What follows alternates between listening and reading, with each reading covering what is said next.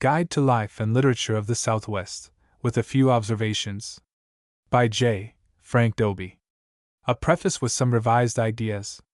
It has been 10 years since I wrote the prefatory declaration to this now enlarged and altered book. Not to my generation alone have many things receded during that decade. To the intelligent young as well as to the intelligent elderly, efforts in the present atmosphere to opiate the public with mere pictures of frontier enterprise have a ghastly unreality. The Texas Rangers have come to seem as remote as the Foreign Legion in France fighting against the Kaiser. Yet this guide, extensively added to and revised, is mainly concerned, apart from the land and its native life, with frontier backgrounds. If during a decade a man does not change his mind on some things and develop new points of view, it is a pretty good sign that his mind is petrified and need no longer be accounted among the living. I have an inclination to rewrite the Declaration, but maybe I was just as wise on some matters 10 years ago as I am now, so I let it stand. I have heard so much silly bragging by Texans that I now think it would be a blessing to themselves, and a relief to others, if the braggers did not know they lived in Texas. Yet the time is not likely to come when a human being will not be better adapted to his environments by knowing their nature. On the other hand, to study a provincial setting from a provincial point of view is restricting. Nobody should specialize on provincial writings before he has the perspective that only a good deal of good literature and wide history can give. I think it more important that a dweller in the Southwest read The Trial and Death of Socrates than all the books extant on killings by Billy the Kid. I think this dweller will fit his land better by understanding Thomas Jefferson's oath. I have sworn upon the altar of God eternal hostility against every form of tyranny over the mind of man, than by reading all the books that have been written on ranch lands and people. For any dweller of the Southwest who would have the land soak into him, Wordsworth's Tintern Abbey Ode, Intimations of Immortality, The Solitary Reaper, Expostulation and Reply, and a few other poems are more conducive to a wise passiveness than any native writing. There are no substitutes for nobility, beauty, and wisdom. One of the chief impediments to amplitude and intellectual freedom is provincial inbreeding. I am sorry to see writings of the Southwest substituted for noble and beautiful and wise literature to which all people everywhere are inheritors. When I began teaching Life and Literature of the Southwest, I did not regard these writings as a substitute. To reread most of them would be boresome, though Hamlet, Boswell's Johnson, Lamb's Essays, and other genuine literature remain as quickening as ever. Very likely I shall not teach the course again. I am positive I shall never revise this guide again. It is in no wise a bibliography. I have made more additions to the Range Life chapter than to any other. I am a collector of such books. A collector is a person who gathers unto himself the worthless as well as the worthy. Since I did not make a nickel out of the original printing of the guide and hardly expect to make enough to buy a California ranch out of the present printing, I have added several items, with accompanying remarks, more for my own pleasure than for benefit to society. Were the listings halved, made more selective, the book might serve its purpose better. Anybody who wants to can slice it in any manner he pleases. I am as much against forced literary swallowings as I am against prohibitions on free tasting, chewing, and digestion. I rate censors, particularly those of church and state, as low as I rate character assassins. They often run together. I'd like to make a book on emancipators of the human mind: Emerson, Jefferson, Thoreau, Tom Paine, Newton, Arnold, Voltaire, Goethe. When I reflect how few writings connected with the wide open spaces of the West and Southwest are wide enough to enter into such a volume, I realize acutely how desirable is perspective in patriotism. Hundreds of the books listed in this guide have given me pleasure, as well as particles for the mosaic work of my own books. But with minor exceptions, they increasingly seem to me to explore only the exteriors of life. There is in them much good humor but scant wit. The hunger for something afar is absent or battened down. Drought blasts the turf, but its unhealing blast to human hope is glossed over. The body's thirst for water is a recurring theme, but human thirst for love and just thinking is beyond consideration. Horses run with their riders to death or victory, but fleeting beauty haunts no soul to the doorway of the dead. The land is often pictured as lonely, but the lone way of a human being's essential self is not for this extrovert world. The banners of individualism are carried high, but the higher individualism that grows out of long looking for meanings in the human drama is negligible. Somebody is always riding around or into a feudal domain. Nobody at all penetrates it or penetrates democracy with the wisdom that came to Lincoln in his loneliness. As I would not be a slave, so I would not be a master. This expresses my idea of democracy. Whatever differs from this, to the extent of the difference, is no democracy. The mountains, the caves, the forests, the deserts have had no prophets to interpret either their silences or their voices. In short, these books are mostly only the stuff of literature, not literature itself, not the very stuff of life, not the distillations of mankind's agony and bloody sweat. An ignorant person attaches more importance to the chatter of small voices around him than to the noble language of remote individuals. The more he listens to the small, the smaller he grows. The hope of regional literature lies in outgrowing regionalism itself. On November 11, 1949, I gave a talk to the Texas Institute of Letters that was published in the spring 1950 issue of the Southwest Review. The paragraphs that follow are taken therefrom. Good writing about any region is good only to the extent that it has universal appeal. Texans are the only race of people known to anthropologists who do not depend upon breeding for propagation. Like princes and lords, they can be made by breath, plus a big white hat, which comparatively few Texans wear. A beef stew by a cook in San Antonio, Texas, may have a different flavor from that of a beef stew cooked in Pittsburgh, Pennsylvania, but the essential substances of potatoes and onions, with some suggestion of beef, are about the same, and geography has no effect on their digestibility. A writer, a regional writer, if that term means anything, will whenever he matures exercise the critical faculty. I mean in the Matthew Arnold sense of appraisal rather than of praise, or, for that matter, of absolute condemnation. Understanding and sympathy are not eulogy. Mere glorification is on the same intellectual level as silver tongues and jukebox music. In using that word intellectual, one lays himself liable to the accusation of having forsaken democracy. For all that, fundamental brainwork is behind every respect-worthy piece of writing, whether it be a lightsome lyric that seems as careless as a redbird's flit or a formal epic, an impressionistic essay or a great novel that measures the depth of human destiny. Non-intellectual literature is as non-existent as education without mental discipline, or as character-building in a school that is slovenly in scholarship. Billboards along the highways of Texas advertise certain towns and cities as cultural centers. Yet no chamber of commerce would consider advertising an intellectual center. The culture of a 19th-century finishing school for young ladies was divorced from intellect. Genuine civilization is always informed by intellect. The American populace has been taught to believe that the more intellectual a professor is, the less common sense he has. Nevertheless, if American democracy is preserved, it will be preserved by thought, and not by physics. Editors of all but a few magazines of the country, and publishers of most of the daily newspapers cry out for brightness and vitality, and at the same time shut out critical ideas. They want intellect, but want it petrified. Happily, the publishers of books have not yet reached that form of delusion. In an article entitled, "What Ideas Are Safe?" in the Saturday Review of Literature for November 5, 1949, Henry Steele Commager says, "If we establish a standard of safe thinking, we will end up with no thinking at all. We cannot have thought half slave and half free. A nation which, in the name of loyalty or of patriotism or of any sincere and high-sounding ideal, discourages criticism and dissent, and puts a premium on acquiescence and conformity, is headed for disaster.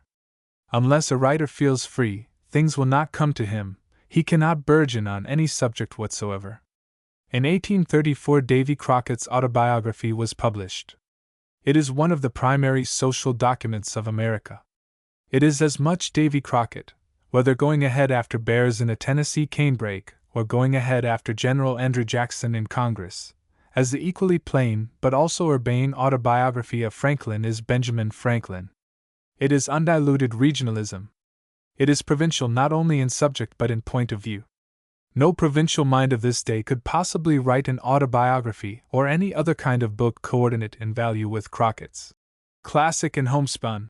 In his time, Crockett could exercise intelligence and still retain his provincial point of view. Provincialism was in the air over his land. In these changed times, something in the ambient air prevents any active intelligence from being unconscious of lands, peoples, struggles far beyond any province. Not long after the Civil War, in Harris County, Texas, my father heard a Bayou Billy yell out, if it were now possible to find some section of country so far up above the forks of the creek that the owls mate there with the chickens, and if this section could send to Congress one of its provincials untainted by the outside world, he would, if at all intelligent, soon after arriving on Capitol Hill become aware of interdependencies between his remote province and the rest of the world. Biographies of regional characters, stories turning on local customs, novels based on an isolated society, books of history and fiction going back to provincial simplicity will go on being written and published. But I do not believe it possible that a good one will henceforth come from a mind that does not in outlook transcend the region on which it is focused. That is not to imply that the processes of evolution have brought all parts of the world into such interrelationships that a writer cannot depict the manners and morals of a community up Owl Hoot Creek without enmeshing them with the complexities of the Atlantic Pact. Awareness of other times and other wares, not insistence on that awareness, is the requisite. James M. Barrie said that he could not write a play until he got his people off on a kind of island, but had he not known about the mainland he could never have delighted us with the islanders. Islanders, after all, for the night only. Patriotism of the right kind is still a fine thing, but despite all gulfs, canyons, and curtains that separate nations, those nations and their provinces are all increasingly interrelated. No sharp line of time or space, like that separating one century from another or the territory of one nation from that of another, can delimit the boundaries of any region to which any regionalist lays claim.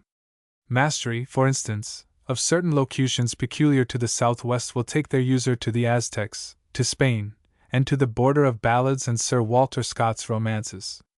I found that I could not comprehend the coyote as animal hero of Pueblo and Plains Indians apart from the Reynard of Aesop and Chaucer. In a noble opinion respecting censorship and freedom of the press, handed down on March 18, 1949, Judge Curtis Bach of Pennsylvania said, "It is no longer possible that free speech be guaranteed federally and denied locally.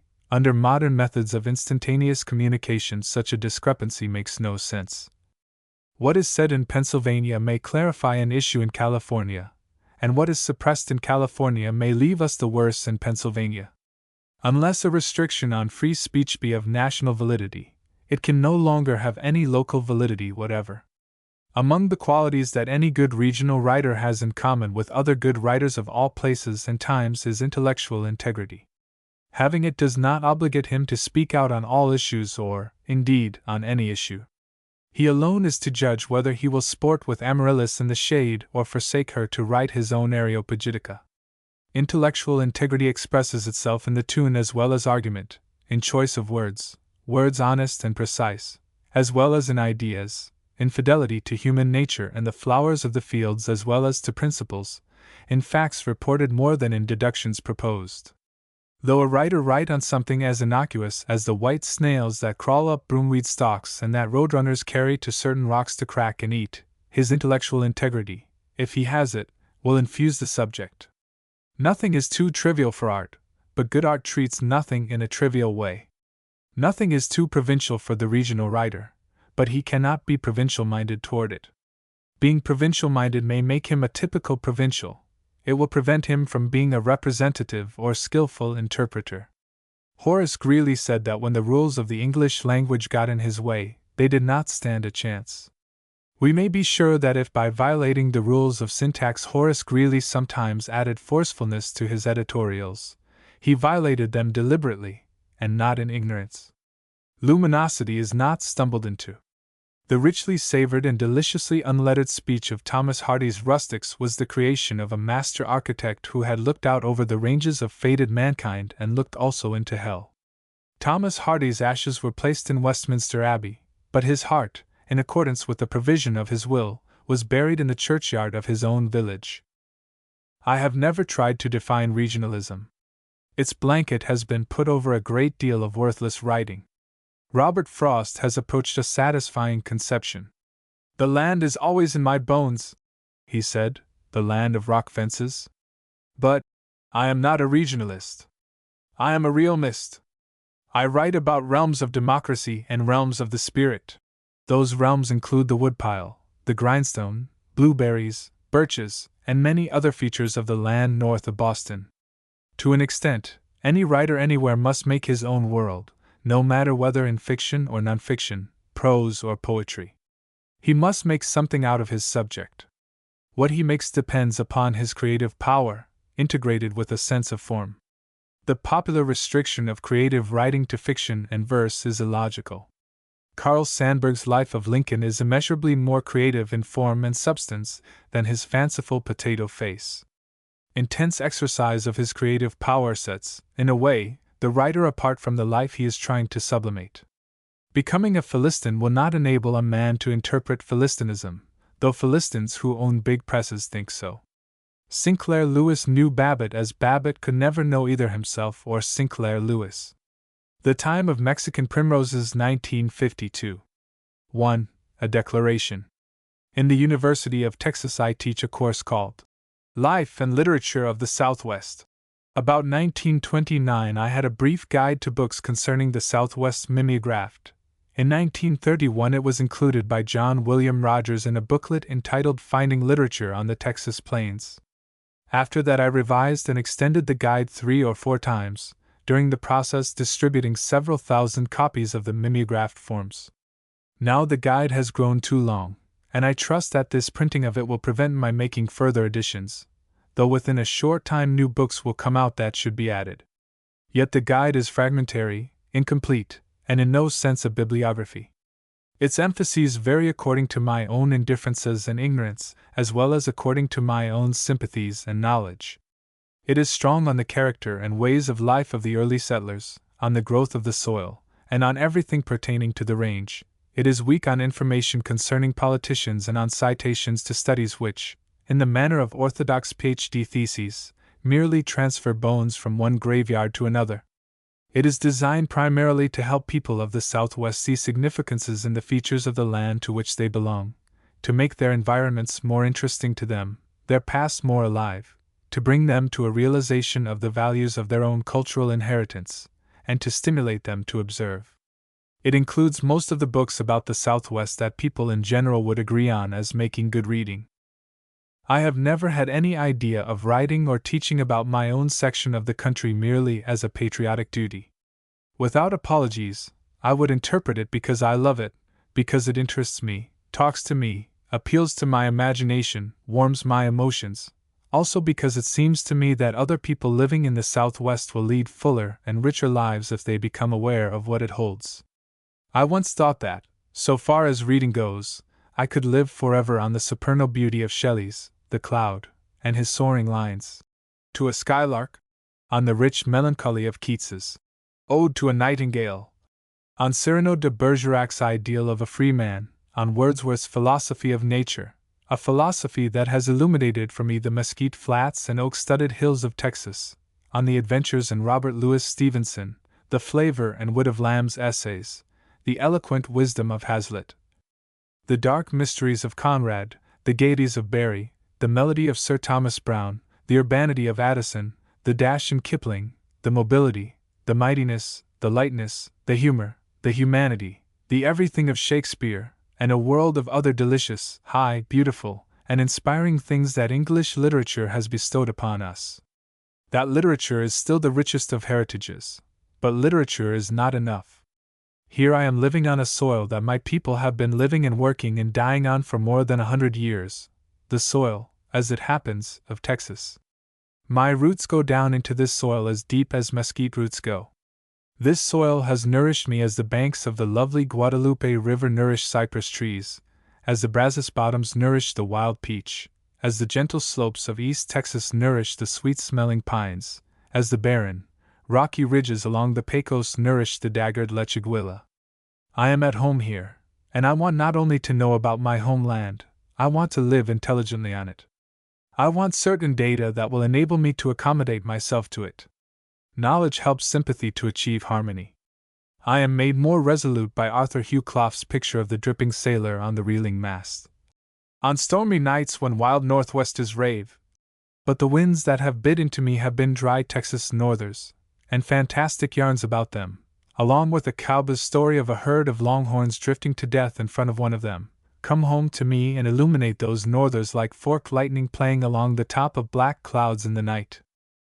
No informed person would hold that the Southwest can claim any considerable body of pure literature as its own. At the same time, the region has a distinct cultural inheritance, full of life and drama, told variously in books so numerous that their very existence would surprise many people who depend on the Book of the Month Club for literary guidance. Any people have a right to their own cultural inheritance, though sheep-like makers of textbooks and sheep-like pedagogues of American literature have until recently, either willfully or ignorantly, denied that right to the Southwest. Tens of thousands of students of the Southwest have been assigned endless pages on and listened to dronings over Cotton Mather, Increase Mather, Jonathan Edwards, and Bradstreet, and other dreary creatures of colonial New England who are utterly foreign to the genius of the Southwest. If nothing in written form pertaining to the Southwest existed at all, it would be more profitable for an inhabitant to go out and listen to coyotes singing at night in the prickly pear than to tolerate the Increase Mather kind of thing. It is very profitable to listen to coyotes anyhow.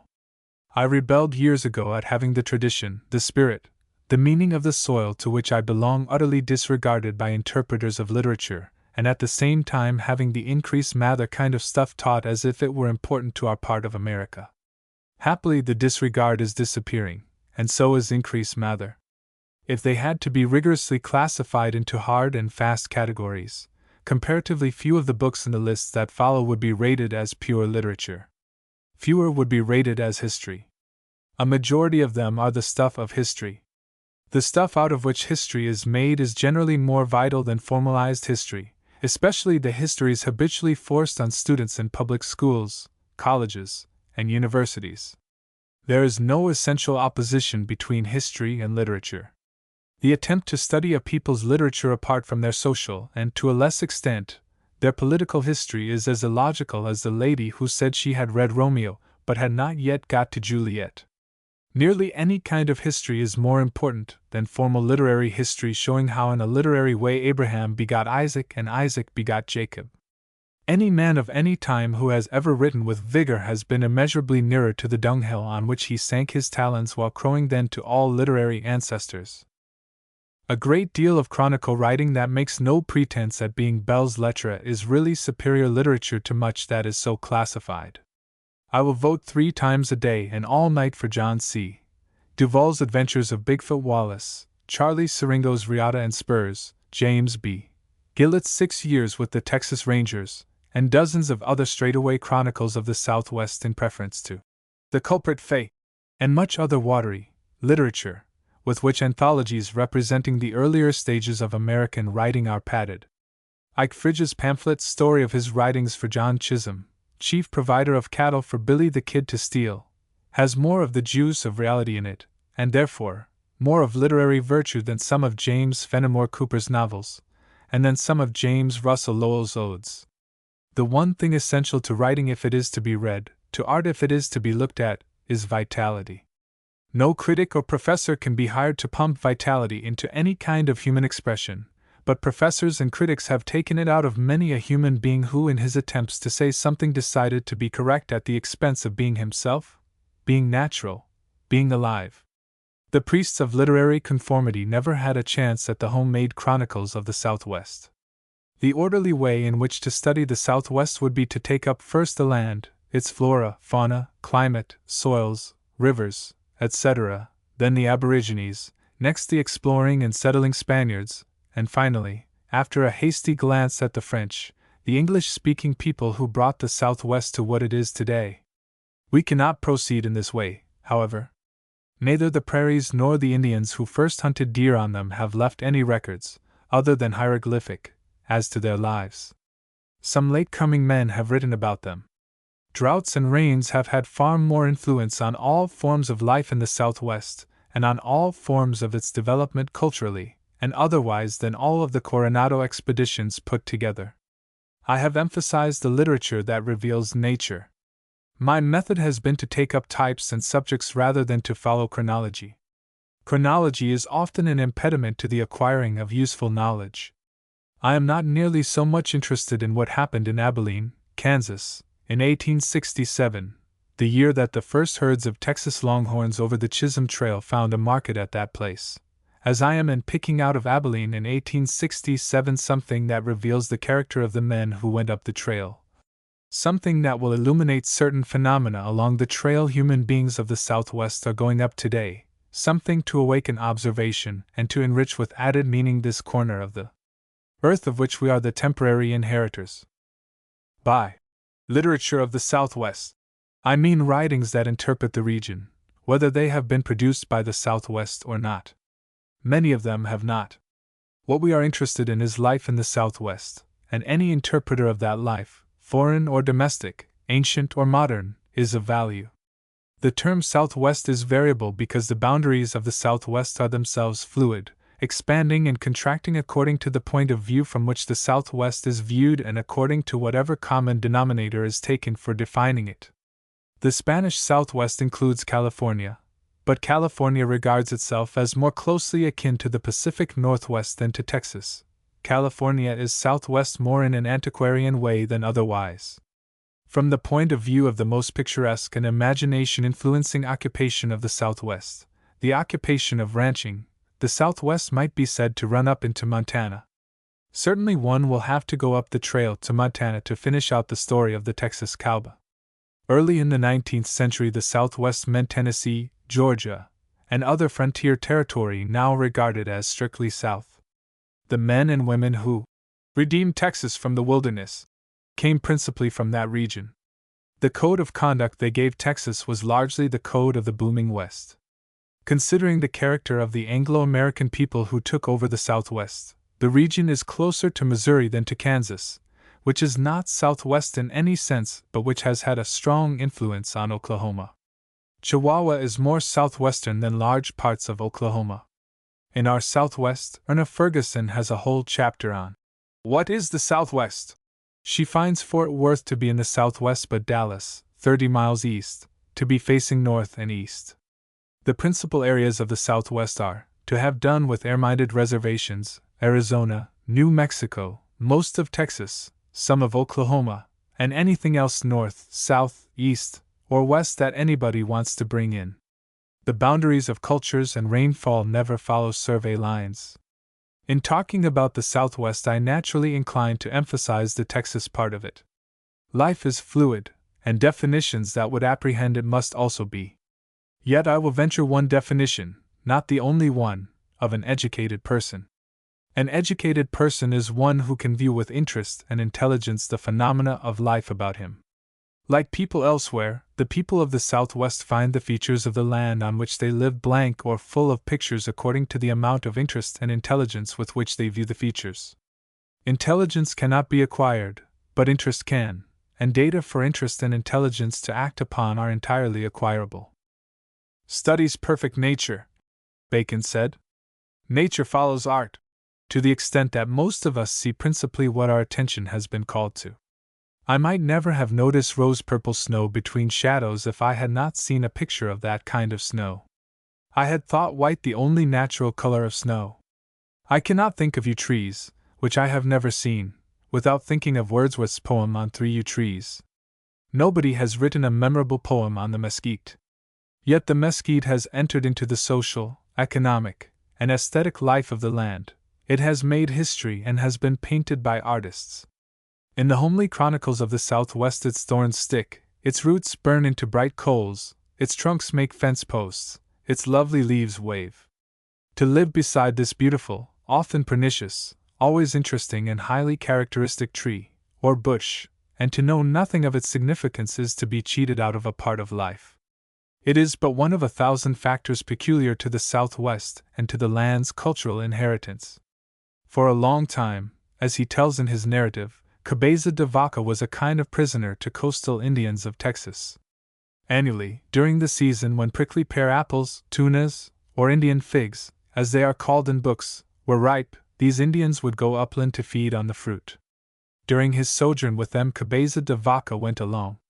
He describes how the Indians would dig a hole in the ground, squeeze the fruit out of tunas into the hole, and then swill up big drinks of it.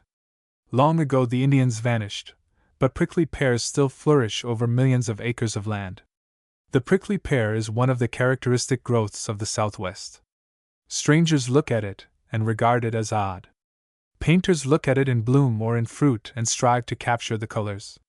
During the droughts, ranchmen singe the thorns off its leaves, using a flame-throwing machine, easily portable by a man on foot, fed from a small gasoline tank. From central Texas on down into Central America, prickly pear acts as host for the infinitesimal insect called cochineal, which supplied the famous dyes of Aztec civilization. A long essay might be written on prickly pear. It weaves in and out of many chronicles of the Southwest. A. J.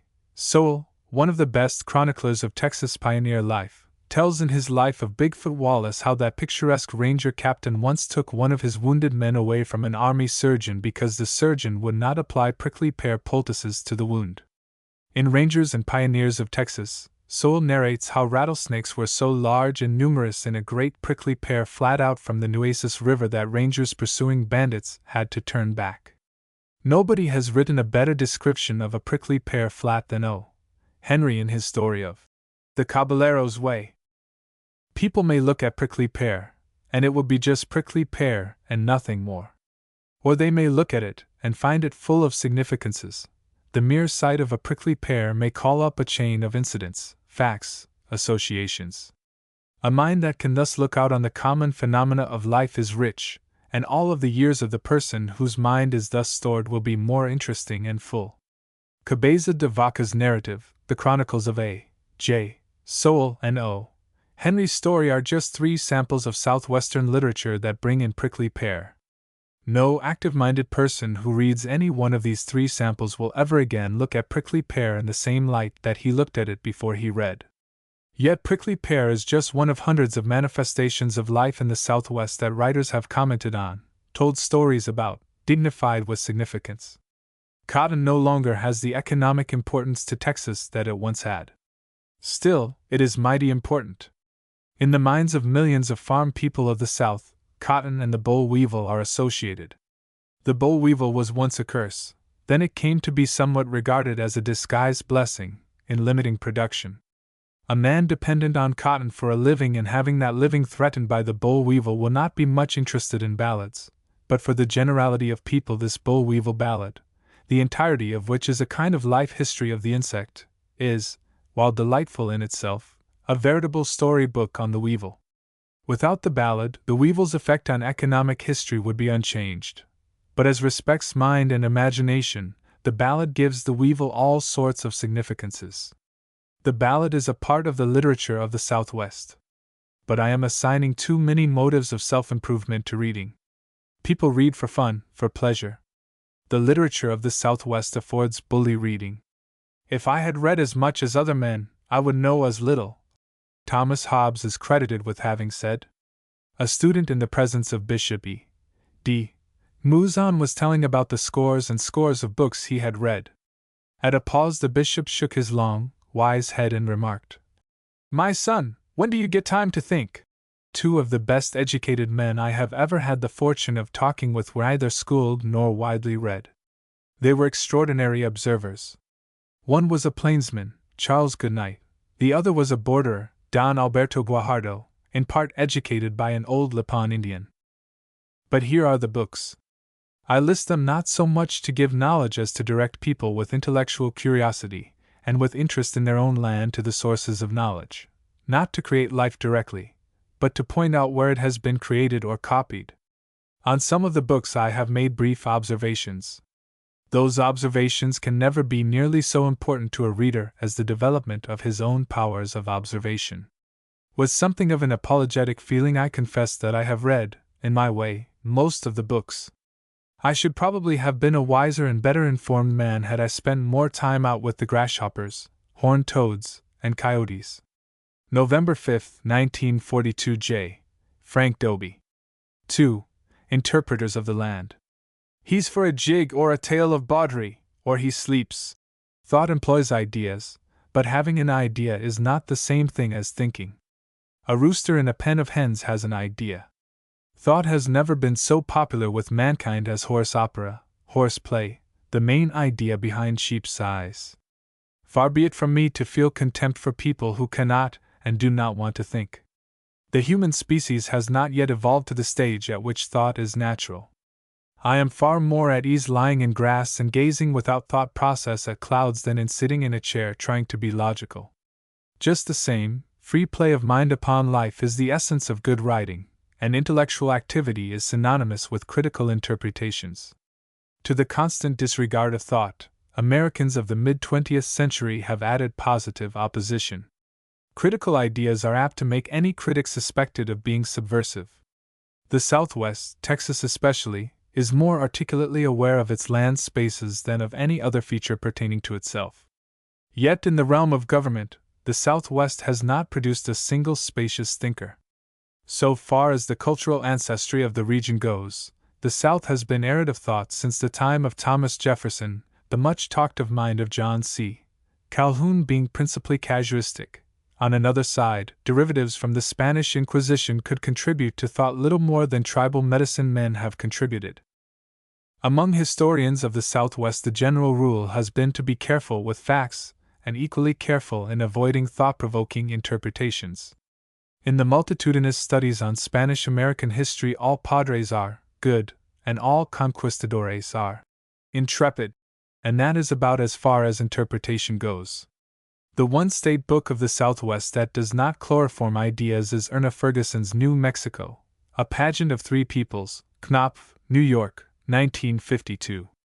Essaycal in form, it treats only of the consequential. It evaluates from the point of view of good taste, good sense, and an urbane comprehension of democracy. The subject is provincial, but the historian transcends all provincialism. Her sympathy does not stifle conclusions unusable in church or chamber of commerce propaganda. In brief, a cultivated mind can take pleasure in this interpretation of New Mexico, and that marks it as a solitary among the histories of neighboring states. The outstanding historical interpreter of the Southwest is Walter Prescott Webb, of the University of Texas. The Great Plains utilizes chronology to explain the presence of man on the plains. It is primarily a study in cause and effect, of water and drought, of adaptations and lack of adaptations, of the land's growth into human imagination as well as economic institutions. Webb uses facts to get at meanings. He fulfills Emerson's definition of scholar. Man thinking. In Divided We Stand he goes into machinery, the feudalism of corporation-dominated economy, the economic supremacy of the North over the South and the West. In The Great Frontier, Houghton Mifflin, Boston, 1952, he considers the Western Hemisphere as a frontier for Europe, a frontier that brought about the rise of democracy and capitalism and that, now vanished as a frontier, foreshadows the vanishment of democracy and capitalism.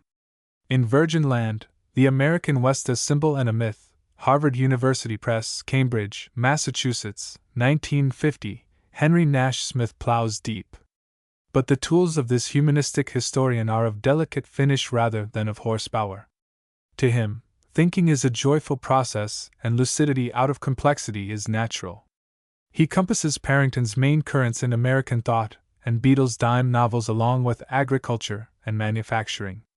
Accepting the powerful books by Walter Prescott Webb, not since Frederick Jackson Turner, in 1893, presented his famous thesis on the significance of the frontier in American history. Has such a revealing evaluation of frontier movements appeared as a matter of fact? Henry Nash Smith leaves Turner's ideas on the dependence of democracy upon farmers without more than one leg to stand upon. Not being a King Canute, he does not take sides for or against social evolution. With the clearest eyes imaginable, he looks into it. Turner's The Frontier in American History, 1920, has been a fertile begetter of interpretations of history. Instead of being the usual kind of joke Smith book or concatenation of tall tales, Folk Laughter on the American Frontier by Modi C. Boatwright, Macmillan, New York, 1949, goes into the human and social significances of humor. Of boastings, Anecdotal exaggerations, hide and hair metaphors, stump and pulpit parables, tenderfoot baitings, and the like there is plenty, but thought plays upon them and arranges them into patterns of social history. Mary Austin, 1868 to 1934, is an interpreter of nature, which for her includes naturally placed human beings as much as naturally placed antelopes and cacti. She wrote The American Rhythm on the theory that authentic poetry expresses the rhythms of that patch of earth to which the poet is rooted. Rhythm is experience passed into the subconscious and is distinct from our intellectual perception of it. Before they can make true poetry, English-speaking Americans will be in accord with the run of wind in tall grass, as were the Pueblo Indians when Europeans discovered them. But Mary Austin's primary importance is not as a theorist. Her spiritual depth is greater than her intellectual. She is a translator of nature through concrete observations. She interprets through character sketches, folk tales, novels. Anybody can write facts about a country, she said. She infuses fact with understanding and imagination. In Lost Borders, the land of little rain, the land of journeys ending, and the flock, the land itself often seems to speak, but often she gets in its way. She sees, with an eye made quiet by the power of harmony. Earth Horizons, a Stubborn Book, is Mary Austin's inner autobiography. The Beloved House by T. M. Pierce, Caxton, Caldwell, Idaho, 1940, is an understanding biography. Joseph Wood Crutch of Columbia University spent a year in Arizona, near Tucson. Instead of talking about his The Desert Year, Sloan, New York, 1952, I quote a representative paragraph. In New England, the struggle for existence is visibly the struggle of plant with plant, each battling his neighbor for sunlight and for the spot of ground which, so far as moisture and nourishment are concerned, would support them all. Here, the contest is not so much of plant against plant as of plant against inanimate nature. The limiting factor is not the neighbor but water, and I wonder if this is, perhaps, one of the things which makes this country seem to enjoy a kind of peace one does not find elsewhere. The struggle of living thing against living thing can be distressing in a way that a mere battle with the elements is not. If some great clump of cactus dies this summer, it will be because the cactus has grown beyond the capacity of its roots to get water, not because one green fellow creature has bested it in some limb-to-limb struggle. In my more familiar East, the crowding of the countryside seems almost to parallel the crowding of the cities. Out here there is, even in nature, no congestion. Southwest, by Laura Adams Armour, New York, 1935, op. Came from long living and brooding in desert land. It says something beautiful. Talking to the Moon, by John Joseph Matthews, University of Chicago Press, 1945, is set in the blackjack country of eastern Oklahoma. This Oxford scholar of Osage blood built his ranch house around a fireplace, flanked by shelves of books. His observations are of the outside, but they are informed by reflections made beside a fire. They are not bookish at all, but the spirits of great writers mingle with echoes of coyote wailing and wood thrush singing. Sky Determines, an interpretation of the Southwest, by Ross Calvin, New York, 1934, republished by the University of New Mexico Press, lives up to its striking title. The introductory words suggest the essence of the book. In New Mexico, whatever is both old and peculiar appears upon examination to have a connection with the arid climate. Peculiarities range from the striking adaptations of the flora onward to those of fauna, and on up to those of the human animal. Sky Determines. And the writer, once having picked up the trail, followed it with certainty, and indeed almost inevitably, as it led from ecology to anthropology and economics. Cultivated intellect is the highest form of civilization. It is inseparable from the arts, literature, architecture. In any civilized land, birds, trees, flowers, animals, places, human contributors to life out of the past, all are richer and more significant because of representations through literature and art. No literate person can listen to a skylark over an English meadow without hearing in its notes the melodies of Chaucer and Shelley. As the Southwest advances in maturity of mind and civilization, the features of the land take on accretions from varied interpreters. It is not necessary for an interpreter to write a whole book about a feature to bring out its significance.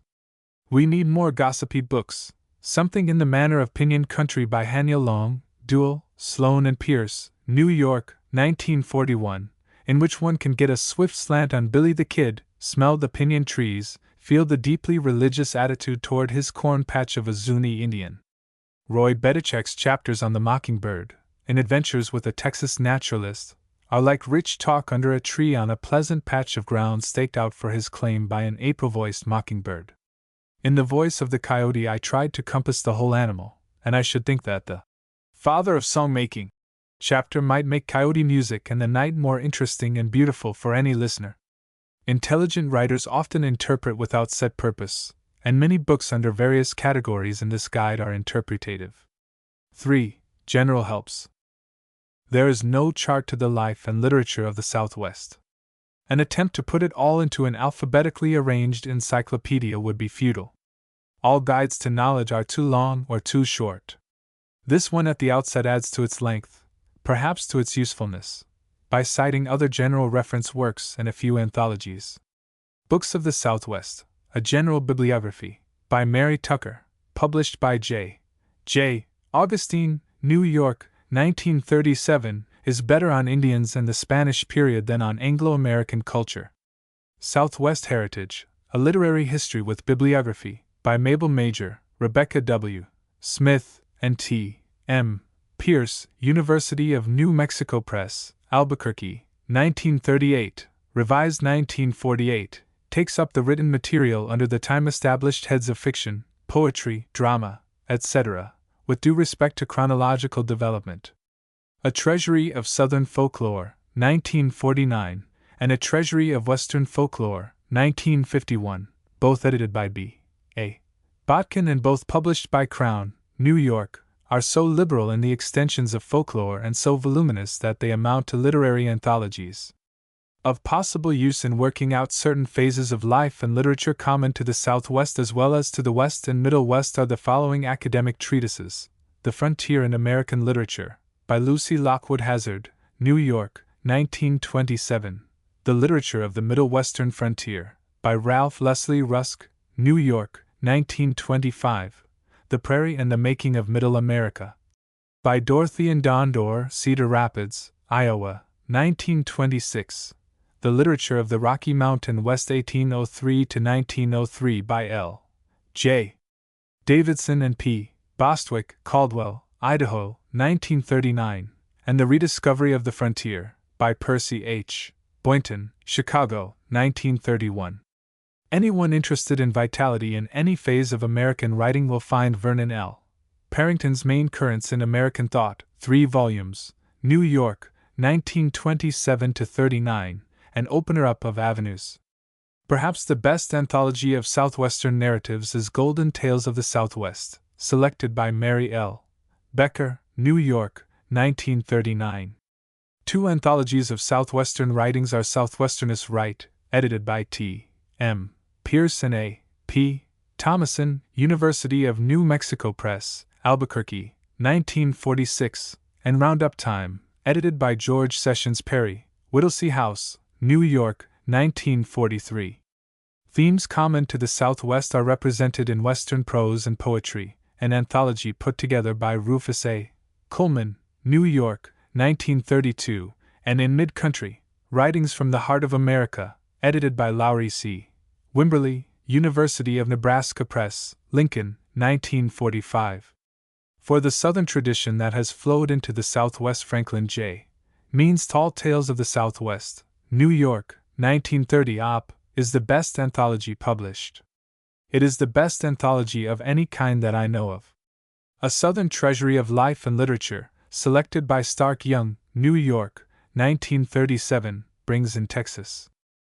Anthologies of poetry are listed under the heading of Poetry and Drama. The outstanding state bibliography of the region is a Bibliography of Texas, by C. W. Raines, Austin, 1896. Since this is half a century behind the times, its usefulness is limited. At that, it is more useful than the shiftless, hit-and-miss, ignorance-revealing South of 40, from the Mississippi to the Rio Grande, a bibliography, by Jesse L. Rader, Norman, Oklahoma, 1947. Henry R. Wagner's The Plains and the Rockies. A Contribution to the Bibliography of Original Narratives of Travel and Adventure, 1800 to 1865, which came out 1920 to 21, was revised and extended by Charles L. Camp and reprinted in 1937. It is stronger on overland travel than on anything else, only in part covers the Southwest, and excludes a greater length of time than Raines's bibliography. Now published by Long's College Book Company, Columbus, Ohio. Mary G. Boyer's Arizona in Literature, Glendale, California, 1934, is an anthology that runs towards 600 pages. Texas Prose Writings by Sister M. Agatha, Dallas, 1936, Op. is a meaty, critical survey. L. W. Payne's Handbook-sized A Survey of Texas Literature, Chicago, 1928, is complemented by a chapter entitled Literature and Art in Texas, by J. Frank Dobie in the Book of Texas, New York, 1929. Op. A Guide to Materials Bearing on Cultural Relations in New Mexico, University of New Mexico Press, Albuquerque, 1944, is so logical and liberal-minded that in some respects it amounts to a bibliography of the whole Southwest. It recognizes the overriding of political boundaries by ideas, human types, and other forms of culture. The New Mexico Quarterly, published by the University of New Mexico, furnishes periodically a bibliographical record of contemporary literature of the Southwest. New Mexico's Own Chronicle, edited by Maurice G. Fulton and Paul Horgan, Dallas, 1937, Op. is an anthology strong on the historical side. In the lists that follow, the symbol Op indicates that the book is out of print. Many old books obviously out of print are not so tagged. 4. Indian Culture, Pueblos and Navajos. The literature on the subject of Indians is so extensive and ubiquitous that, unless a student of Americana is pursuing it, he may find it more troublesome to avoid than to get hold of. The average old-timer has for generations regarded Indian scares and fights as the most important theme for reminiscences. County-minded historians have taken the same point of view. The Bureau of American Ethnology of the Smithsonian Institution has buried records of Indian beliefs, ceremonies, mythology, and other folklore in hundreds of tomes. Laborious, literal-minded scholars of other institutions have been as assiduous. In all this lore and tabulation of facts, the Indian folk themselves have generally been dried out. The Anglo-American's policy toward the Indian was to kill him and take his land, perhaps make a razor strop out of his hide. The Spaniard's policy was to baptize him, take his land, enslave him, and appropriate his women. Any English-speaking frontiersman who took up with the Indians was dubbed squaw man, a term of sinister connotations. Despite pride in descending from Pocahontas and in the vaunted Indian blood of such individuals as Will Rogers, crossbreeding between Anglo-Americans and Indians has been restricted, as compared, for instance, with the interdicted crosses between white men and black women. The Spaniards, on the other hand, crossed in battalions with the Indians, generating mestizo, mixed-blooded nations, of which Mexico is the chief example. As a result, the English-speaking occupiers of the land have in general absorbed directly only a minimum of Indian culture, nothing at all comparable to the Uncle Remus stories and characters and the spiritual songs and the blues music from the Negroes. Grandpa still tells how his own grandpa saved or lost his scalp during a Comanche horse-stealing raid in the light of the moon. Boy Scouts hunt for Indian arrowheads. Every section of the country has a bluff called Lover's Leap, where, according to legend, a pair of forlorn Indian lovers, or perhaps only one of the pair, dived to death. The maps all show Caddo Lake, Kiowa Peak, Squaw Creek, Tawakana Hills, Nacogdoches Town, Cherokee County, Indian Gap, and many another place name derived from Indian days. All such contacts with Indian life are exterior. 3 forms of Indian culture are, however, weaving into the life patterns of America. 1. The Mexicans have naturally inherited and assimilated Indian lore about plants, animals, places, all kinds of human relationships with the land. Through the Mexican medium, with which he is becoming more sympathetic, the gringo is getting the ages-old Indian culture. 2. The Pueblo and Navajo Indians in particular are impressing their arts, crafts, and ways of life upon special groups of Americans living near them, and these special groups are transmitting some of their acquisitions. The special groups incline to be arty and worshipful, but they express a salutary revolt against machined existence, and they have done much to revive dignity in Indian life. Offsetting dilettantism, the Museum of New Mexico and associated institutions and artists and other individuals have fostered Indian pottery, weaving, silversmithing, dancing, painting, and other arts and crafts. Superior craftsmanship can now depend upon a fairly reliable market. The taste of American buyers has been somewhat elevated.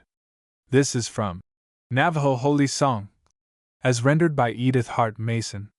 It expresses a spiritual content in Indian life far removed from the we and God, incorporated form of religion ordained by the National Association of Manufacturers. 3. The wild freedom, mobility, and fierce love of liberty of the mounted Indians of the plains will perhaps always stir imaginations, something like the charging Cossacks, the camping Arabs, and the migrating Tartars. There is no romance in Indian fights east of the Mississippi. The mounted Plains Indians always made a big hit in Buffalo Bill's Wild West show. Little boys still climb into their seats and cry out when red horsemen of the plains ride across the screen. See Apaches, Comanches, and other Plains Indians, mountain men. Applegate, Frank G. Indian Stories from the Pueblos, Philadelphia, 1929. Charming! Op. Ostrov, Margot, editor, The Winged Serpent, John Day, New York, 1946. An anthology of prose and poetry by American Indians. Here are singular expressions of beauty and dignity. Austin, Mary. The Trail Book, 1918, Op. One Smoke Stories, 1934, Houghton Mifflin, Boston. Delightful folk tales, each leading to a vista. Bandelier, A. F. The Delight Makers, 1918, Dodd, Mead, New York. Historical fiction on ancient Pueblo life. Coolidge, Dane and Mary. The Navajo Indians, Boston, 1930. Readable, Bibliography. Op. Coolidge, Mary Roberts. The Rainmakers, Boston, 1929. Op. This thorough treatment of the Indians of Arizona and New Mexico contains an excellent account of the Hopi snake ceremony for bringing rain. During any severe drought, numbers of Christians in the Southwest pray without snakes. It always rains eventually, and the prayermakers naturally take the credit. The Hopis put on a more spectacular show.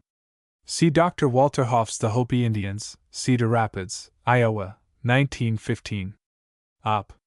Cushing, Frank Hamilton.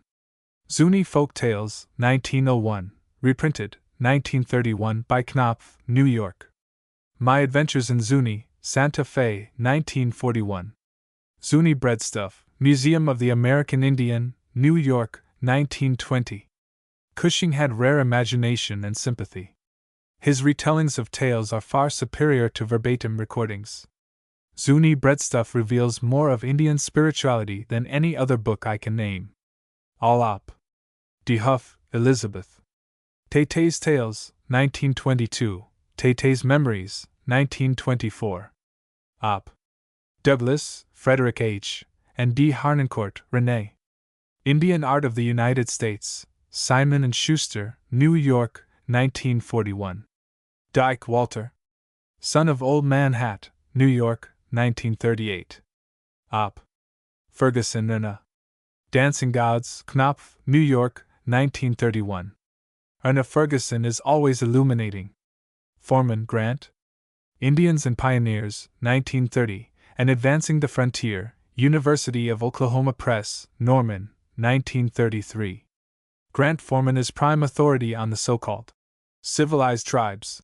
University of Oklahoma Press has published a number of excellent volumes in The Civilization of the American Indian series. Gilmore, Francis, and Wetherill, Louisa Wade. Traders to the Navajos, Boston, 1936, reprinted by University of New Mexico Press, Albuquerque, 1952. An account not only of the trading post Wetherills but of the Navajos as human beings, with emphasis on their spiritual qualities. Goddard, P. E. Indians of the Southwest, New York, 1921. Excellent outline of exterior facts. Op. Hamilton, Charles, editor.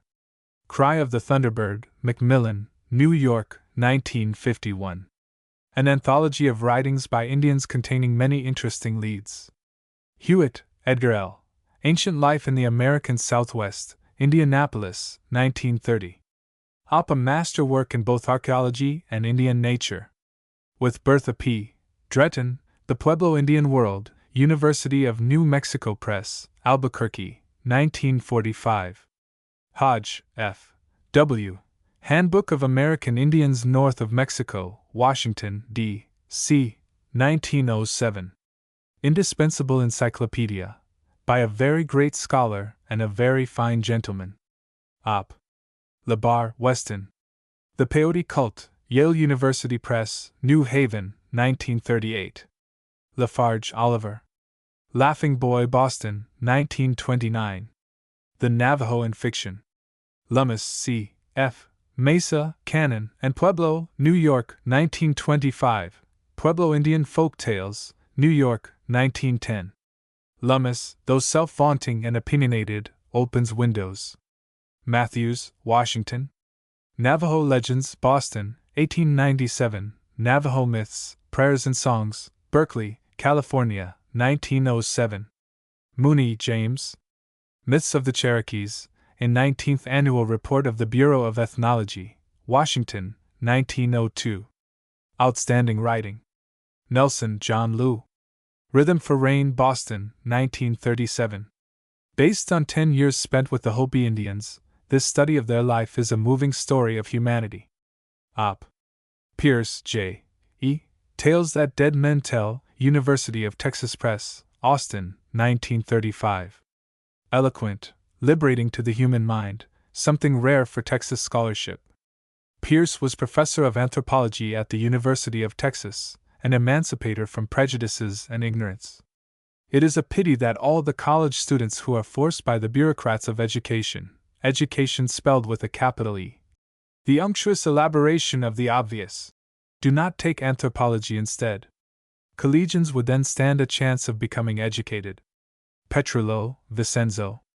The Diabolic Root, a study of Peyoteism, the new Indian religion, among the Delawares, University of Pennsylvania Press, Philadelphia, 1934.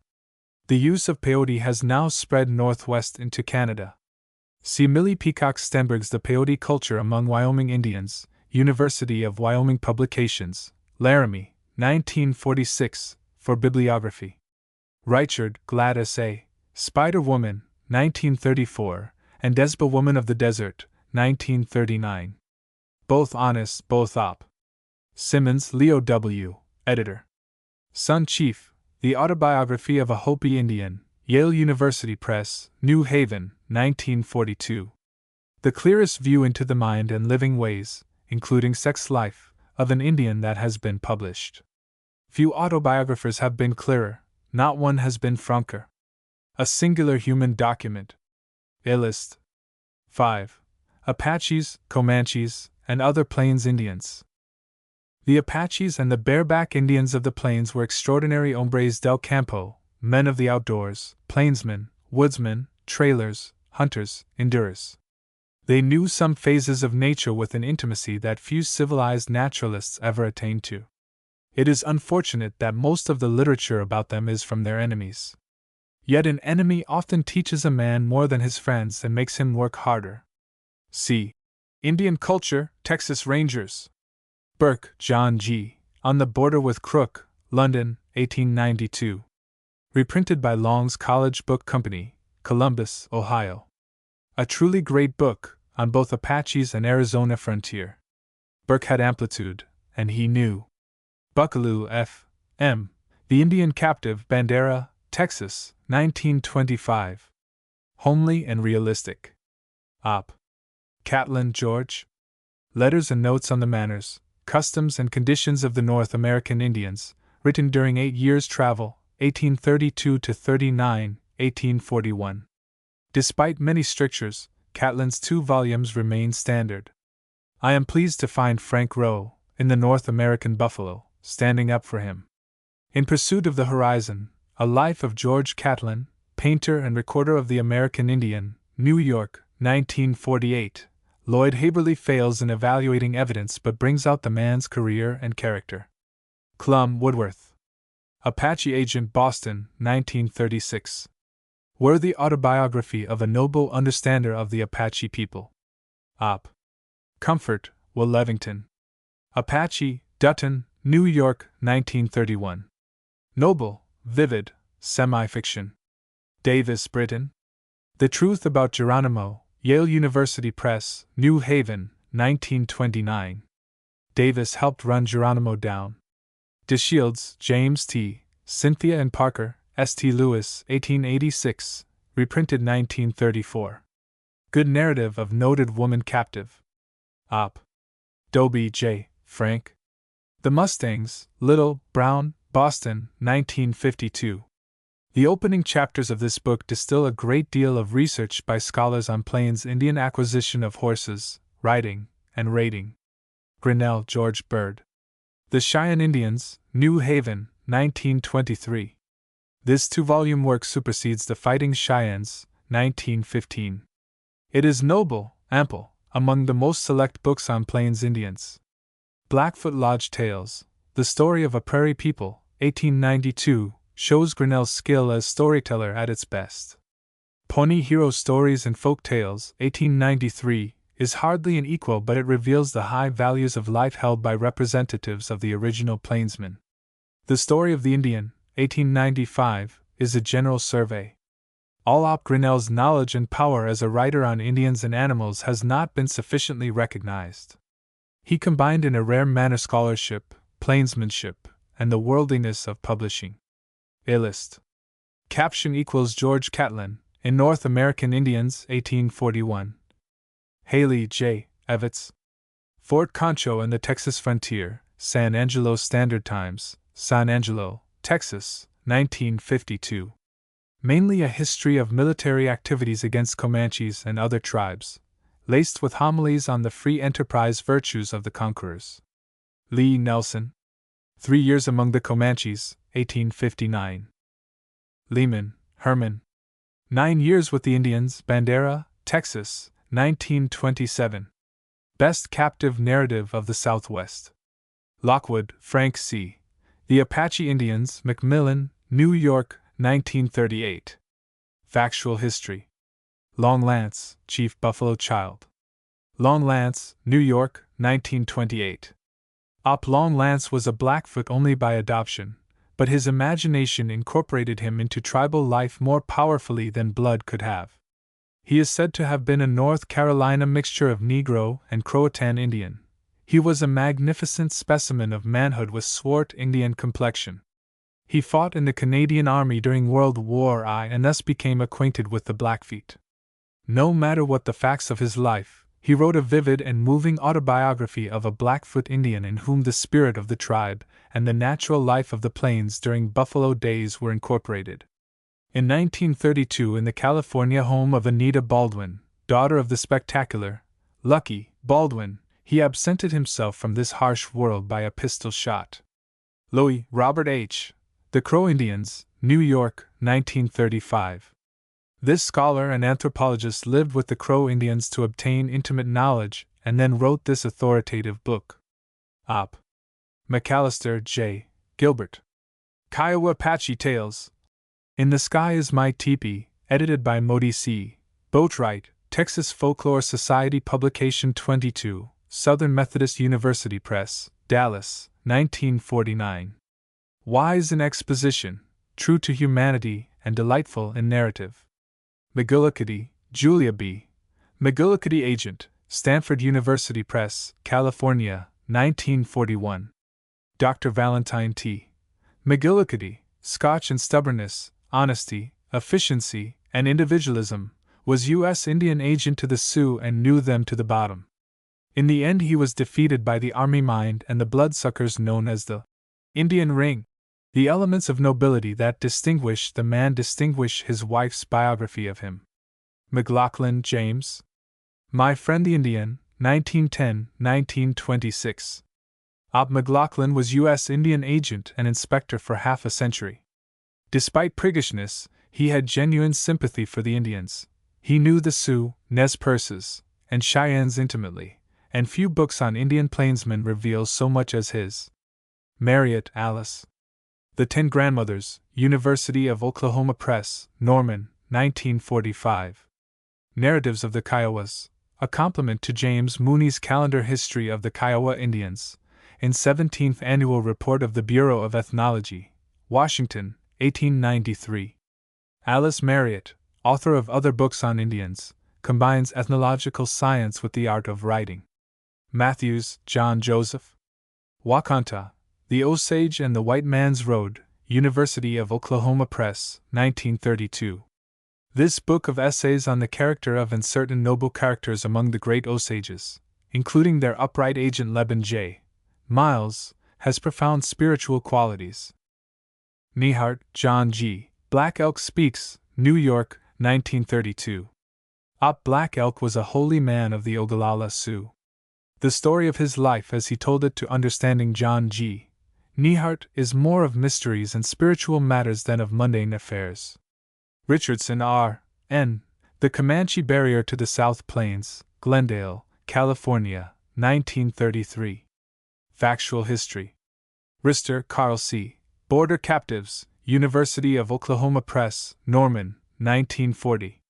Ruxton, George F. Adventures in Mexico and the Rocky Mountains, London, 1847. Vivid on Comanche Raids. See Ruxton in Surge of Life in the West. Schultz, J. W. My Life as an Indian, 1907. In this autobiographical narrative of the life of a white man with a Blackfoot woman, facts have probably been arranged, incidents added. Whatever his method, the author achieved a remarkable human document. It is true not only to Indian life in general but in particular to the life of a squaw man, and his loved and loving mate. Among other authentic books by Schultz is With the Indians of the Rockies, Houghton Mifflin, Boston, 1912. Smith, C. L. and J. D. The Boy Captives, Bandera, Texas, 1927. A kind of classic in homeliness. Op. Vestal, Stanley. Sitting Bull, Houghton Mifflin, Boston, 1932. Excellent biography. Op. Wallace, Ernest, and Hobel, E. Adamson. The Comanches, Lords of the South Plains, University of Oklahoma Press, Norman, 1952. A wide-compassing and interesting book on a powerful and interesting people. Wellman, Paul I. Death on the Prairie, 1934, Death in the Desert, 1935, both reprinted in Death on Horseback, 1947. All-op graphic history, mostly in narrative, of the struggle of Plains and Apache Indians to hold their homelands against the whites. Wilbarga, J. W. Indian Depredations in Texas, 1889, reprinted by Steck, Austin, 1936. Its stirring narratives made this a household book among Texans of the late 19th century. 6. Spanish-Mexican Strains. The Mexican Revolution that began in 1910 resulted in a rich development of the native cultural elements of Mexico, the art of Diego Rivera being one of the highlights of this development. The native culture is closer to the Mexican earth and to the indigenes than to Spain, notwithstanding modern insistence on the Latin and Latin American culture. The Spaniards, through Mexico, have had an abiding influence on the architecture and language of the Southwest. They gave us our most distinctive occupation, ranching on the open range. They influenced mining greatly, and our land titles and irrigation laws still go back to Spanish and Mexican sources. After more than 100 years of occupation of Texas and almost that length of time in other parts of the Southwest, the English-speaking Americans still have the rich accumulations of lore pertaining to coyotes, mesquites, prickly pear, and many other plants and animals to learn from the Mexicans, who got their lore partly from intimate living with nature but largely through Indian ancestry. C. Fighting Texians, Santa Fe and the Santa Fe Trail. Aiken Riley. A Pack Load of Mexican Tales. In Puro Mexicano, published by Texas Folklore Society, 1935. Now published by Southern Methodist University Press, Dallas. Delightful. Alexander, Francis, and others. Mother Goose on the Rio Grande, Banks Upshaw, Dallas, 1944. Charming rhymes in both Spanish and English in charming form. Applegate, Frank G. Native Tales of New Mexico, Philadelphia, 1932. Delicious, the real thing. Op. Atherton, Gertrude. The Splendid Idle Forties, New York, 1902. Romance of Mexican California. Austin, Mary. One Smoke Stories, Boston, 1934. Short Tales of Spanish-Speaking New Mexicans, also of Indians. Bandelier A. F. The Gilded Man, New York, 1873. The Dream of El Dorado. Barca, Madame Calderon de la Life in Mexico, 1843, reprinted by Dutton about 1930. Among books on Mexican life to be ranked first both in readability and revealing qualities. Bell, Horace. On the Old West Coast, New York, 1930. A Golden Treasury of Anecdotes. Op. Bentley, Harold W. A Dictionary of Spanish Terms in English, New York, 1932. In a special way, this book reveals the Spanish-Mexican influence on life in the Southwest. It also guides to books in English that reflect this influence. Op. Bishop Morris. The Odyssey of Cabeza de Vaca, New York, 1933.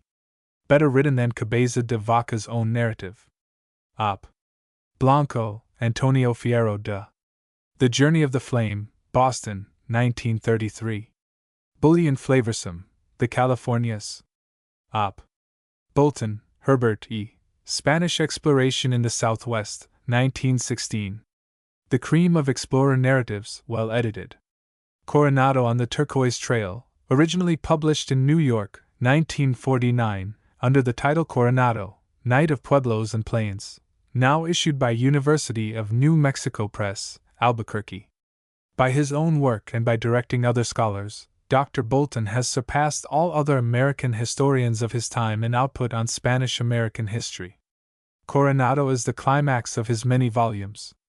Its fault is being too worshipful of everything Spanish and too uncritical.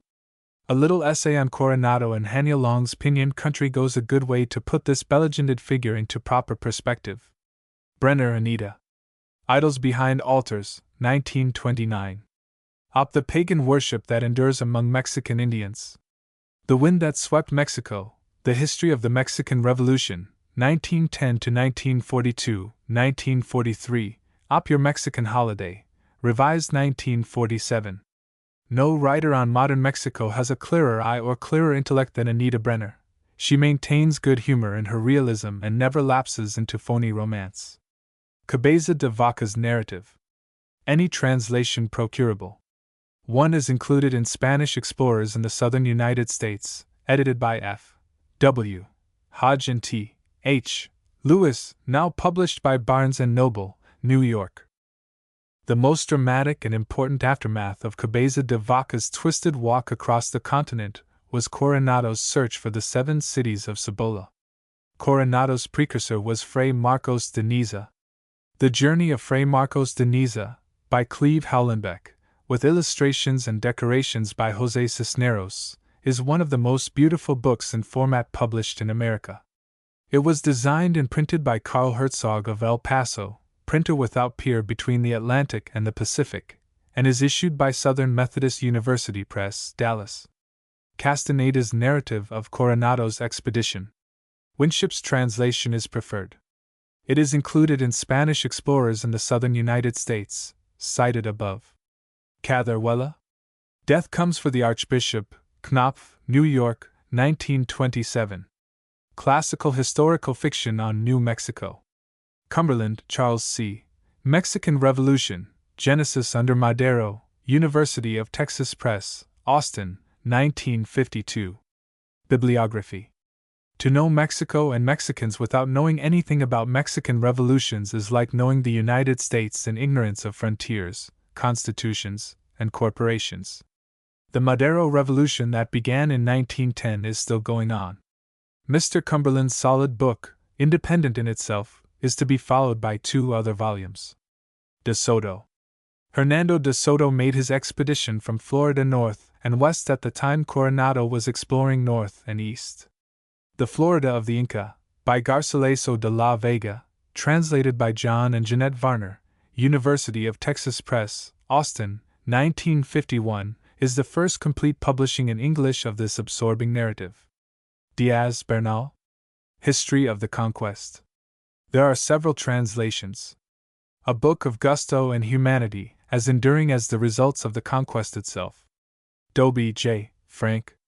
Coronado's Children, 1930. Legendary Tales of the Southwest, many of them derived from Mexican sources. Tongues of the Monte, 1935. A Pattern of the Soil of Northern Mexico and Its Folk. Apache Gold and Yaqui Silver, 1939. Lost Mines and Money in Mexico and New Mexico. Last two books published by Little, Brown, Boston. Domenech Abbé. Missionary Adventures in Texas and Mexico, London, 1858.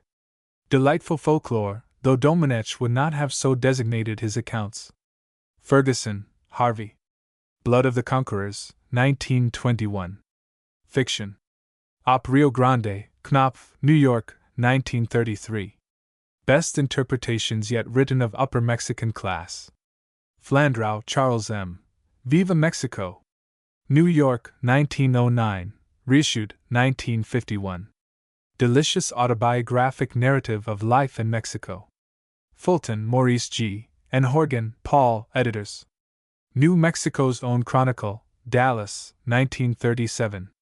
Op selections from writers about the New Mexico scene. Gilpatrick Wallace. The Man Who Likes Mexico, New York, 1911. Op bully reading. Gonzalez, Jovita.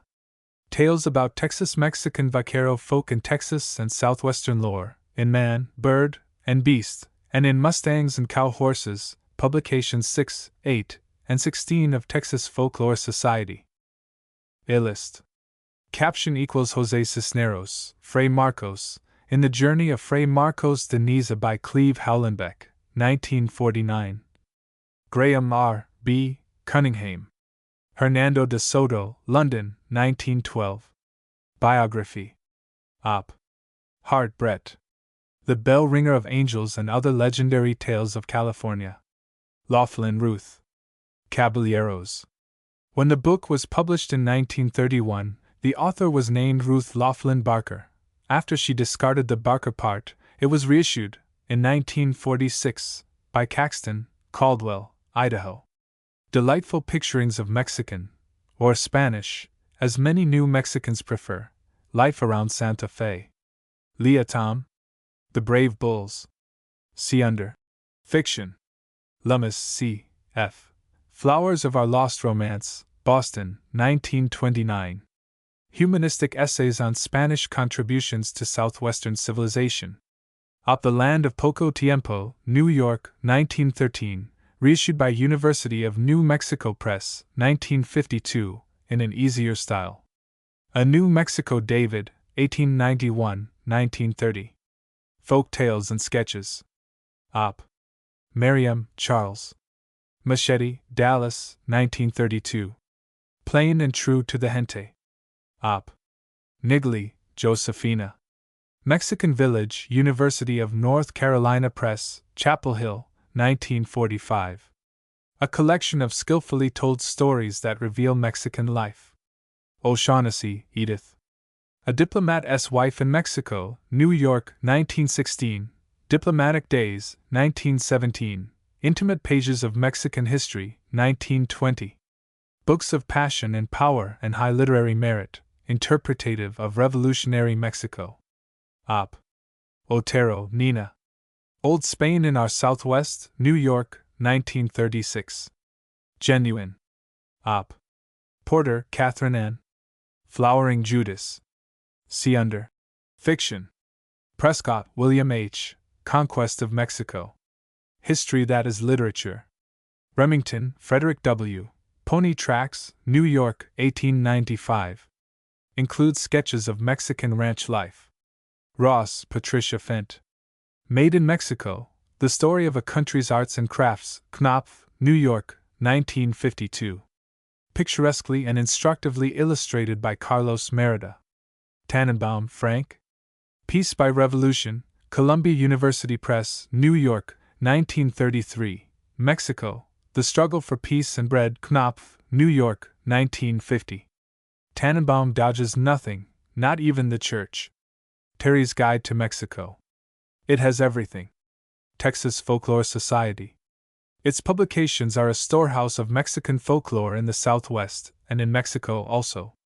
Especially recommended are Texas and Southwestern Lore, 6, Man, Bird, and Beast, 8, Southwestern Lore, 9, Spur of the Cock, 11, Puro Mexicano, 12, Texian Stomping Grounds, 17, Mexican Border Ballads and Other Lore, 21, The Healer of Los Olmos and Other Mexican Lore, 24, 1951. All published by Southern Methodist University Press, Dallas. Tur, Francis. A Treasury of Mexican Folkways, Crown, New York, 1947. An Anthology of Life. Turner, Timothy G. Bullets, Bottles and Gardenias, Dallas, 1935. Obscurely published but one of the best books on Mexican life. Op. 7. Flavor of France. There is little justification for including Louisiana as a part of the Southwest. Despite the fact that the French flag, tied to a pole in Louisiana, once waved over Texas, French influence on it, and other parts of the Southwest has been minor. Arthur Stanley Clisby. Jean Lafitte, Gentleman Rover, 1952, and Audubon, An Intimate Life of the American Woodsman, 1937, both published by Harmonson, publisher and bookseller, 333 Royal Street, New Orleans. Cable, George W. Old Creole Days, Strange True Stories of Louisiana. Chopin, Kate. Bayou Folk. Fortier, Alcy. Any of his work on Louisiana. Hearn, Lefcadio. Chita. A Lovely Story. Joutel. Journal of La Salle's Career in Texas. Kane, Harnett T. Plantation Parade, The Grand Manor in Louisiana, 1945, Natchez on the Mississippi, 1947, Queen New Orleans, 1949, all published by Morrow, New York. King, Grace.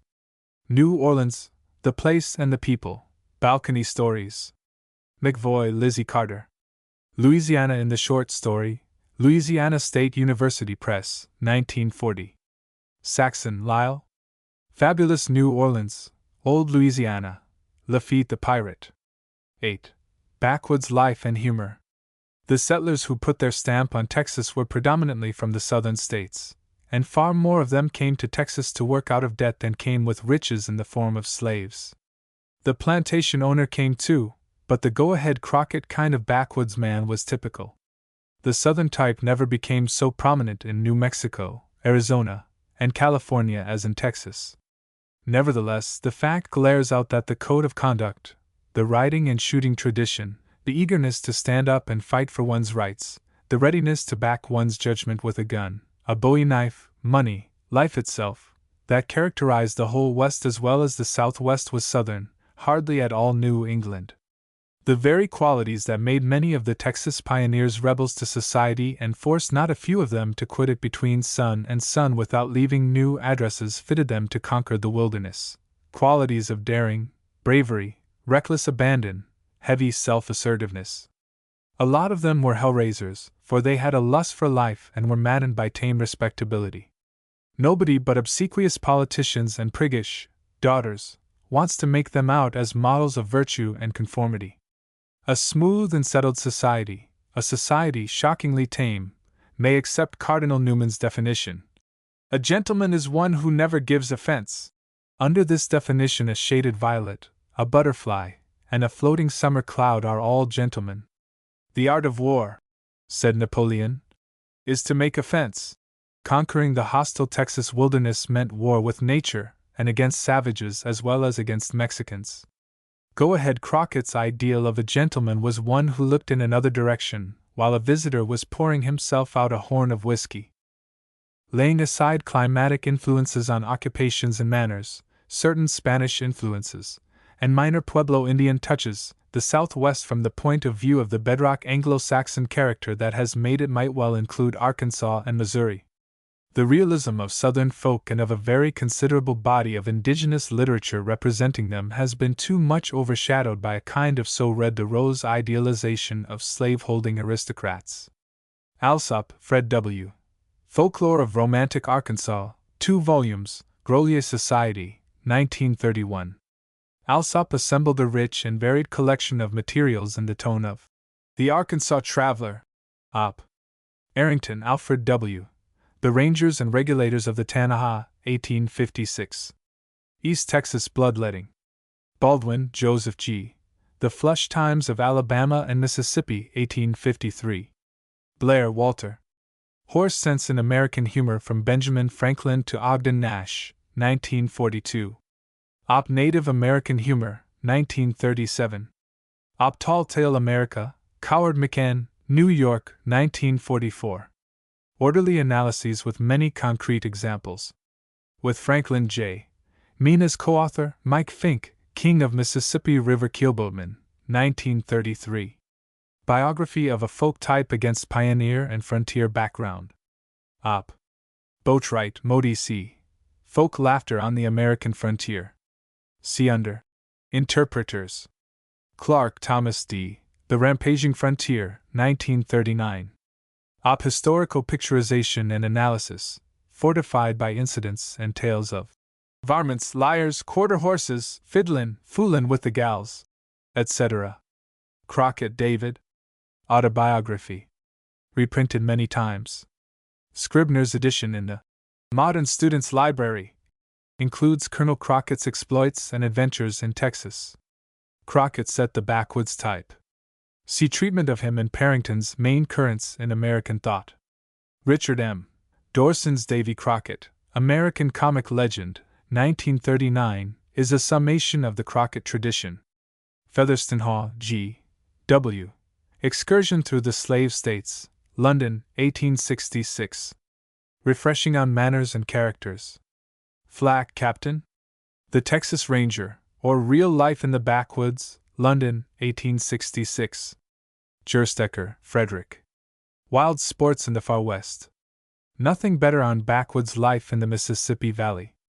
Hammett, Samuel Adams, who wrote under the name of Philip Paxton, Piney Woods Tavern, or Sam Slick in Texas and a Stray Yankee in Texas. Humor on the Roughneck Element. For treatment of Hammett as man and writer, see Sam Slick in Texas, by W. Stanley Hoole, Naylor, San Antonio, 1945. Harris, George W. S.U.T. Lovingood, New York, 1867. Prerealism. Hogue, Wayman. Back Yonder. Minton, Balch, New York, 1932. Ozark Life. Op. Hooper, J. J. Adventures of Captain Simon Suggs, 1845. Op. Downright Realism. Like Longstreet, Hooper in maturity wanted his realism forgotten. An Alabama journalist, he got into the camp of respectable slaveholders and spent the later years of his life shouting against the enemies of the institution of African slavery. His life partly explains the lack of intellectual honesty in most Southern spokesmen today. Alias Simon Suggs, The Life and Times of Johnson Jones Hooper, by W. Stanley Hoole, University of Alabama Press, 1952, is a careful study of Hooper's career. Hudson A. P. Humor of the Old Deep South, New York, 1936. An Anthology. Op. Longstreet A. B. Georgia Scenes, 1835. Numerous reprints. Realism. Masterson, James R. Tall Tales of Arkansas, Boston, 1943. Op. The title belies this excellent social history, by a scholar. It has become quite scarce on account of the fact that it contains unexpurgated versions of the notorious speech on Change the Name of Arkansas, which in 1919 in officers' barracks at Bordeaux, France, I heard a lusty individual recite with as many variations as Roxane of Cyrano de Bergerac wanted in lovemaking. When Fred W. Alsop, newspaper publisher and pillar of Arkansas respectability, found that this book of unexpurgations had been dedicated to him by the author, a Harvard Ph.D. teaching in Michigan, he almost had a colt. Mean, Franklin J., editor. Tall Tales of the Southwest, Knopf, New York, 1930. A superbly edited and superbly selected anthology with appendices affording a guide to the whole field of early Southern humor and realism. No cavalier idealism. The Southwest of this excellent book is South. Olmsted, Frederick Law. A Journey in the Seaboard Slave States, 1856. A Journey Through Texas, 1857. Invaluable books on social history. Postle, Carl Anton, Charles Seals Field or Francis Hardman, pseudonyms. The Cabin Book, Frontier Life. Translations all op. Randolph Vance.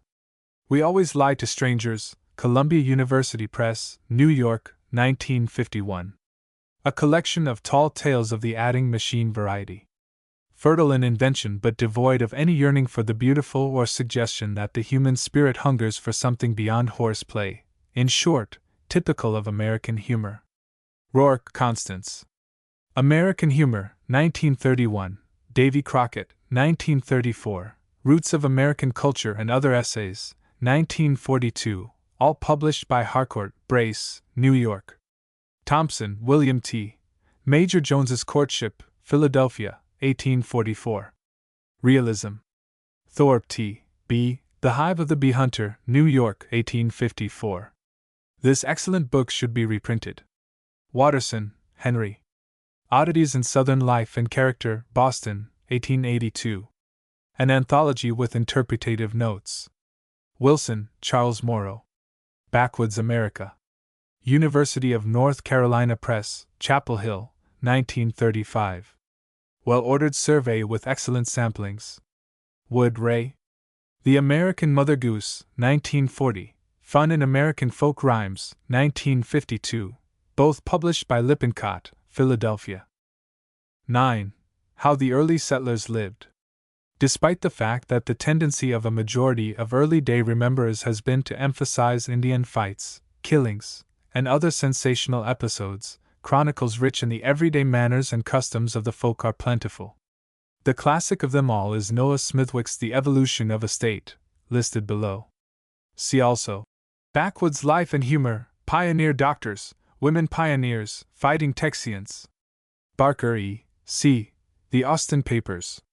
4 volumes of sources for any theme in social history connected with colonial Texans. Bates, Edition F. History and Reminiscences of Denton County, Denton, Texas, 1918. A sample of much folk life found in county histories. Bell, Horace. On the Old West Coast, New York, 1930. Social History by Anecdote. California. Op. Bracht, Victor.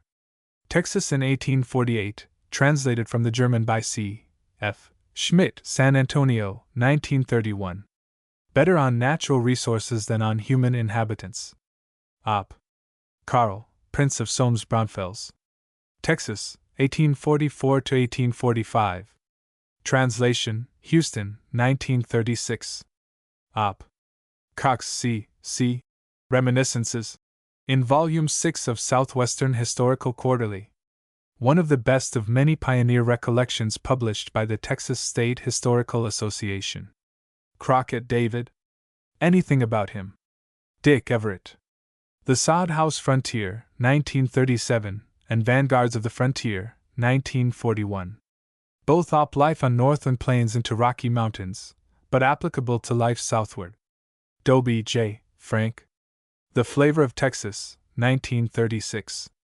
Op Considerable Social History. Fenley, Florence. Oldimers, Their Own Stories, Uvalde, Texas, 1939. Op Faithful Reporting of Realistic Detail. Southwest Texas, Mostly Ranch Life. France, Joe B. Gale Borden, Dairyman to a Nation. University of Oklahoma Press, Norman, 1951. This biography of a newspaperman and inventor brings out sides of pioneer life that emphasis on fighting, farming, and ranching generally overlooks. Gerstecker, Frederick. Wild Sports in the Far West, 1860. Dances are among the sports. Harris, Mrs. Dillew. Reminiscences.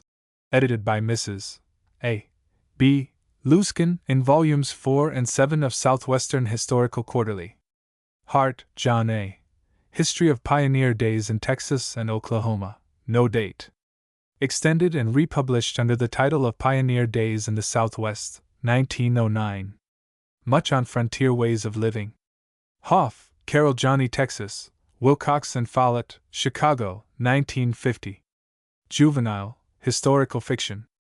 Delightful in both text and illustrations. Hogan, William R. The Texas Republic, A Social and Economic History, University of Oklahoma Press, 1946. Long on facts, short on intellectual activity, that is, on interpretations from the perspective of time and civilization. Holden, W. C. Alkali Trails, Dallas, 1930. Pioneer Life in West Texas. Op. Holly, Mary Austin. Texas, in a series of letters, Baltimore, 1833, reprinted under the title of Letters of an American Traveler, edited by Mattie Austin Hatcher, Dallas, 1933. First good book on Texas to be printed. Op. Lamar Papers. 6 volumes of scrappy source material on Texas history and life, issued by Texas State Library, Austin. Op. Lewis, Willie Newberry. Between Sun and Sod, Clarendon, Texas, 1938. Op again, Want of Perspective. Lubbock F. R. 6 Decades in Texas, Austin, 1900. McConnell, H. H. 5 Years a Cavalryman, Jacksboro, Texas, 1889. Bully. Danfield, H. F. and Taylor, Nathaniel A. Becoming Empire, or 2,000 Miles in Texas on Horseback, New York, 1878. Privately reprinted, 1937. Delightful travel narrative. Op. McNeil, T. A. When Kansas Was Young, New York, 1922. Episodes and Characters of Plains Country. Op. Olmsted, Frederick Law. A Journey Through Texas, New York, 1857. Olmsted journeyed in order to see. He saw. Reed Opie. An Arkansas Planter, 1896. Pleasant Fiction. Richardson, Albert D. Beyond the Mississippi, Hartford, 1867. What a Traveling Journalist Saw. Rister, Carl C. Southern Plainsman, University of Oklahoma Press, 1938. Though pedestrian in style, good social data. Bibliography. Romer, Dr. Ferdinand. Texas, translated from the German by Oswald Mueller, San Antonio, 1935. Op. Romer, a geologist, rode through Texas in the 40s and made acute observations on the land, its plants and animals, and the settlers. Schmitz, Joseph William. Thus They Lived, Naylor, San Antonio, 1935. This would have been a good social history of Texas had the writer devoted 10 more years to the subject. Unsatisfactory bibliography. Shipman, Daniel. Frontier Life, 58 Years in Texas, NP 1879. One of the pioneer reminiscences that should be reprinted. Smith, Henry. Reminiscences. In Southwestern Historical Quarterly, Volume 14. Telling Details. Smithwick, Noah. The Evolution of a State, Austin, 1900. Reprinted by Steck, Austin, 1935. Best of all books dealing with life in early Texas. Bully Reading. Southwestern Historical Quarterly, published since 1897 by Texas State Historical Association, Austin. A depository of all kinds of history. The first 25 or 30 volumes are the more interesting. Sweet, Alexander E. and Knox, J. Armoy. On a Mexican Mustang Through Texas, Hartford, 1883. Humorous satire, often penetrating and ruddy with actuality. Wallace, Johnny Lockhart. 60 Years on the Brazos. The Life and Letters of Dr. John Washington Lockhart. Privately printed, Los Angeles, 1930. In notebook style, but as rare in essence as it is among dealers in out-of-print books. Wa Julia Knott. Castroville and Henry Castro, San Antonio, 1934. A best-written monograph dealing with any aspect of Texas history that I have read. Wynne Afton. Pioneer Folkways. In Straight Texas, Texas Folklore Society Publication 13, 1937. 10. Fighting Texians. The Texas people belong to a fighting tradition that the majority of them are proud of. The footholds that the Spaniards and Mexicans held in Texas were maintained by virtue of fighting, irrespective of missionary baptizing. The purpose of the Anglo-American colonizer Stephen F. Austin to redeem Texas from the wilderness was accomplished only by fighting. The Texans bought their liberty with blood and maintained it for 9 years as a republic with blood. It was fighting men who pushed back the frontiers and blazed trails. The fighting tradition is now giving way to the oil tradition.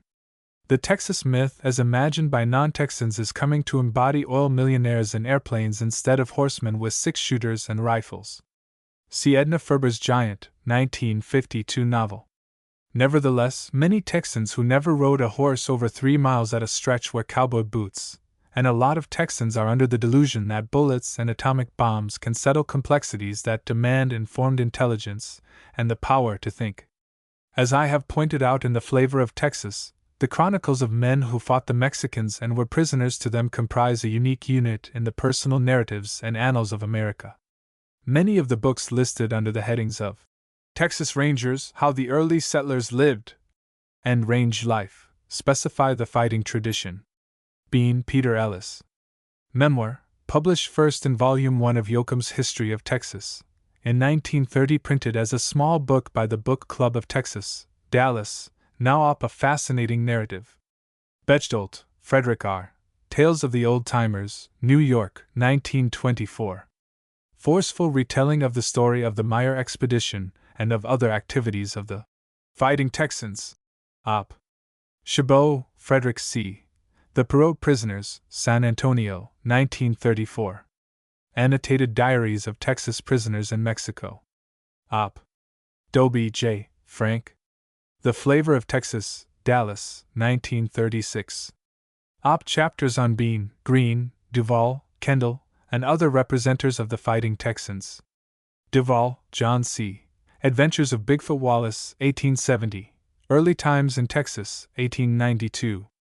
Both books are kept in print by Steck, Austin. For biography and critical estimates, see John C. Duval, First Texas Man of Letters, by J. Frank Dobie, illustrated by Tom Leah, Dallas, 1939. Op. Early Times in Texas, called The Robinson Crusoe of Texas, is Duval's story of the Goliad Massacre and of his escape from it.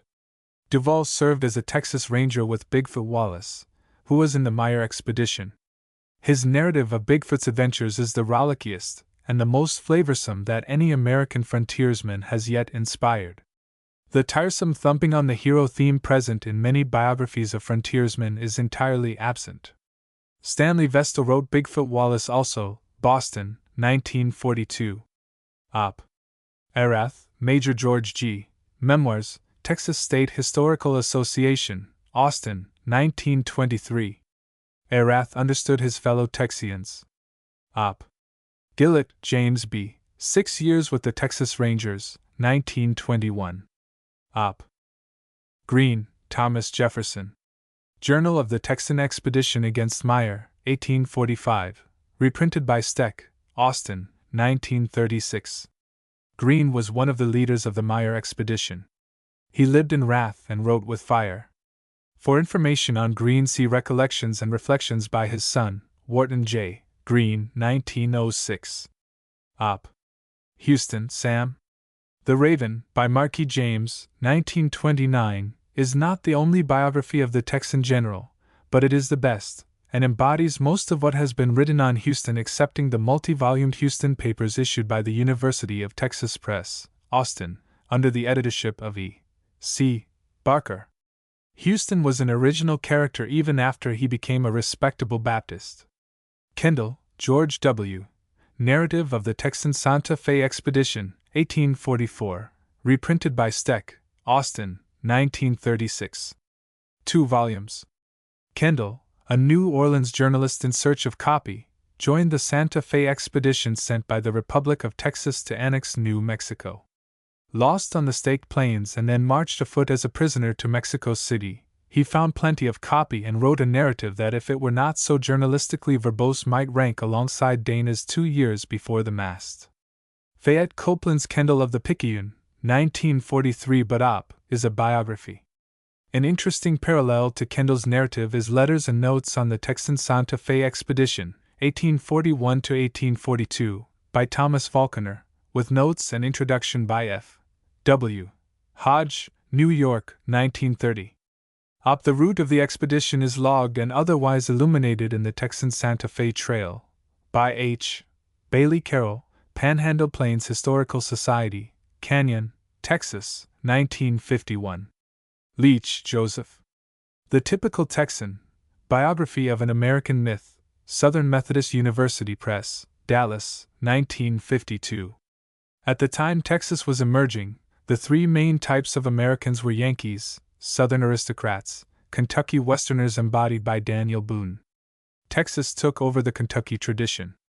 It was enlarged by Crockett, who stayed in Texas only long enough to get killed, Sam Houston, and Bigfoot Wallace. Novels, plays, stories, travel books, and the Texans themselves have kept the tradition going. This is the main thesis of the book. Mr. Leach fails to note that the best books concerning Texas have done little to keep the typical Texan alive, and that a great part of the present Texas brag spirit is as absurdly unrealistic as Mussolini's splurge at making 20th-century Italians imagine themselves a illist. Caption equals John W. Thomason, in his Lone Star Preacher, 1941, reincarnation of Caesar's Roman legions. Mr. Leach dissects the myth and then swallows it. Lynn, John J. Reminiscences of 50 Years in Texas, 1883. Reprinted by Steck, Austin, 1936. Mixture of personal narrative and historical notes, written with energy and prejudice. Maverick, Mary A. Memoirs, 1921. Op. Mrs. Maverick's husband, Sam Maverick, was among the citizens of San Antonio hailed off to Mexico as prisoners in 1842. Morel Z. N. Fruits and Flowers in the Wilderness, 1872. Op. Morel, a circuit-riding Baptist preacher, fought the Indians and the Mexicans. See other books of this kind listed under. Circuit Riders and Missionaries. Perry, George Sessions. Texas, A World in Itself, McGraw-Hill, New York, 1942. Especially good chapter on the Alamo. Smythe, H. Historical Sketch of Parker County, Texas, 1877. One of various good county histories of Texas replete with fighting. For bibliography of this extensive class of literature consult Texas County Histories, by H. Bailey Carroll, Texas State Historical Association, Austin, 1943. Op. Sonnachson, C. L. I'll Die Before I'll Run, The Story of the Great Feuds of Texas, and of Some Not Great. Harper, New York, 1951. Sowell, A. J. Rangers and Pioneers of Texas, 1884. Life of Bigfoot Wallace, 1899. Early Settlers and Indian Fighters of Southwest Texas, 1900. All op, all meaty with the character of ready-to-fight but peace-seeking Texas pioneers. Sowell will some day be recognized as an extraordinary chronicler. Stapp, William P. The Prisoners of Perote, 1845. Reprinted by Steck, Austin, 1936. Journal of one of the Meyer men who drew a white bean. Thomason, John W. Lone Star Preacher, Scribners, New York, 1941. The Cream, the Essence, the Spirit, and the Body of the Fighting Tradition of Texas. Historical Novel of Civil War. Webb, Walter Prescott. The Texas Rangers, Houghton Mifflin, Boston, 1935. See under. Texas Rangers. Wilbarga, J. W. Indian Depredations in Texas, 1889. Reprinted by Steck, Austin, 1936. Narratives that have for generations been a household heritage among Texas families who fought for their land. 11. Texas Rangers. The Texas Rangers were never more than a handful in number, but they were picked men who knew how to ride, shoot, and tell the truth. On the Mexican border and on the Indian frontier, a few Rangers time and again proved themselves more effective than battalions of soldiers. Banta, William. 27 Years on the Texas Frontier, 1893. Reprinted, 1933. Op. Gay, Beatrice Grady. Into the Setting Sun, Santa Ana, Texas, 1936. Coleman County Scenes and Characters, dominated by Ranger character. Op. Gillett, James B., 6 Years with the Texas Rangers, printed for the author at Austin, Texas, 1921. He paid the printer cash for either 1 or 2,000 copies, as he told me, and sold them personally. Edited by Milo M. Quaife, the book was published by Yale University Press in 1925. This edition was reprinted, 1943, by the Lakeside Press, Chicago, in its Lakeside Classics series, which are given away by the publishers at Christmas annually and are not for sale, except through second-hand dealers. Meantime, in 1927, the narrative had appeared under title of The Texas Ranger. In collaboration with Howard R. Driggs, a professional neutralizer for school readers of any writing not standardized, published by World Book Company, Yonkers-on-Hudson, New York. All editions op. I regard Gillett as the strongest and straightest of all Ranger narrators. He combined in his nature wild restlessness and loyal gentleness. He wrote in Sunlight. Greer, James K. Buck Berry, Dallas, 1932. Op. Colonel Jack Hayes, Texas frontier leader and California builder, Dutton, New York, 1952. Hayes achieved more vividness and reputation than narratives about him have attained to. Jennings, N.A., The Texas Ranger, New York, 1899, reprinted 1930, with foreword by J. Frank Dobie. Opgood Narrative. Maltby, W. Jeff. Captain Jeff, Colorado, Texas, 1906. Amorphous. Op. Martin, Jack. Border Boss, San Antonio, 1942. Mediocre Biography of Captain John R. Hughes. Op. Payne, Albert Bigelow. Captain Bill McDonald, New York, 1909. Payne did not do so well by Captain Bill, as he did in his rich biography of Mark Twain. Op. Pike, James. Scout and Ranger, 1865, reprinted 1932 by Princeton University Press. Pike drew a long bow, interesting. Op.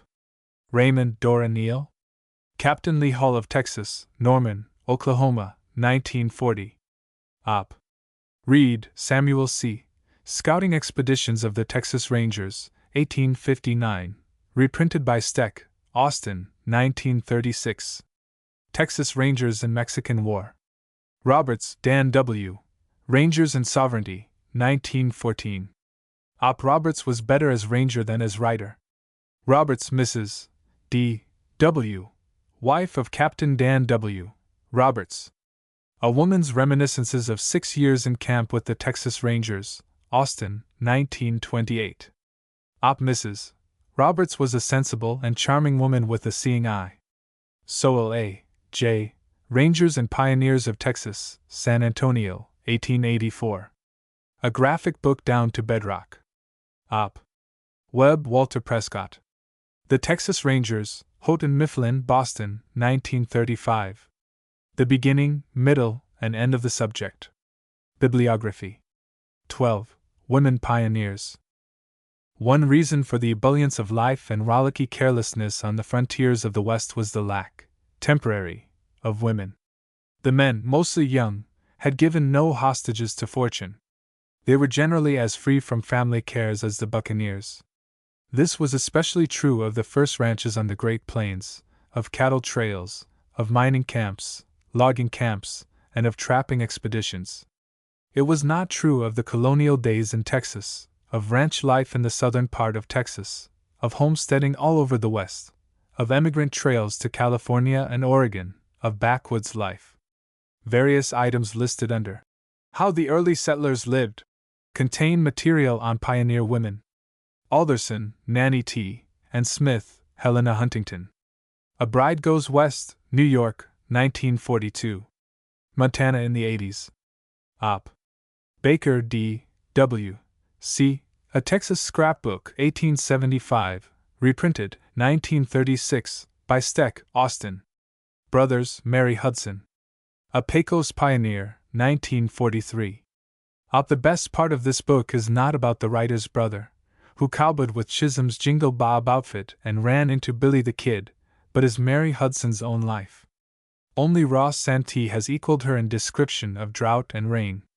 The last chapters reveal a girl's inner life, amid outward experiences, as no other woman's chronicle of ranch ways. Sheep Ranch here. Call Huey. Golden Fleece, Houghton Mifflin, Boston, 1942. Huey Call became wife of a Montana sheepman early in this century. Op. Cleveland, Agnes Morley. No Life for a Lady, Houghton Mifflin, Boston, 1941. Bright, witty, penetrating, anecdotal. Best account of frontier life from woman's point of view yet published. New Mexico is the setting, toward turn of the century. People who wished Mrs. Cleveland would write another book were disappointed when her Satan's Paradise appeared in 1952. Ellis Ann. The Life of an Ordinary Woman, 1929, and Plain and Ellis, 1931, both op Colorado Country and Town. Books of disillusioned observations, wit, and wisdom by a frank woman. Founts, Hilda. Desert Wife, 1934. Op Desert Loneliness at a Navajo Trading Post. Harris, Mrs. Dillieu. Reminiscences, in Southwestern Historical Quarterly, Volumes 4 and 7. Klebig Rosa. Early Experiences in Texas. In Quarterly of the Texas State Historical Association, initial title for Southwestern Historical Quarterly, Volumes I and II. McGoffin, Susan Shelby. Down the Santa Fe Trail, 1926. Op She was juicy and a bride, and all life was bright to her. Matthews, Sally Reynolds. Interwoven, Houston, 1936. Ranch Life in the Texas Frontier as a refined and intelligent woman saw it. Op. Maverick, Mary A. Memoirs, San Antonio, 1921. Op Essential. Pickrell, Annie Doom. Pioneer Women in Texas, Austin, 1929. Too much lady business but valuable. Op. Poe's Sophie A. Buckboard Days, edited by Eugene Cunningham, Caldwell, Idaho, 1936. Mrs. Poe Was There, New Mexico. Rack, Mary Kidder. A Cowman's Wife, Houghton Mifflin, Boston, 1934. The External Experiences of an Ex-Teacher on a Small Arizona Ranch. Rhodes, May D. The Hired Man on Horseback, 1938. Biography of Eugene Manlove Rhodes, but also warm-natured autobiography of the woman who ranched with Jean in New Mexico. Op. Richards, Clarice E. A Tenderfoot Bride, Garden City, N.Y., 1920. Op. Charming. Stewart, Eleanor P. Letters of a Woman Homesteader, Boston, 1914. Op. White, Owen P. A Frontier Mother, New York, 1929. Op. Overdone, as White overdid every subject he touched. Wilbarga, J. W. Indian Depredations in Texas, 1889, reprinted by Steck, Austin, 1936. A glimpse into the lives led by families that gave many women to savages, for death or for Cynthia and Parker captivity. Wynne Afton. Pioneer Folkways. In Straight Texas, Texas Folklore Society Publication 13, 1937. Excellent. 13. Circuit Riders and Missionaries. Notwithstanding both the tradition and the facts of hard shooting, hard riding cowboys, of bad men, of border lawlessness, of inhabitants who had left some other place under a cloud, of frontier towns west of God, hard layouts and conscienceless courthouse crowds, notwithstanding all this, the Southwest has been and is religious minded. This is not to say that it is spiritual natured. It belongs to H. L. Mencken's Bible Belt. Pass the biscuits. Pappy O'Daniel got to be governor of Texas and then U.S. Senator by advertising his piety. A politician as ignorant as a Mexican hog on foreign affairs and the complexities of political economy can run in favor of what he and the voters call religion, and leave an informed man of intellect and sincerity in the shade. The biggest camp meeting in the Southwest, the Blois Camp Meeting near Fort Davis, Texas, is in the midst of an enormous range country away from all factories and farmers. Since about 1933, the United States Indian Service has not only allowed but rather encouraged the Indians to revert to their own religious ceremonies. They have always been religious. The Spanish colonists of the Southwest, as elsewhere, were zealously Catholic, and their descendants have generally remained Catholic. The first English-speaking settlers of the region, the colonists led by Stephen F. Austin to Texas, were overwhelmingly Protestant, though in order to establish Mexican citizenship and get titles to homestead land they had, technically, to declare themselves Catholics. One of the causes of the Texas Revolution as set forth by the Texans in their Declaration of Independence was the Mexican government's denial of the right of worshiping the Almighty according to the dictates of our own conscience. A history of Southwestern society that left out the Bible would be as badly gapped as one leaving out the horse or the six-shooter. See chapter entitled, On the Lord's Side, in Dobie's The Flavor of Texas. Most of the books listed under How the Early Settlers Lived contain information on religion and preachers. Church histories are about as numerous as state histories. Virtually all county histories take into account church development. The books listed below are strong on personal experiences. Asbury, Francis. 3 or more lives have been written of this representative pioneer bishop. Bolton, Herbert E. The Padre on Horseback, 1932. Life of the Jesuit missionary Kino. Op. Brownlow, W. G. Portrait and Biography of Parson Brownlow, the Tennessee Patriot, 1862. Brownlow was a very representative figure. Under the title of William G. Brownlow, Fighting Parson of the Southern Highland, E. M. Coulter has brought out a thorough life of him, published by University of North Carolina Press, Chapel Hill, 1937. Burleson, Rufus C. Life and Writings, 1901. The autobiographical part of this amorphously arranged volume is a social document of the first rank. Cartwright, Peter. Autobiography, 1857. Out of Kentucky, into Indiana and then into Illinois, where he ran against Lincoln for Congress, Cartwright rode with saddlebags and Bible.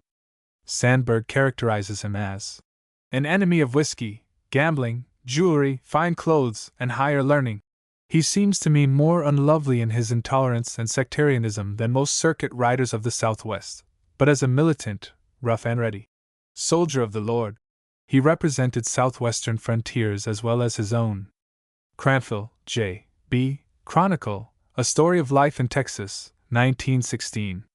Cranfill was a lot of things besides a Baptist preacher, trail driver, fiddler, publisher, always an observer. Op. De Vilbius, John Wesley. Reminiscences and Events compiled by H. A. Graves, 1886. The Very Essence of Pioneering. Domenech, Abbé. Missionary Adventures in Texas and Mexico, translated from the French, London, 1858. The Abbé always had eyes open for wonders. He saw them. Delicious narrative. Evans, Will G. Border Skylines, published in Dallas, 1940, for Blois Camp Meeting Association, Fort Davis, Texas. Chronicles of the men and women, cow people, and cow country responsible for the best-known camp meeting, held annually, Texas has ever had. Op. Gravis, Peter W. 25 years on the outside row of the Northwest Texas Annual Conference, Comanche, Texas, 1892. Another one of those small personal records, privately printed but full of juice. Op. Lyde, Anna A. Robert Alexander and the Early Methodist Church in Texas, Log Range, Texas, 1935. Op. Morel Z. N. Fruits and Flowers in the Wilderness, 1872. Though reprinted 3 times, last in 1886, long op in many ways the best circuit rider's chronicle of the Southwest that has been published. Morel fought Indians and Mexicans in Texas and was rich in other experiences. Morris T. A. Miscellany, 1884. The Notes of Travel, particularly to Texas in 1841, are what makes this book interesting. Parasat P. F. Reminiscences of a Texas Missionary, 1899. Mostly the Texas-Mexican border. Potter, Andrew Jackson, commonly called the Fighting Parson. Life of him by H. A. Graves, 1890, not nearly so good as Potter was himself. Thomason, John W. Lone Star Preacher, Scribner's, New York, 1941. Fiction, true to humanity. The moving story of a Texas chaplain who carried a Bible in one hand and a captain's sword in the other through the Civil War. 14.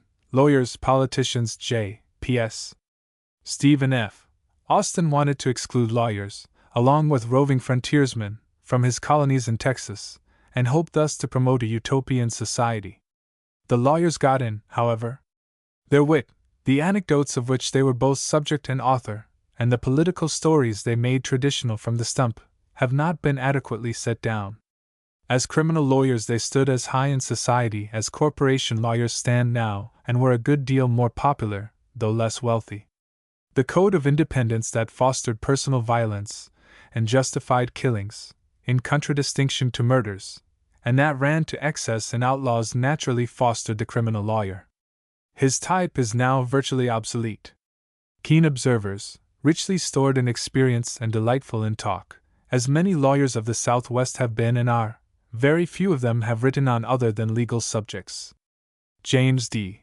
Lynch's The Bench and the Bar of Texas, 1885, is confined to the eminence of eminent jurists, and to the mastery of masters of jurisprudence. What we want is the flavor of life as represented by such characters as witty Three-Legged Willie, Judge R. M. Williamson, and mysterious Jonas Harrison. It takes a self-lover to write good autobiography.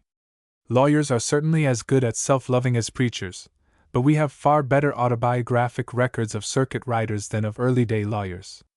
Like them, the pioneer justice of peace resides more in folk anecdotes than in chroniclings. Horace Bell's Expansive on the Old West Coast so represents him. A continent away, David Crockett, in his autobiography, confessed, "I was afraid someone would ask me what the judiciary was. If I knowed, I wish I may be shot." Before this, however, Crockett had been a J.P. I gave my decisions on the principles of common justice and honesty between man and man, and relied on natural-born sense, and not on law learning to guide me, for I had never read a page in a law book in all my life. Coombs, Charles E. The Prairie Dog Lawyer, Dallas, 1945. Op experiences and anecdotes by a lawyer better read in Rough and Ready Humanity than in law. The prairie dogs have all been poisoned out from the West Texas country over which he ranged from court to court. Hawkins Wallace. The Case of John C. Watrous, United States Judge for Texas, a political story of high crimes and misdemeanors, Southern Methodist University Press, Dallas, 1950. More technical than social. Kittrell, Norman G. Governors Who Have Been and Other Public Men of Texas, Houston, 1921. Op Best Collection of Lawyer Anecdotes of the Southwest. Robinson, Duncan W. Judge Robert McAlpin Williamson, Texas Three-Legged Willie, Texas State Historical Association, Austin, 1948. This was the Republic of Texas judge who laid a Colt revolver across a Bowie knife and said, "Here is the Constitution that overrides the law." Sonnachson C. L. Roy Bean, Law West of the Pecos, Macmillan, New York, 1943. Roy Bean, 1830–1903, Justice of Peace at Langtree, Texas, advertised himself as Law West of the Pecos. He was more picaresque than picturesque. Folk imagination gave him notoriety. The Texas State Highway Department maintains for popular edification the beer joint wherein he held court.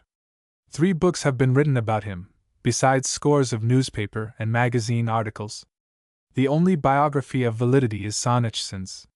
Sloan, Richard E. Memories of an Arizona Judge, Stanford, California, 1932.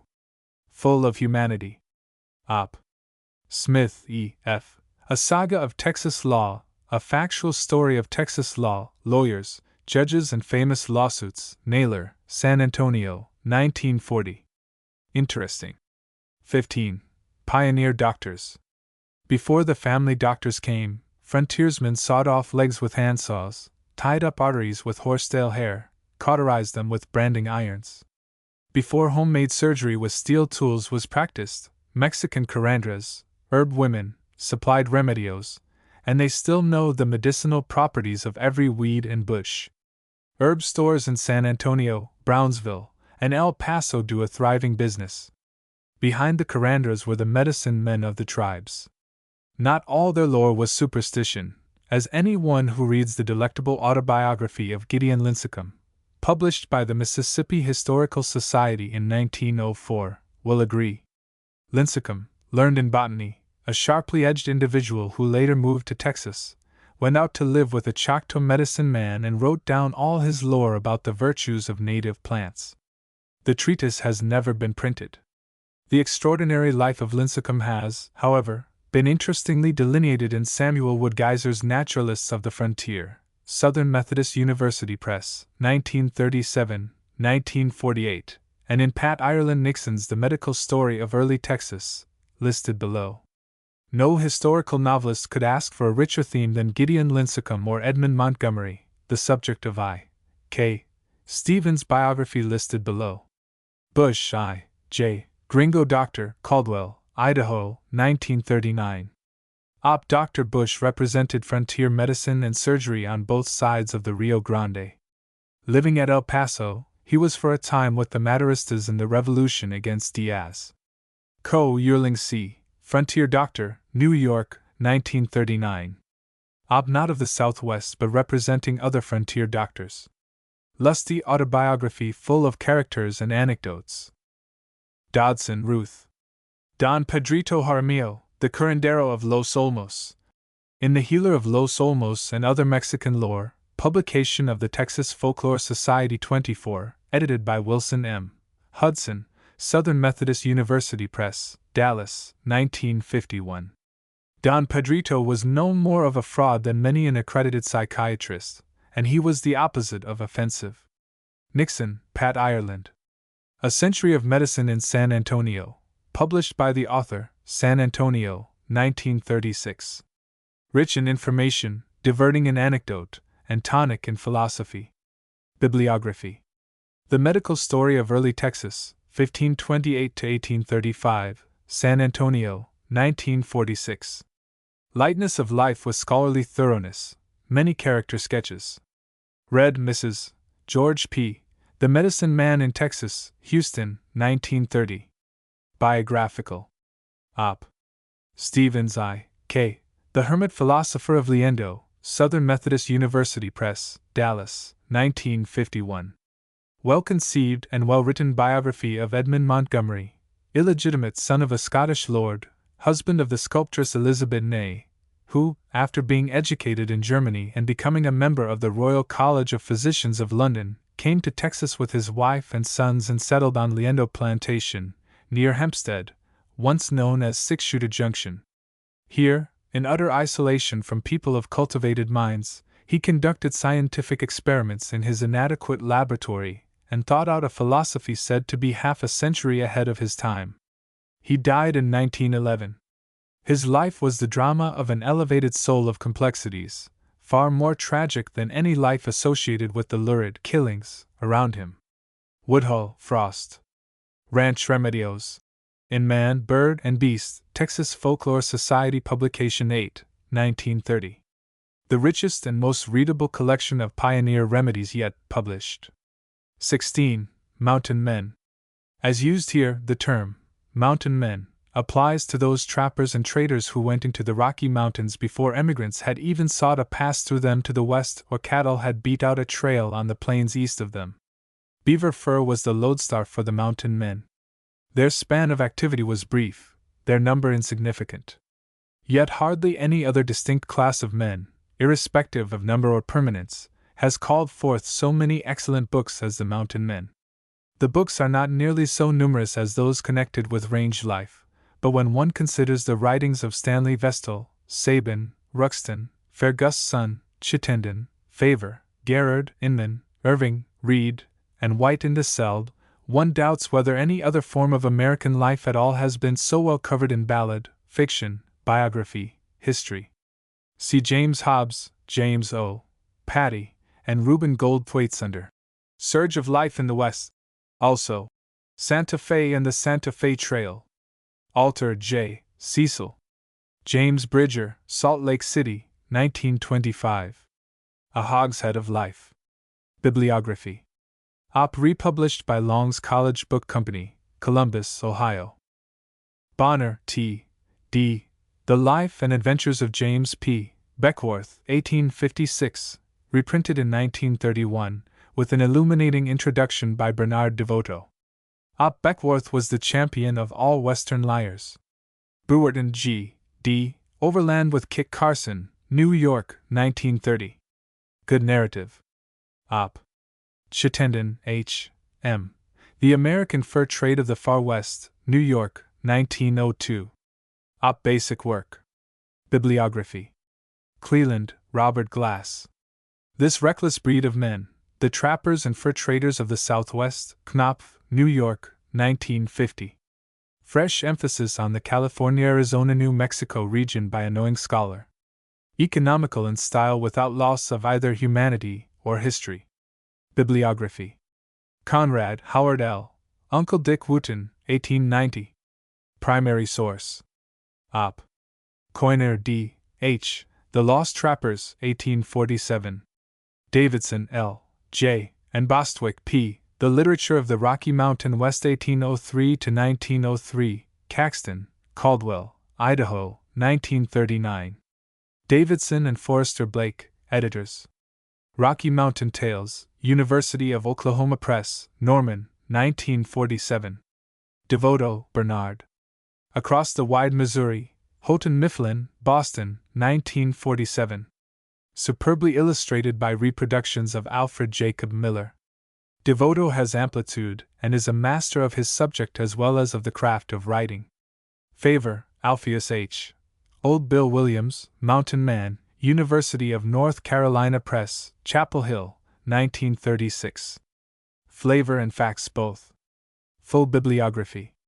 Ferguson, Harvey. Rio Grande, 1933, republished by Tudor, New York. The Drama and Evolution of Human Life in New Mexico, written out of knowledge and with power. Wolf Song, New York, 1927. Op. Graphic historical novel of mountain men. It sings with life. Garrard, Lewis H. Watoya and the Taos Trail, 1850. One of the basic works. Grant, Blanche C. When Old Trails Were New, The Story of Taos, New York, 1934. Op. Taos was rendezvous town for the free trappers. Guthrie A. B. Jr. The Big Sky, Sloan, New York, 1947, now published by Houghton Mifflin, Boston. An unusually original novel, superb as historical fiction. Bernard DeVoto. I still prefer Harvey Ferguson's Wolf Song. Hamilton W. T. My 60 Years on the Plains, New York, 1905. Now published by Long's College Book Company, Columbus, Ohio. Inman, Henry. The Old Santa Fe Trail, 1897. Irving, Washington. The Adventures of Captain Bonneville and Astoria. The latter book was founded on Robert Stewart's narratives. In 1935 these were prepared for the press, with much illuminative material, by Philip Ashton Rollins and issued under the title of The Discovery of the Oregon Trail. Larpenteur, Charles.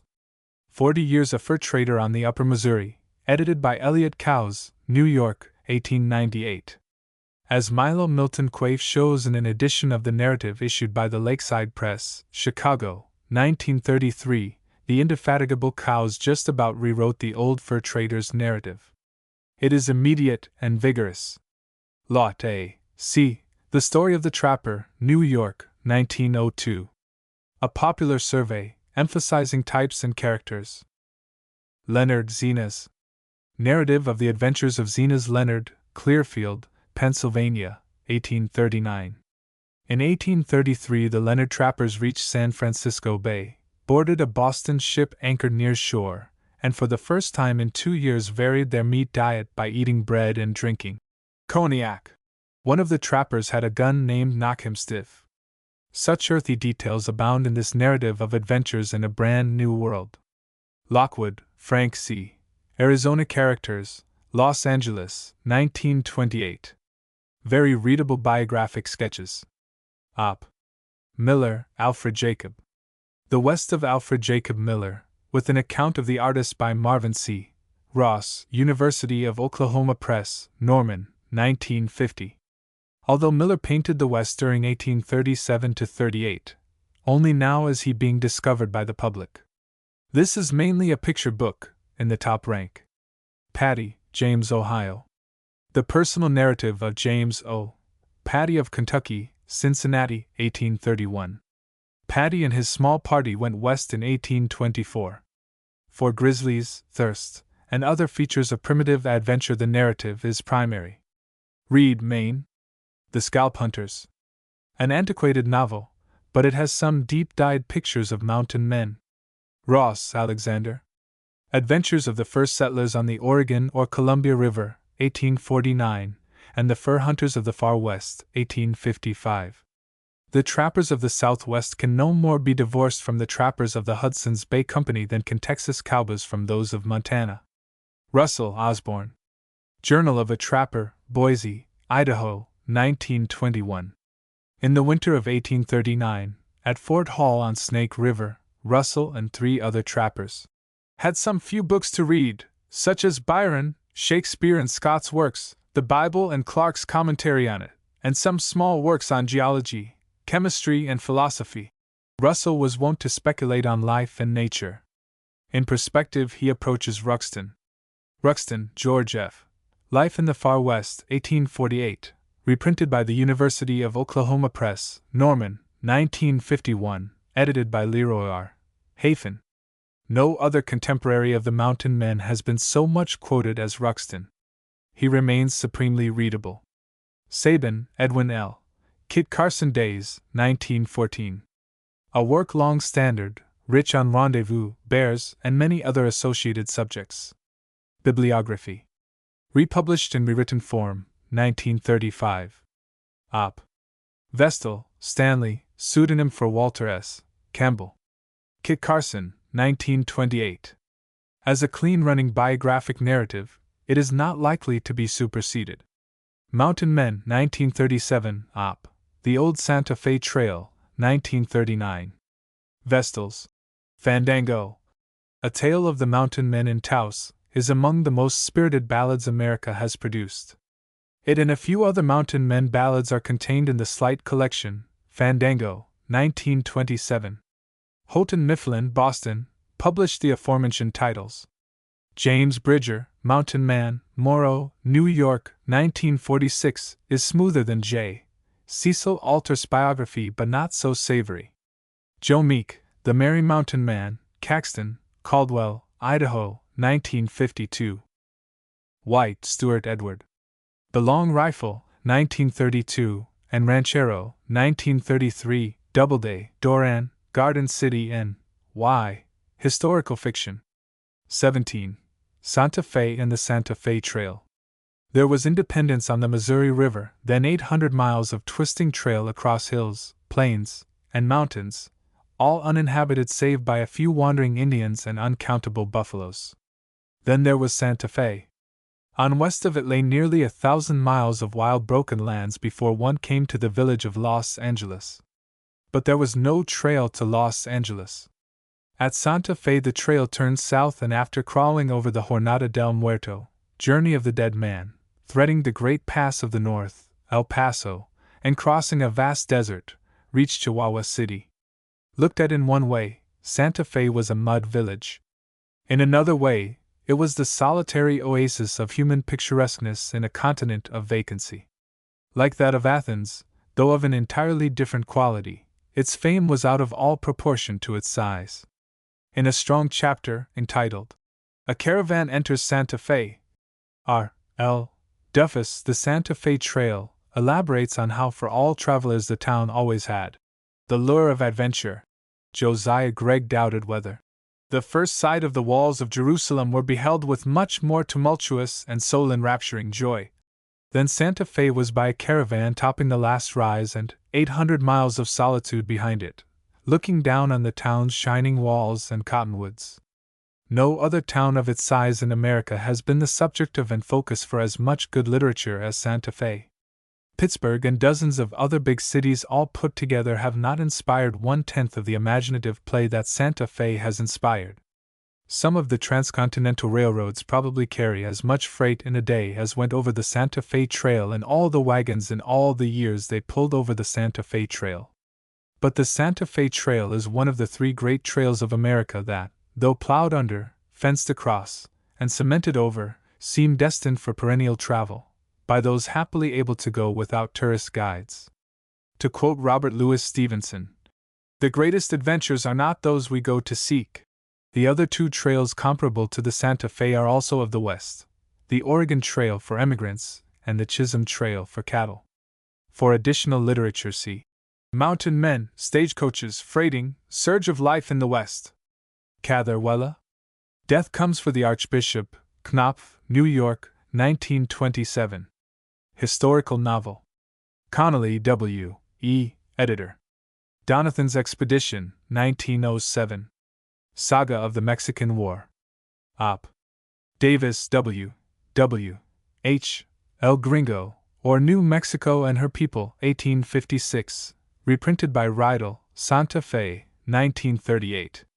Op. Excellent on Manners and Customs. Duffus R. L. The Santa Fe Trail, New York, 1930. Op. Bibliography. Best book of this century on the subject. Dunbar Seymour. History of Travel in America, 1915. Revised edition issued by Tudor, New York, 1937. Gregg, Josiah. Commerce of the Prairies, 2 volumes, 1844. Reprinted, but all Op. Gregg wrote as a man of experience, and not as a professional writer. He wrote not only the classic of the Santa Fe trade and trail but one of the classics of bedrock Americana. It is a commentary on civilization in the Southwest that his work is not kept in print. Harvey Ferguson, in Rio Grande, has written a penetrating criticism of the man and his subject. In 1941 and 1944, the University of Oklahoma Press, Norman, issued 2 volumes of the Diary and Letters of Josiah Gregg, edited by Maurice G. Fulton with introductions by Paul Horgan. These volumes, interesting in themselves, are a valuable complement to Gregg's major work. Inman, Henry. The Old Santa Fe Trail, 1897. A Mine of Lore. Laughlin, Ruth, formerly Ruth Laughlin Barker. Caballeros, New York, 1931, republished by Caxton, Caldwell, Idaho, 1946. Essay Goings into the Life of Things. Especially delightful on Burroughs. A book to be starred. The Wind Leaves No Shadow, New York, 1948, Caxton, 1951. A novel around Donatuli's Barcelo, the powerful, beautiful, and silvered mistress of Santa Fe's gambling sala in the 1830s and 40s. McGoffin, Susan Shelby. Down the Santa Fe Trail, Yale University Press, New Haven, 1926. Delectable Diary. Pillsby, Dorothy L. No High Adobe, University of New Mexico Press, Albuquerque, 1950. Sketches, pleasant to read, that make the gente very real. Ruxton, George Frederick. Adventures in Mexico and the Rocky Mountains, London, 1847. In 1924, the second half of this book was reprinted under title of Wildlife in the Rocky Mountains. In 1950, with additional Ruxton writings discovered by Clyde and May Reed Porter, the book, edited by Leroy R. Hafen, was reissued under title of Ruxton of the Rockies, University of Oklahoma Press, Norman. Santa Fe is only one incident in it. Ruxton illuminates whatever he touches. He was in love with the wilderness, and had a fire in his belly. Other writers add details, but Ruxton and Gregg embodied the whole Santa Fe world. Vestal, Stanley. The Old Santa Fe Trail, Houghton Mifflin, Boston, 1939. 18. Stagecoaches, Freighting. A good introduction to a treatment of the stagecoach of the West would be Thomas de Quincey's The English Mail Coach. The proper place to read about the coaches would be in Dr. Lyon's Pony Express Museum, out from Pasadena, California. May it never perish! Old Monty drives up now and then in Alfred Henry Lewis Woolfield Tales, and Bret Hart made Yuba Bill crack the whip. But somehow, considering all the excellent expositions and reminiscing of stagecoaching in Western America, the proud, insolent, glorious figure of the driver has not been adequately pictured. Literature on Santa Fe and the Santa Fe Trail is pertinent. See also under Pony Express. Banning, William, and Banning, George Hugh. 6 Horses, New York, 1930. A combination of history and autobiography. Roots to and in California, much of Texas. Enjoyable reading. Excellent on drivers, travelers, stations. Pass the mustard, please. Bibliography. Op. Conkling, Roscoe P., and Margaret B. The Butterfield Overland Trail, 1857 to 1869, Arthur H. Clark Company, Glendage, California. 3 volumes replete with facts from politics in Washington over mail contracts to Horsehead Crossing on the Pecos River. Dalby J. Frank. Chapter entitled Pistols, Poker, and the Petite Mademoiselle in a Stagecoach. In the Flavor of Texas, 1936. Op. Duffus R. L. The Santa Fe Trail, New York, 1930. Swift reading. Well-selected bibliography. Op. Frederick J. V. Ben Holiday, The Stagecoach King, Clark, Glendale, California, 1940. Bibliography. Haley J. Evitts. Chapter 5. The Stagecoach Mail. In Fort Concho and the Texas Frontier, illustrated by Harold Bugbee, San Angelo Standard Times, San Angelo, Texas, 1952. Strong on Frontier crossed by stage line. Hungerford, Edward. Wells Fargo, Advancing the Frontier, Random House, New York, 1949. Written without regard for the human beings that the all-swallowing corporation crushed. Facts on Highwaymen. Inman Henry. The Old Santa Fe Trail, New York, 1897.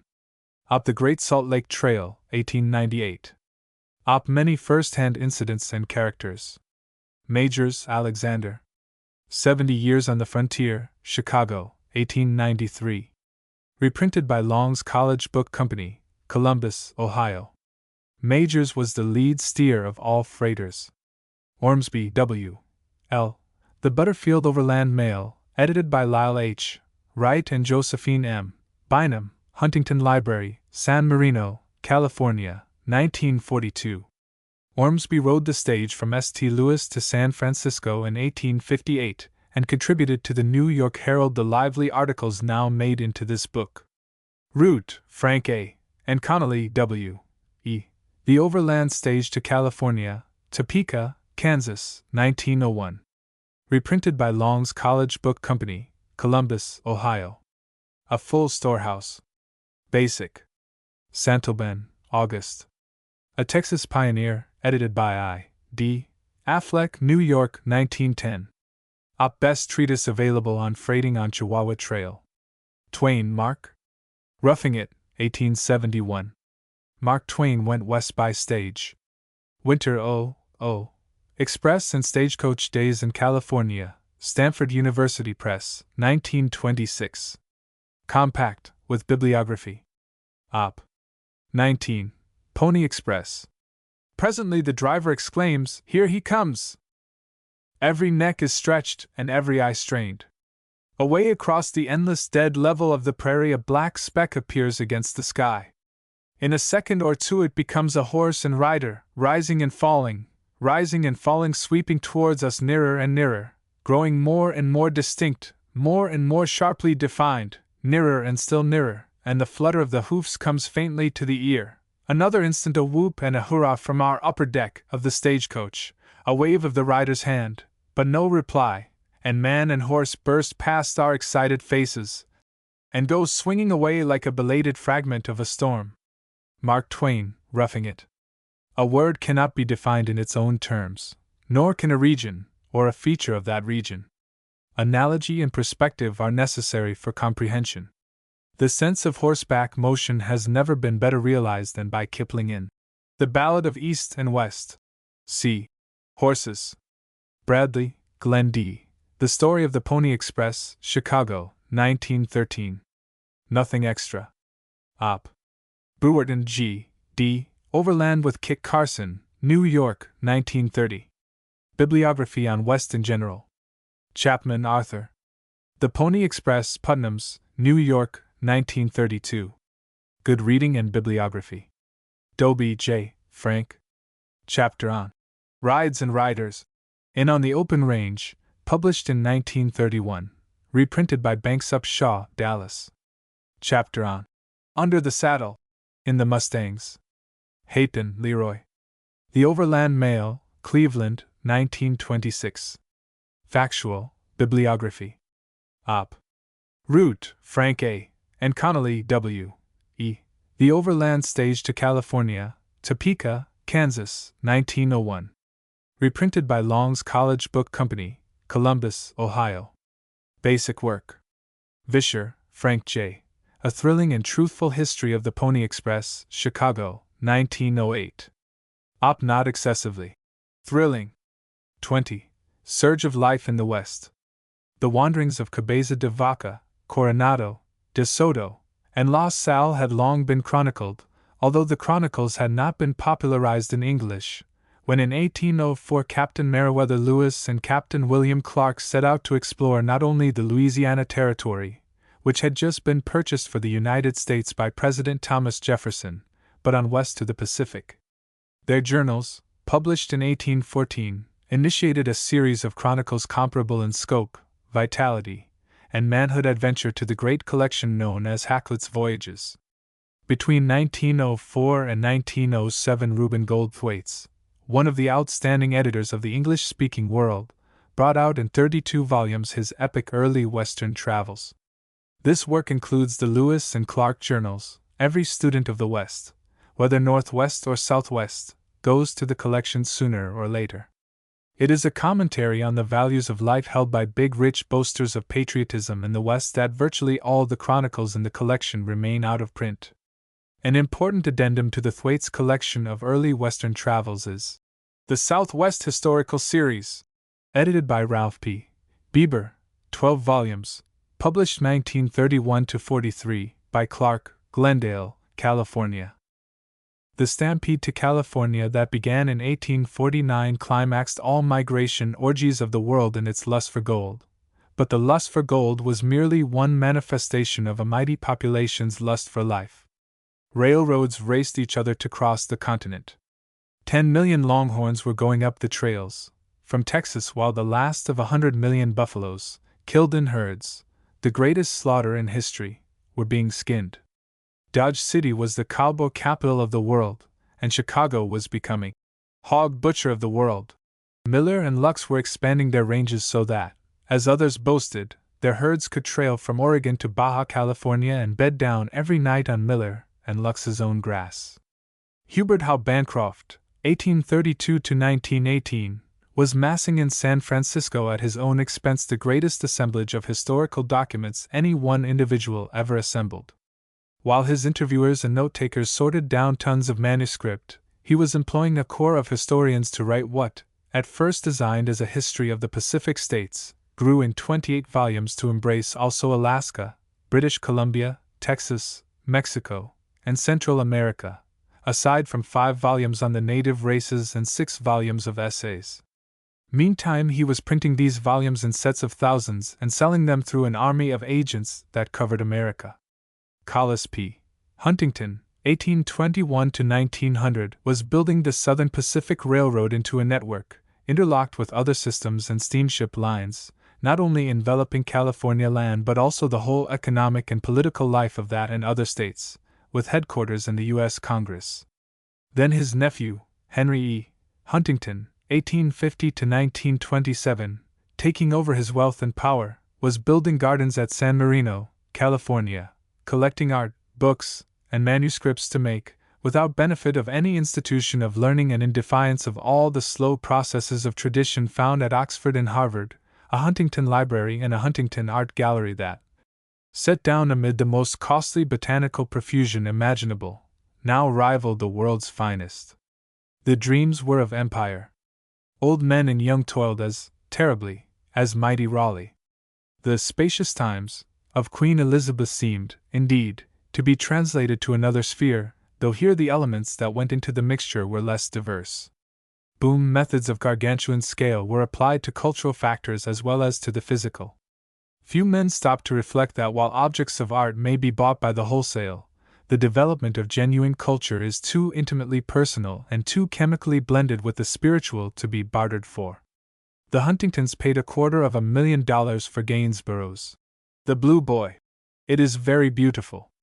Meanwhile, the Mustang grapevine waits for some artist to paint the strong and lovely grace of its drapery, and thereby to enrich for land dwellers every valley where it hangs over elm or oak. Most of the books in this section could be placed in other sections. Many have been. They represent the vigor, vitality, energy, and daring characteristic of our frontiers. To quote Harvey Ferguson's phrase, the adventures of metal have always had attention that would not let them rest. Barker, Eugene C., The Life of Stephen F. Austin, Dallas, 1925. Republished by Texas State Historical Association, Austin. Iron-wrought biography of the leader in making Texas Anglo-American. Bell, Horace. Reminiscences of a Ranger, or Early Times in California, Los Angeles, 1881. Reprinted, but up in this book and in on the Old West Coast, Bell caught the lift and spiritedness of life-hungry men. Bidwell, John, 1819–1900. Echoes of the Past, Chico, California, about 1900. Bidwell got to California several years before gold was discovered. He became foremost citizen and entertained scientists, writers, scholars, and artists at his ranch home. His brief accounts of the trip across the plains and of pioneer society in California are graphic, charming, telling. The book goes in and out of print but is not likely to die. Billington, Ray Allen. Westward Expansion, A History of the American Frontier, Macmillan, New York, 1949. This alpha to omega treatise concludes with a 75-page, double-column, fine-print bibliography which not only lists but comments upon most books and articles of any consequence that have been published on frontier history. Burke, John G., On the Border with Crook, New York, 1891. Now published by Long's College Book Company, Columbus, Ohio. Burke had an eager, disciplined mind, at once scientific and humanistic. He had imagination and loyalty to truth and justice. He had a strong body and joyed in frontier exploring. He was a captain in the army but had nothing of the littleness of the army mind exhibited by Generals Nelson, Miles, and Howard in their egocentric reminiscences. I rank his book as the meatiest and richest of all books dealing with campaigns against Indians. In its amplitude it includes the whole frontier. General George Crook was a wise, generous, and noble man, but his autobiography, edited by Martin F. Schmidt, University of Oklahoma Press, lacks that power in writing necessary to turn the best subject on earth into a good book and capable also, as Darwin demonstrated, of turning earthworms into a classic. Burnham, Frederick Russell. Scouting on Two Continents, New York, 1926. Reprinted, Los Angeles, 1942. A brave book of enthralling interest. The technique of scouting in the Apache country is illuminated by that of South Africa in the Boer War. Hunting for Life, Major Burnham carried it with him. Op. Devoto, Bernard. The Year of Decision 1846, Houghton Mifflin, Boston, 1943. Critical interpretation as well as depiction. The Mexican War, New Mexico, California, Mountain Men, etc. Devotos across the wide Missouri is wider in spirit, less bound to political complexities. See under. Mountain Men. Emory, Lieutenant Colonel William H. Notes of a military reconnaissance from Fort Leavenworth, in Missouri, to San Diego, in California, including part of the Arkansas, Del Norte, and Gila Rivers, Washington, 1848. Emory's own vivid report is only one item in Executive Document No. 41, 30th Congress, First Session, with which it is bound. Lieutenant J. W. Albert's Journal, an additional report on New Mexico, St. George Cook's Odyssey of his march from Santa Fe to San Diego, another journal by Captain A. R. Johnson, the Tory Engelman Report on Botany, illustrated with engravings, all go to make this one of the meatiest of a number of meaty government publications.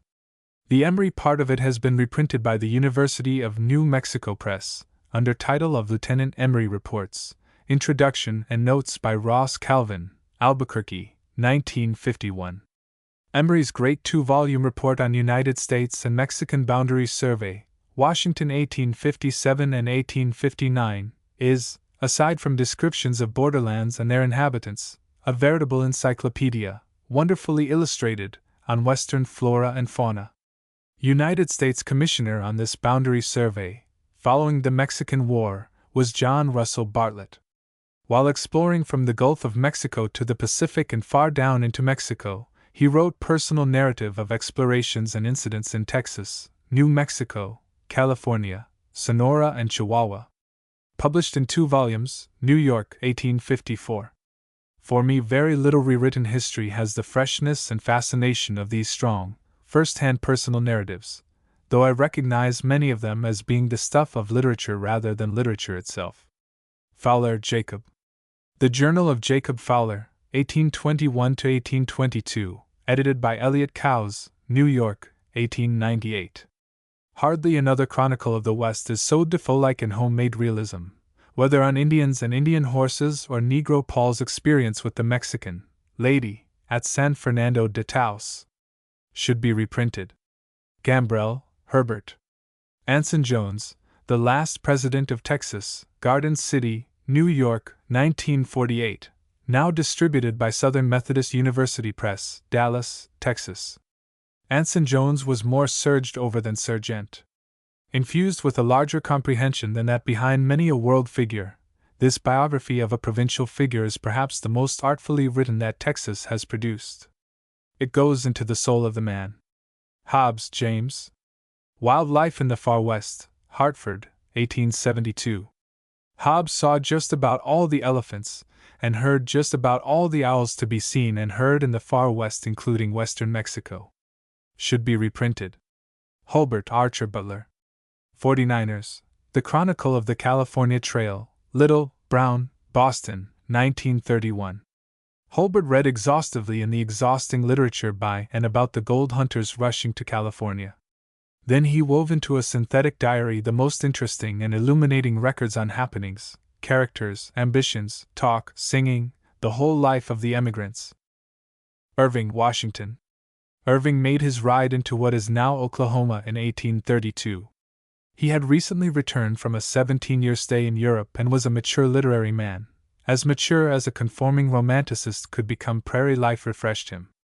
A Tour on the Prairies, published in 1835, remains refreshing.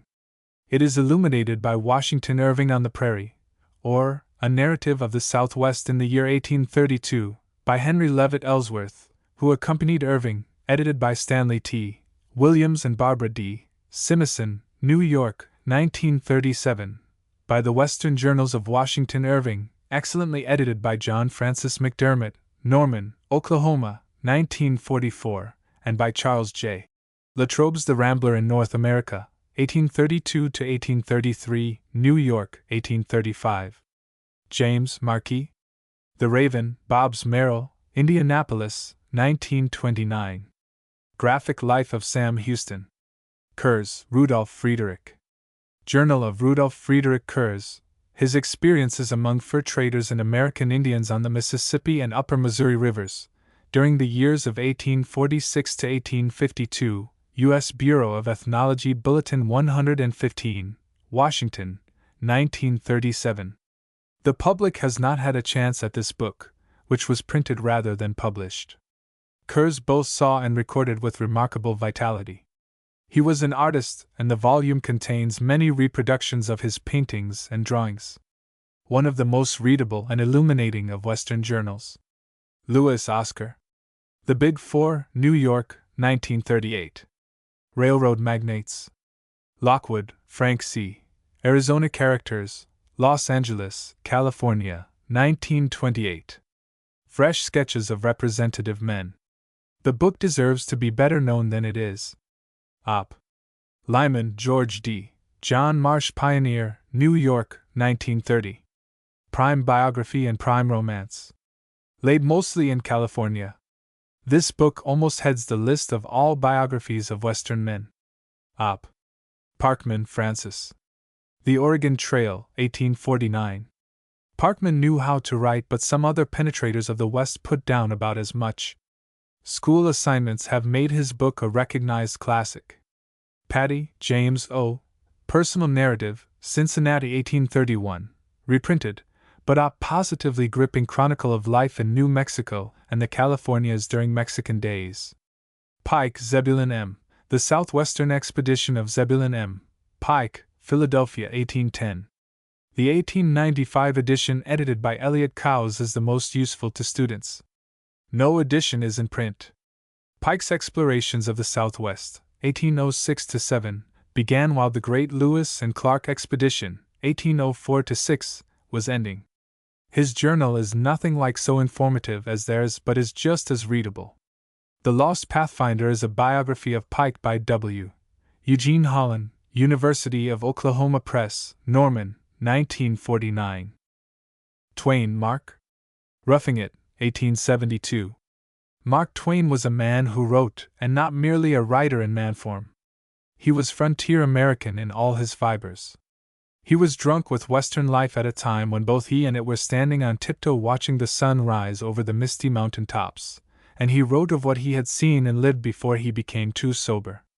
Roughing It comes nearer catching the energy, the youthfulness, the blooming optimism, the recklessness, the lust for the illimitable in Western life than any other book.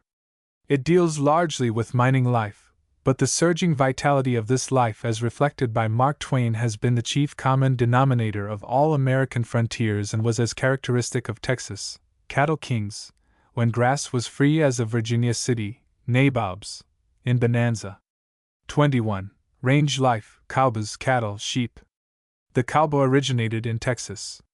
The Texas cowboy, along with the Texas cowman, was an evolvement from and a blend of the riding, shooting, frontier-formed Southerner, the Mexican Indian horseback worker with livestock, the vaquero, and the Spanish open-range rancher. The blend was not in blood, but in occupational techniques. I have traced this genesis with more detail in the Longhorns. Compared with evolution in species, evolution in human affairs is meteor swift. The driving of millions of cattle and horses from Texas to stock the whole plains area of North America while, following the Civil War, it was being denuded of buffaloes and secured from Indian domination, enabled the Texas cowboy to set his impress upon the whole ranching industry. The cowboy became the best-known occupational type that America has given the world. He exists still and will long exist, though much changed from the original. His fame derives from the past. Romance, both genuine and spurious, has obscured the realities of range and trail. The realities themselves have, however, been such that few riders really belonging to the range wish to lead any other existence. Only by force of circumstances have they changed, the grass beneath and the sky above, for a more settled, more confining, and more materially remunerative way of life. Some of the old-time cowboys were little more adaptable to change than the Plains Indians. Few were less reluctant to plow or work in houses. Heaven in their dreams was a range better watered than the one they knew, with grass never stricken by drought, plenty of fat cattle, the best horses and comrades of their experience, more of women than they talked about in public, and nothing at all of golden streets, golden harps, angel wings, and thrones. It was a mere extension, somewhat improved, of the present. Bankers, manufacturers, merchants, and mechanics seldom so idealize their own occupations. They work 50 weeks a year to go free the other 2. For every hired man on horseback there have been hundreds of plowmen in America, and tens of millions of acres of rangelands have been plowed under. But who can cite a single autobiography of a laborer in the fields of cotton, of corn, of wheat? Or do coal miners, steelmongers, workers in oil refineries, factory hands of any kind of factory, the employees of chain stores and department stores ever write autobiographies? Many scores of autobiographies have been written by range men, perhaps half of them by cowboys who never became owners at all. A high percentage of the autobiographies are in pamphlet form. Many that were written have not been published. The trail drivers of open range days, nearly all dead now, felt the urge to record experiences more strongly than their successors. They realized that they had been a part of an epic life. The fact that the hired man on horseback has been as good a man as the owner and, on the average, has been a more spirited and eager man than the hand on foot may afford some explanation of the validity and vitality of his chroniclings, no matter how crude they be. On the other hand, the fact that the rich owner and the college-educated aspirant to be a cowboy soon learned, if they stayed on the range, that a man's a man for a that may to some extent account for a certain generous amplitude of character inherent in their most representative reminiscences. Sympathy for the life biases my judgment. That judgment, nevertheless, is that some of the strongest and raciest autobiographic writing produced by America has been by range men. A-list. Caption equals Tom Leah, and The Longhorns by J. Frank Dobie, 1941.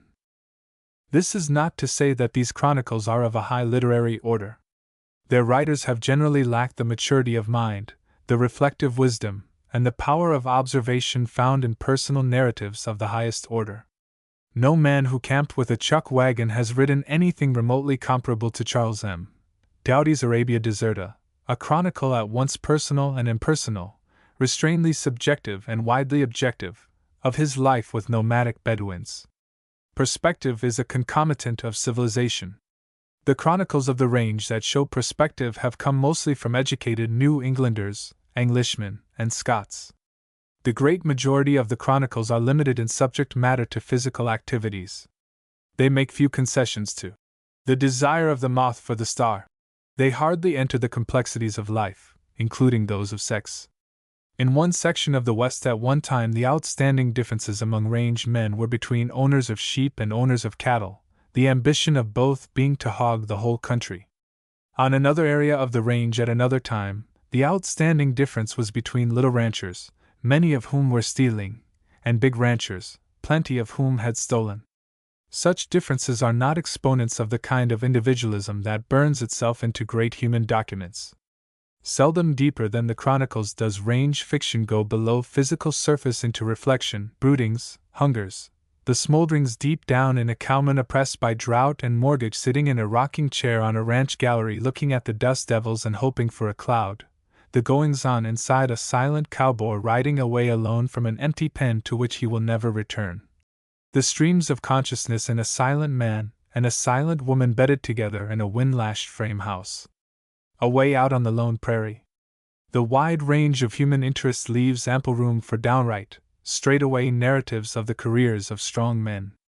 If the literature of the range ever matures, however, it will include keener searchings for meanings and harder struggles for human truths by writers who strive in the craft so long to learn. For 3/4 of a century the output of fiction on the cowboy has been tremendous, and it shows little diminution. Mass production inundating the masses of readers has made it difficult for serious fictionists writing about range people to get a hearing. The code of the West was concentrated into the code of the range, and not all of it by any means depended upon the six-shooter. No one can comprehend this code without knowing something about the code of the Old South, whence the Texas cowboy came. Mexican goats make the best eating in Mexico, and mohair has made good money for many ranchers of the Southwest. Goats, goat herders, goatskins, and wine in goatskins figure in the literature of Spain as prominently as six-shooters in blazing frontier fiction, and far more pleasantly. Read George Barros' The Bible in Spain, one of the most delectable of travel books. Beyond a few notices of Mexican goat herders, there is on the subject of goats next to nothing readable in American writings. Where there is no competition, supremacy is small distinction, so I should offend no taste by saying that The Man of Goats, in my own tongues of the Monte, is about the best there is so far as goats go. Although sheep are among the most salient facts of range life, they have, as compared with cattle and horses, been a dim item in the range tradition.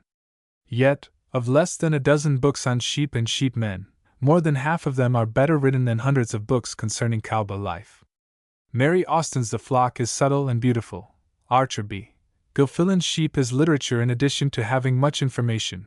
Huey Call's Golden Fleece is delightful.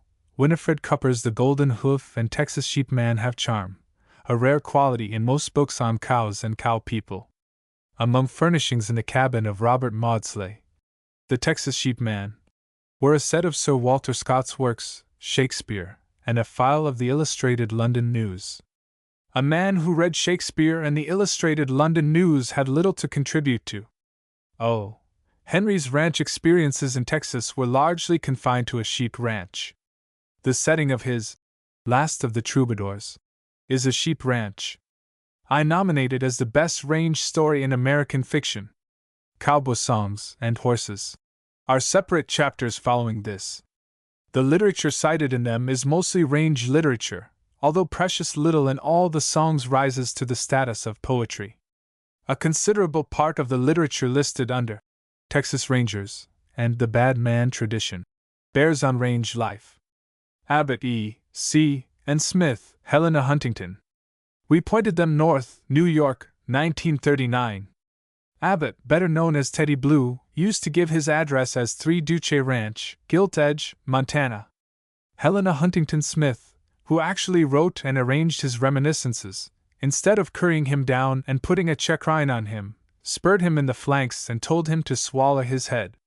He did. This book is franker about the women a rollicky cowboy was likely to meet in town than all the other range books put together. The fact that Teddy Blue's wife was a half-breed Indian, daughter of Granville Stewart, and that Indian women do not object to the truth about sex life may account in part for his frankness. The book is mighty good reading. Op. Adams, Andy. The Log of a Cowboy, 1903. In 1882, at the age of 23, Andy Adams came to Texas from Indiana. For about 10 years he traded horses and drove them up the trail. He knew cattle people and their ranges from Brownsville to Caldwell, Kansas. After mining for another decade, he began to write. If all other books on trail driving were destroyed, a reader could still get a just and authentic conception of trail men, trail work, range cattle, cow horses, and the cow country in general from The Log of a Cowboy. It is a novel without a plot, a woman, character development, or sustained dramatic incidents, yet it is the classic of the occupation. It is a simple, straightaway narrative that takes a trail herd from the Rio Grande to the Canadian line, the hands talking as naturally as cows chew cuds, every page illuminated by an easy intimacy with the life. Adams wrote 6 other books. The Outlet, A Texas Matchmaker, Cattle Brands, and Reed Anthony, Cowman all make good reading. Wells Brothers and The Ranch on the Beaver are stories for boys. I read them with pleasure long after I was grown. All but The Log of a Cowboy are op, published by Houghton Mifflin, Boston. Adams, Ramon F. Cowboy Lingo, Boston, 1936. A Dictionary of Cowboy Words, Figures of Speech, Picturesque Phraseology, Slang, etc., with explanations of many factors peculiar to range life. Op Western Words, University of Oklahoma Press, 1944. A Companion Book. Come and Get It, University of Oklahoma Press, Norman, 1952. Informal Exposition of Chuck Wagon Cooks. Aldridge, Reginald. Ranch Notes, London, 1884. Aldridge, an educated Englishman, got into the cattle business before, in the late 80s, it boomed itself flat. His book is not important, but it is maybe a shade better than Ranch Life in Southern Kansas and the Indian Territory by Benjamin S. Miller, New York, 1896. Aldridge and Miller were partners, and each writes kindly about the other. Allen, John Houghton. Southwest, Lippincott, Philadelphia, 1952. A chemical compound of highly impressionistic autobiographic nonfiction and highly romantic fiction and folk tales. The setting is a ranch of Mexican tradition in the lower border country of Texas, also saloons and bawdy houses of border towns. Vaqueros and their work in the brush are intensely vivid. The author has a passion for superlatives and for a joyous cruelty, a good cruelty, a young cruelty. Arnold, Orrin and Hale, J. P. Hot Irons, Macmillan, New York, 1940. Technique and Lore of Cattle Brands. Op. Austin, Mary. The Flock, Boston, 1906. Op. Mary Austin saw the meanings of things. She was a creator. Very quietly she sublimated life into the literature of pictures and emotions. Australian ranching is not foreign to American ranching. The best book on the subject that I have found is Pastures New, by R. V. Billis and A. S. Kenyon, London, 1930. Barnard Evan G. Parson. A writer of the Cherokee Strip, Houghton Mifflin, Boston, 1936. Savory with little incidents and cowboy humor. Op. Barnes Will See. Tales from the X-Bar Horse Camp, Chicago, 1920. Op. Good Simple Narratives. Apaches and Longhorns, Los Angeles, 1941. Autobiography. Op. Western Grazing Grounds and Forest Ranges, Chicago, 1913. Op. Governmentally Factual. Barnes was in the U.S. Forest Service and was informed. Barrows, John R., Ubit, Caldwell, Idaho, 1934. Excellent on Northwest, autobiographical. Op. Bechtold, Frederick R. Tales of the Old Timers, New York, 1924. Vivid, economical stories of the warriors of the Pecos, Billy the Kid and the Troubles on John Chisholm's ranch empire, of Butch Cassidy and his wild bunch in their Wyoming hideouts, of the way frontier Texans fought Mexicans and Comanches over the open ranges. Research clogs the style of many historians. Perhaps it is just as well that Bechtold did not search more extensively into the arcana of footnotes. Op. Boatwright, Modi C. Tall Tales from Texas Cow Camps, Dallas, 1934. The tales are tall, all right, and true to cows that never saw a milk bucket. Op. Reprinted 1946 by Haldeman Julius, Girard, Kansas. Borean, Edward. Etchings of the West, edited by Edward S. Spaulding, Santa Barbara, California, 1950. Op. A very handsome folio. Primarily a reproduction of sketches, many of which are on range subjects. Ed Borean tells more in them than hundreds of windbags have told in tens of thousands of pages. They are beautiful and authentic, even if they are what post-impressionists call documentary. Believers in the true faith say now that Leonardo da Vinci is documentary in his painting of the Lord's Supper. Ed Borean was a great friend of Charlie Russell's but not an imitator. Etchings of the West will soon be among the rarities of Western books. Bauer B. M. Chip of the Flying U, New York, 1904. Charles Russell illustrated this and 3 other Bauer novels. Contrary to his denial, he is supposed to have been the prototype for Chip. A long time ago I read Chit of the Flying U and The Lure of the Dim Trails and thought them as good as Eugene Manlove Rhodes's stories. That they have faded almost completely out of memory is a commentary on my memory. Just the same, a character as well named as Chip should, if he have substance beyond his name, leave an impression even on weak memories. B. M. Bauer was a woman, Bauer being the name of her first husband. A Montana cowpuncher named Fiddleback Sinclair was her second, and Robert Ellsworth Cowan became the third. Under the name of Bud Cowan he published a book of reminiscences entitled Range Rider, Garden City, N.Y., 1930. B. M. Bauer wrote a slight introduction to it. Neither he nor she says anything about being married to the other. In the best of her fiction she is truer to life than he is in a good part of his nonfiction. Her chaste English is partly explained in an autobiographic note contributed to Adventure magazine, December 10, 1924. Her restless father had moved the family from Minnesota to Montana. There, she wrote, he taught me music and how to draw plans of houses. He was an architect among other things, and to read Paradise Lost and Dante and H. Rider Haggard and the Bible and the Constitution, and my taste has been extremely Catholic ever since. Branch E. Douglas. The Cowba and His Interpreters, New York, 1926. Useful bibliography on range matters, an excellent criticism of 2 kinds of fiction writers. Op. Bratt John. Trails of Yesterday, Chicago, 1921. John Bratt, 22 years old, came to America from England in 1864, went west, and by 1870 was ranching on the Platte. He became a big operator, but his reminiscences, beautifully printed, are stronger on camp cooks and other hired hands than on cattle. Kings. Nobody ever heard a cowman call himself or another cowman a king. Cattle King is journalese. Brisbane, General James S. The Beef Bonanza, or How to Get Rich on the Plains, Philadelphia, 1881. One of several books of its decade designed to appeal to Eastern and European interest in ranching as an investment. Figureless and with more human interest is Prairie Experiences in Handling Cattle and Sheep, by Major W. Shepherd, of England, London, 1884. Bronson, Edgar Beecher. Cowboy Life on the Western Plains, Chicago, 1910. The Red-Blooded, Chicago, 1910. Freewheeling Nonfiction. Brooks, Bryant B., Memoirs, Gardendale, California, 1939. The book never was published. It was merely printed to satisfy the senescent vanity of a property-worshipping, cliché-parroting reactionary who made money ranching before he became governor of Wyoming. He tells a few good anecdotes of range days. Numerous better books pertaining to the range are not listed here. This mediocrity represents a particular type. Brothers, Mary Hudson. A Pecos Pioneer, University of New Mexico Press, Albuquerque, 1943. Superior to numerous better-known books. See comment under.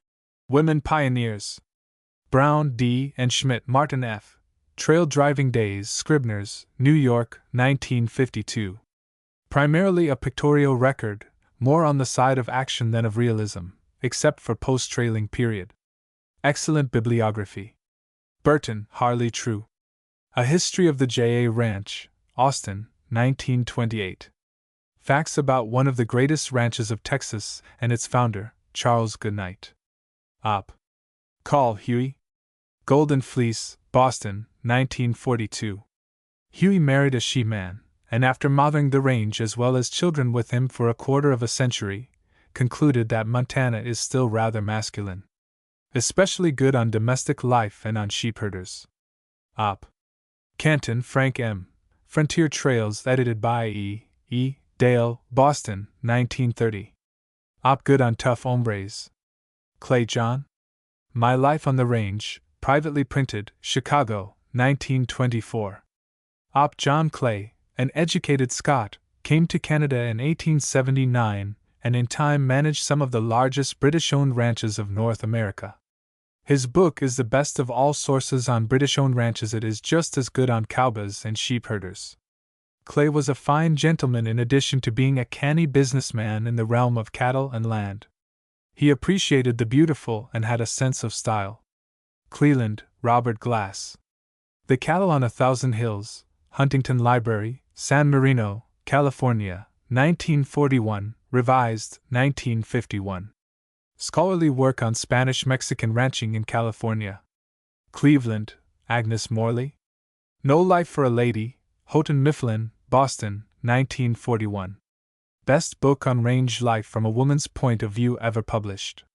The setting is New Mexico. Humor and humanity prevail. Collings, Ellsworth. The 101 Ranch, University of Oklahoma Press, Norman, 1937. The 101 Ranch was far more than a ranch. It was a unique institution. The 101 Ranch Wild West show is emphasized in this book. Op. Collins, Dennis. The Indian's Last Fight or the Dull Knife Raid, Press of the Appeal to Reason, Girard, Kansas. N.D. Nearly half of this very scarce book deals autobiographically with frontier range life. Realistic, strong, written from the perspective of a man who wanted something to read in camp. Collins, Hubert E. Warpath and Cattle Trail, New York, 1928. The Pageant of Trail Life as it passed by a stage stand in Oklahoma, autobiographical. Beautifully printed and illustrated. Far better than numerous other out-of-print books that bring much higher prices in the second-hand market. Kahn, William, translator.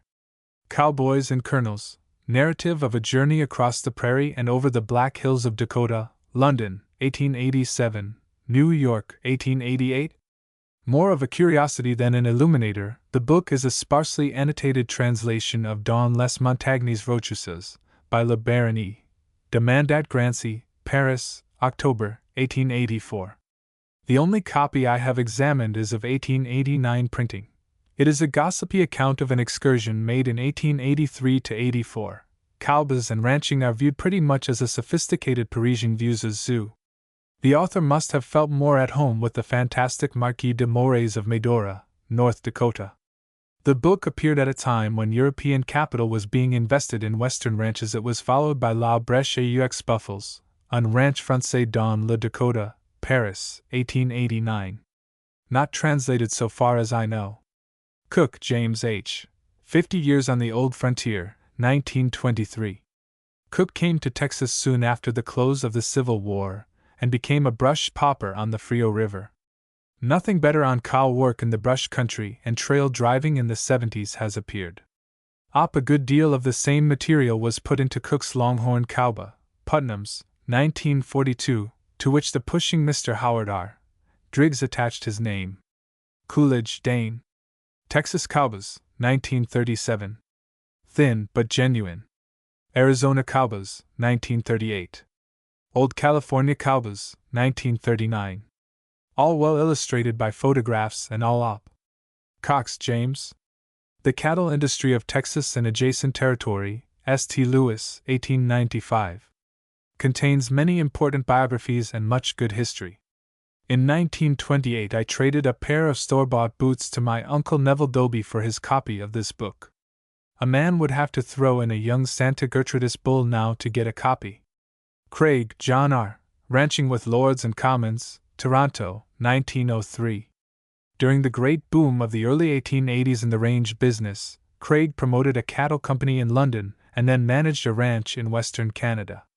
His book is good on the managed range business, and it is good on people, especially lords, and the land. He attributes to De Quincey a Latin quotation that properly, I think, belongs to Thackeray. He quotes Hamlin Garland. The trail is poetry, a wagon road is prose, the railroad, arithmetic. He was probably not so good at ranching as at writing.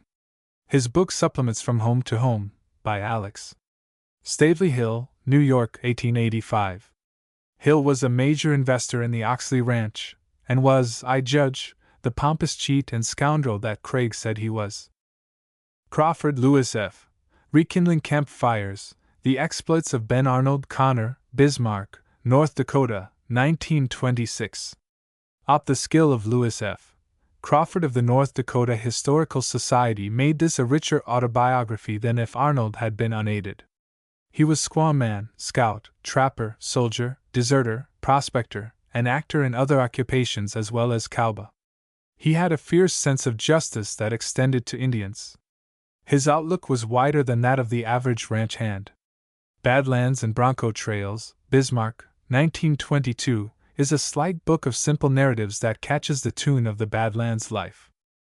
Ranching Days in Dakota, Worth Brothers, Baltimore, 1950, is good on horse raising and the terrible winter of 1886–87. Cully, John. Cattle, Horses, and Men, Los Angeles, 1940.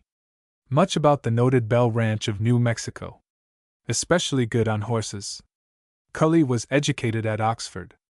When I visited him in California, he had on his table a presentation copy of a book by Walter Pater.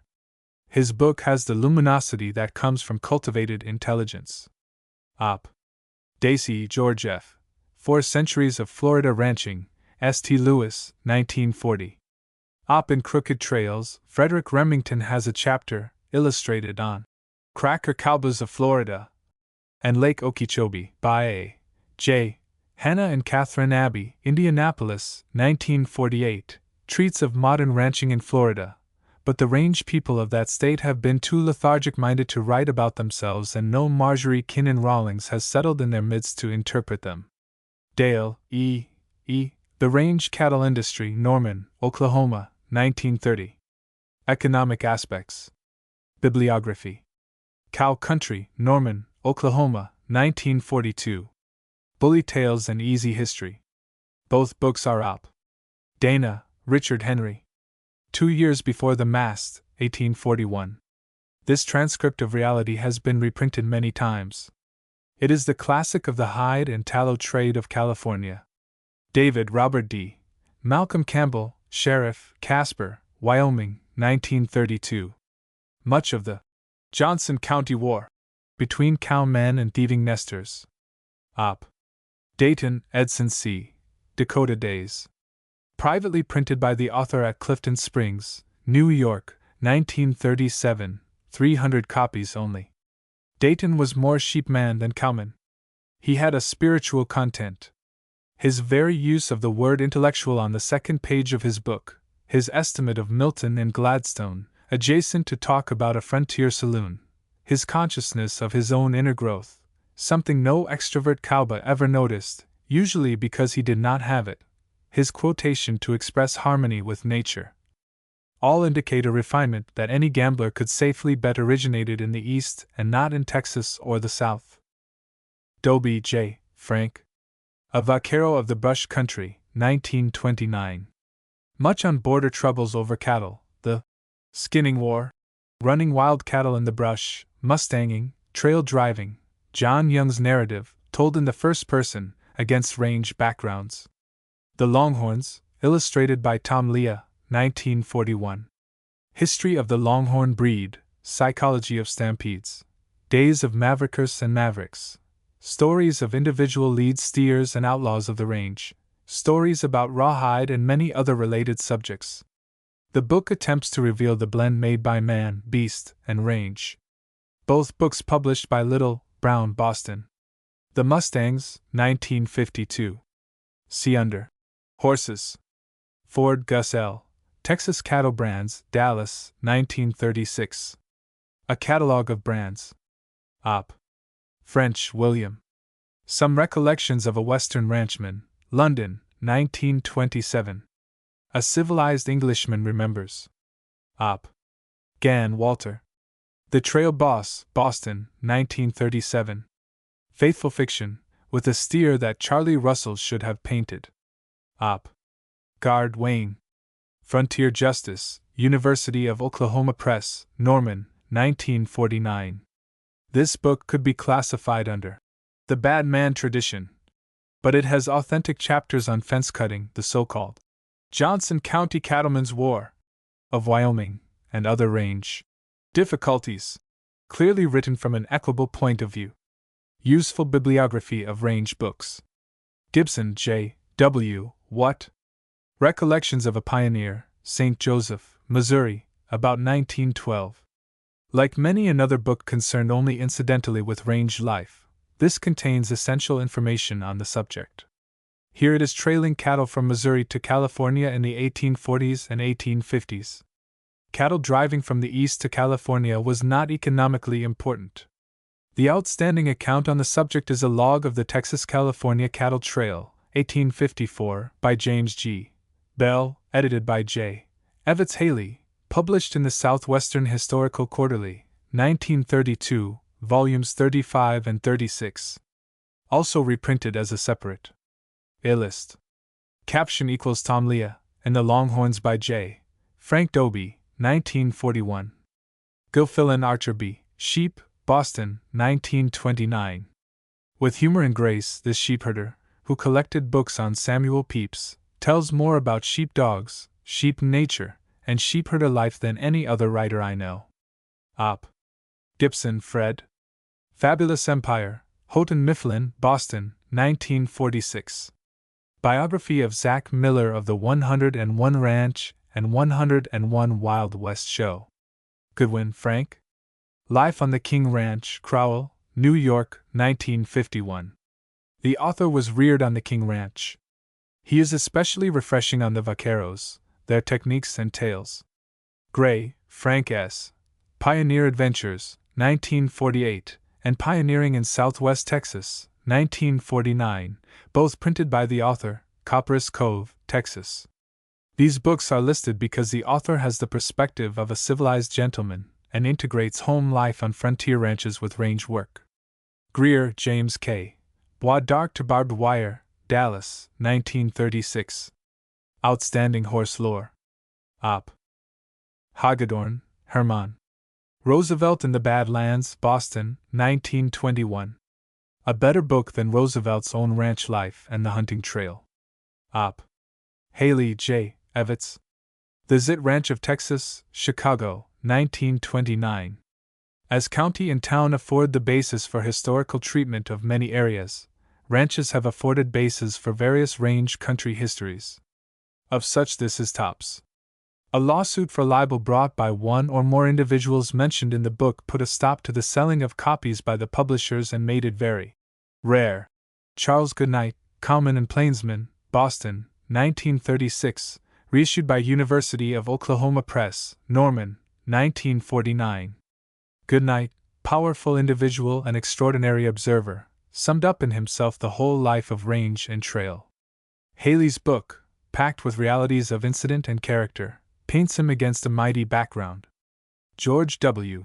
Littlefield, Texan, University of Oklahoma Press, Norman, Oklahoma, 1943, is a lesser biography of a lesser man. Hamilton, W. H., Autobiography of a Cowman, in South Dakota Historical Collections, 1938, 475 to 637. A first-rate narrative of life on the Dakota Range. Hamner, Laura V., Short Grass and Longhorns, Norman, Oklahoma, 1943. Sketches of Panhandle Ranches and Ranch People. Op. Harris, Frank. My Reminiscences as a Cowboy, 1930.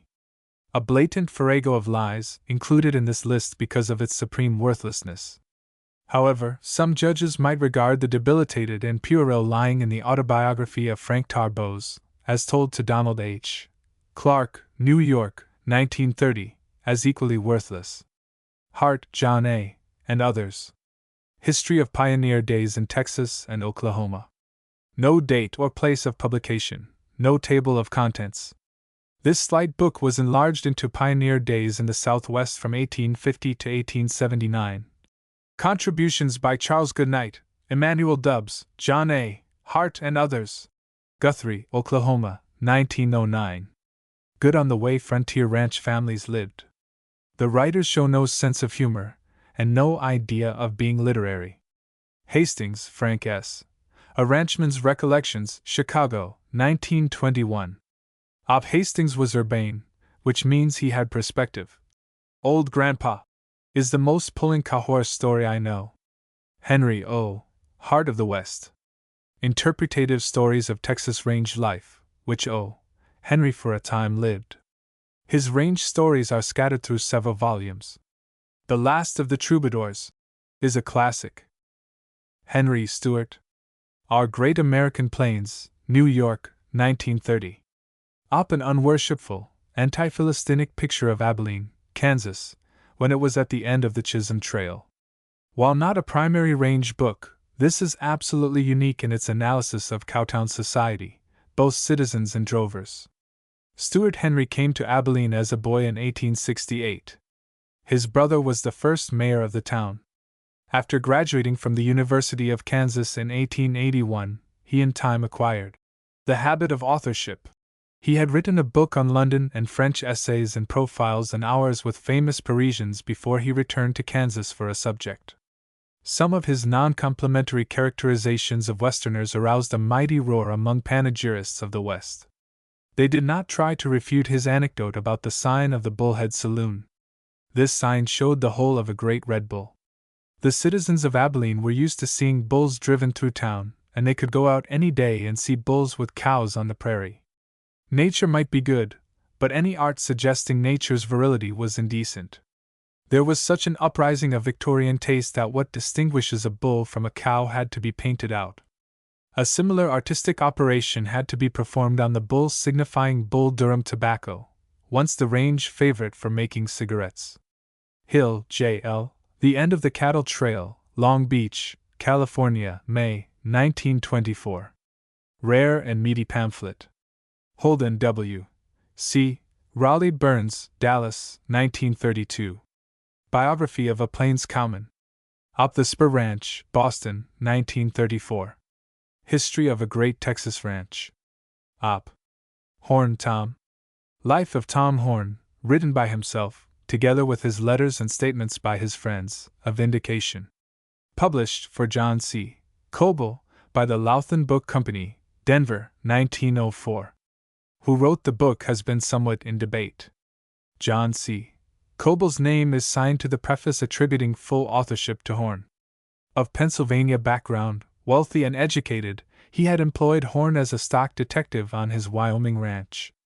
He had the means and ability to see the book through the press. A letter from his wife to me, from Cheyenne, June 21, 1926, says that Horn wrote the book. Charles H. Coe, who succeeded Horn as stock detective in Wyoming, says in Juggling a Rope, Pendleton, Oregon, 1927, page 108, that Horn wrote it. I have a copy, bought from Fred Rosenstock of the Bargain Bookstore in Denver, who got it from Hattie Horner Louthan, of Denver also. For years she taught English in the University of Denver, College of Commerce, and is the author of more than one textbook. The Louthan Book Company of Denver was owned by her family. This copy of Tom Horn contains her bookplate. On top of the first page of the preface is written in pencil. I wrote this, Ghost wrote, H.H.L. Then, penciled at the top of the first page of closing word, is, I wrote this. Glendoline Myrtle Kimmel was a schoolteacher in the country where Tom Horn operated. As her picture shows, she was lush and beautiful. Pages 287 to 309 print. Miss Kimmel's statement. She did her best to keep Tom Horn from hanging. She frankly admired him and, it seems to me, loved him. J. Monahan, The Legend of Tom Horn, Last of the Bad Men, Indianapolis and New York, 1946, says, page 267, without discussion or proof, that after Horn was hanged and buried, Miss Kimmel was writing a long manuscript about a Sir Galahad horseman who was crushed between the grinding stones of two civilizations, but she never found a publisher who thought her book would sell. It was entitled The True Life of Tom Horn. The main debate has been over Horn himself. The books about him are not highly important, but they contribute to a spectacular and highly controversial phase of range history, the so-called Johnson County War of Wyoming. Mercer's Banditti of the Plains, Mockler's History of Natrona County, Wyoming, Kenton's Frontier Trails, and David's Malcolm Campbell, Sheriff, all listed in this chapter, are primary sources on the subject. Hoff, Emerson. The Story of the Cowboy, New York, 1897. Exposition not nearly so good as Philip Ashton Rollins' The Cowboy. North of 36, New York, 1923. Historical novel of the Chisholm Trail. The best character in it is Old Alamo, lead steer. A young woman owner of the herd trails with it. The success of the romance caused Emerson Hoff to advise his friend Andy Adams to put a woman in a novel about trail driving, so Andy Adams told me. Adams replied that a woman with a trail herd would be as useless as a fifth wheel on a wagon and that he would not violate reality by having her. For a devastation of Hoff's use of history in North of 36, see the appendix in Stuart Henry's Conquering Our Great American Plains. Yet the novel does have the right temper. Hoyt, Henry F. A Frontier Doctor, Boston, 1929. Texas Panhandle and New Mexico during Billy the Kid days. Reminiscences. Hunt, Fraser. Cap Mossman, Last of the Great Cowmen, illustrated by Ross Santee, Hastings House, New York, 1951. Few full-length biographies of big operators among cowmen have been written. This reveals not only Cap Mossman's operations on enormous ranges, but the man. Hunter, J. Marvin, compiler. The Trail Drivers of Texas, 2 volumes, Bandera, Texas, 1920, 1923. Reprinted in 1 volume, 1925. Allop George W. Saunders, founder of the Old Time Trail Drivers Association and for many years president, prevailed on hundreds of old-time range and trail men to write autobiographic sketches. He used to refer to Volume 2 as the second edition. Just the same, he was not ignorant, and he had a passion for the history of his people. The chronicles, though chaotic in arrangement, comprise basic source material. An index to the 1-volume edition of The Trail Drivers of Texas is printed as an appendix to the Chisholm Trail and Other Routes, by T. U. Taylor, San Antonio, 1936, a hodgepodge. James Will. Cowboys North and South, New York, 1924. The Drifting Cowboy, 1925. Smokey, A Cahors Story, 1930. Several other books, mostly repetitious. Will James knew his frijoles, but burned them up before he died, in 1942. He illustrated all his books. The best one is his first, written before he became sophisticated with life, without becoming in the right way more sophisticated in the arts of drawing and writing. Lone Cowboy, My Life Story, 1930, is without a date or a geographical location less generalized than the space between Canada and Mexico. James W. S. Cowboy Life in Texas, Chicago, 1893. A genuine cowboy who became a genuine preacher and wrote a book of validity. This is the best of several books of reminiscences by cowboy preachers, some of whom are as lacking in the real thing as certain cowboy artists. Next to Cowboy Life in Texas, in its genre, might come From the Plains to the Pulpit, by J. W. Anderson, Houston, 1907. The second edition, reset, has 6 added chapters. The third, and final, edition, Goose Creek, Texas, 1922, again reset, has another added chapter. J. B. Cranfield was a trail driver from a rough range before he became a Baptist preacher and publisher. His bulky chronicle, A Story of Life in Texas, 1916, is downright and concrete. Kelleher, William A. Maxwell Land Grant, A New Mexico Item, Santa Fe, 1942. The Maxwell grant of 1,714,764 acres on the Cimarron River was at one time perhaps the most famous tract of land in the West. This history brings in ranching only incidentally. It focuses on the land business, including grabs by Catron, Dorsey, and other affluent politicians. Perhaps stronger on characters involved during long litigation over the land, and containing more documentary evidence, is the grant that Maxwell bought by F. Stanley, The World Press, Denver, 1952, a folio of 256 pages in an edition of 250 copies at $15. Kelleher is a lawyer, Stanley is a priest.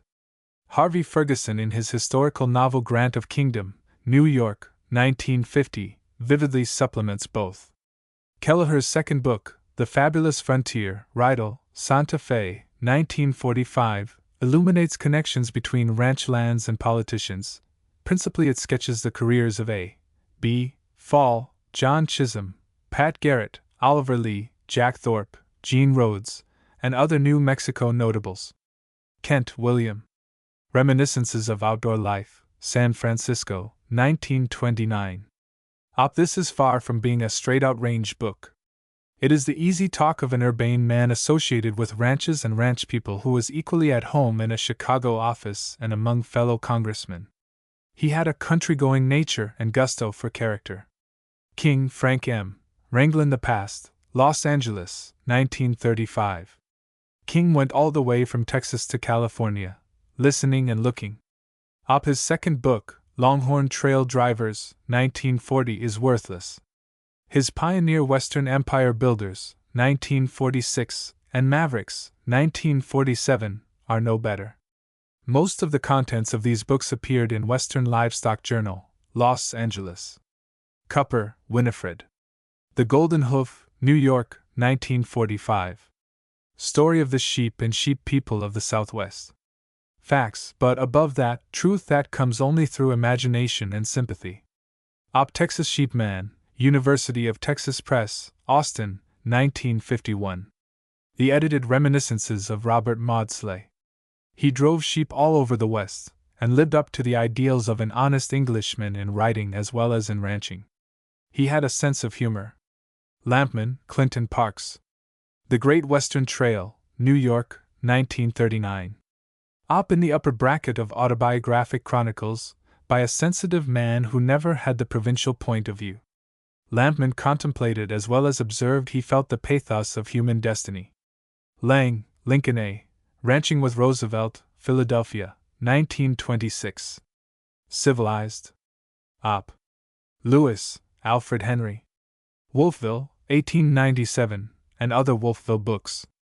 All sketches and rambling stories faithful to cattle backgrounds, flavor and humanity through fictionized anecdote. The Old Cattleman, who tells all the Wolfville stories, is a substantial and flavorsome creation. Lockwood, Frank C.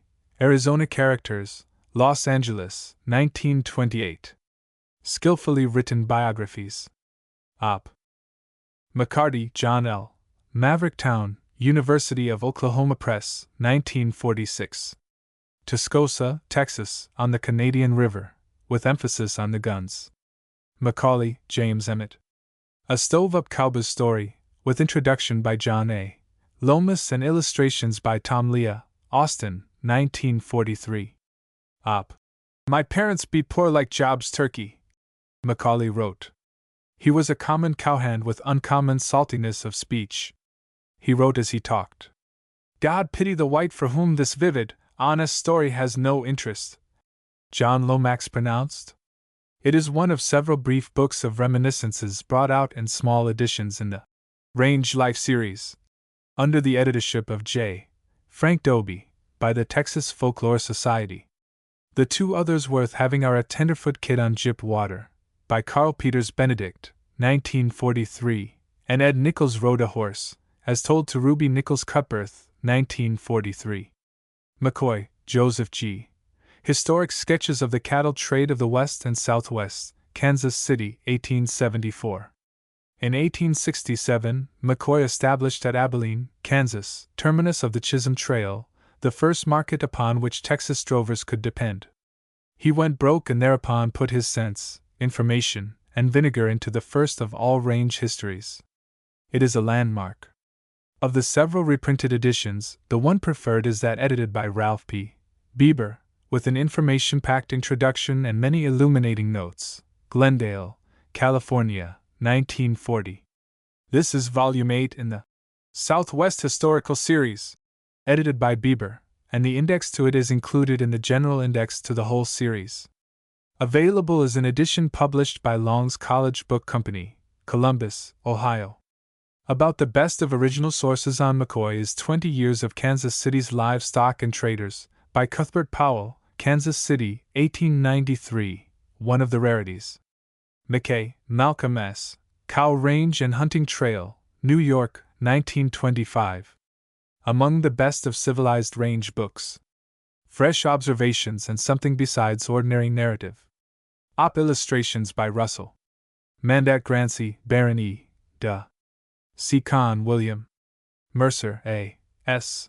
Banditti of the Plains, or The Cattleman's Invasion of Wyoming in 1892, Cheyenne, 1894, reprinted at Chicago in 1923 under title of Powder River Invasion, War on the Rustlers in 1892. Rewritten by John Mercer Boots. Reprinted 1935, with foreword by James Mitchell Clark, by the Grabhorn Press, San Francisco. All editions op Bloody Troubles between Cowmen and Nesters in Wyoming, the Johnson County War. For more literature on the subject, consult the entry under Tom Horn in this chapter. Miller, Louis B., Saddles and Lariats, Boston, 1912. A fictional chronicle, based almost entirely on facts, of a trail herd that tried to get to California in the 50s. The author was a Texan. Op. Mockler, Alfred James. History of Natrona County, Wyoming, 1888 to 1922, Chicago, 1923. Contains some good material on the Johnson County War. This book is listed as an illustration of many county histories of western states containing concrete information on ranching. Other examples of such county histories are S. D. Butcher's Pioneer History of Custer County, Nebraska, Broken Bow, Nebraska, 1901. History of Jack County, Texas, Jacksboro, Texas, about 1935. Historical Sketch of Parker County and Weatherford, Texas, S.T. Lewis, 1877. Mora, Joe. Trail Dust and Saddle Leather, Scribner's, New York, 1946. No better exposition anywhere, and here tellingly illustrated, of riatas, spurs, bits, saddles, and other gear. Californios, Doubleday, Garden City, N. Y., 1949. Profusely illustrated. Largely on vaquero techniques. Joe Mora knew the California vaquero, but did not know the range history of other regions and, therefore, judged as unique what was widespread. Nimmo, Joseph, Jr. The Range and Ranch Cattle Traffic in the Western States and Territories, Executive Document No. 267, House of Representatives, 48th Congress, 2nd Session, Washington, D.C., 1885.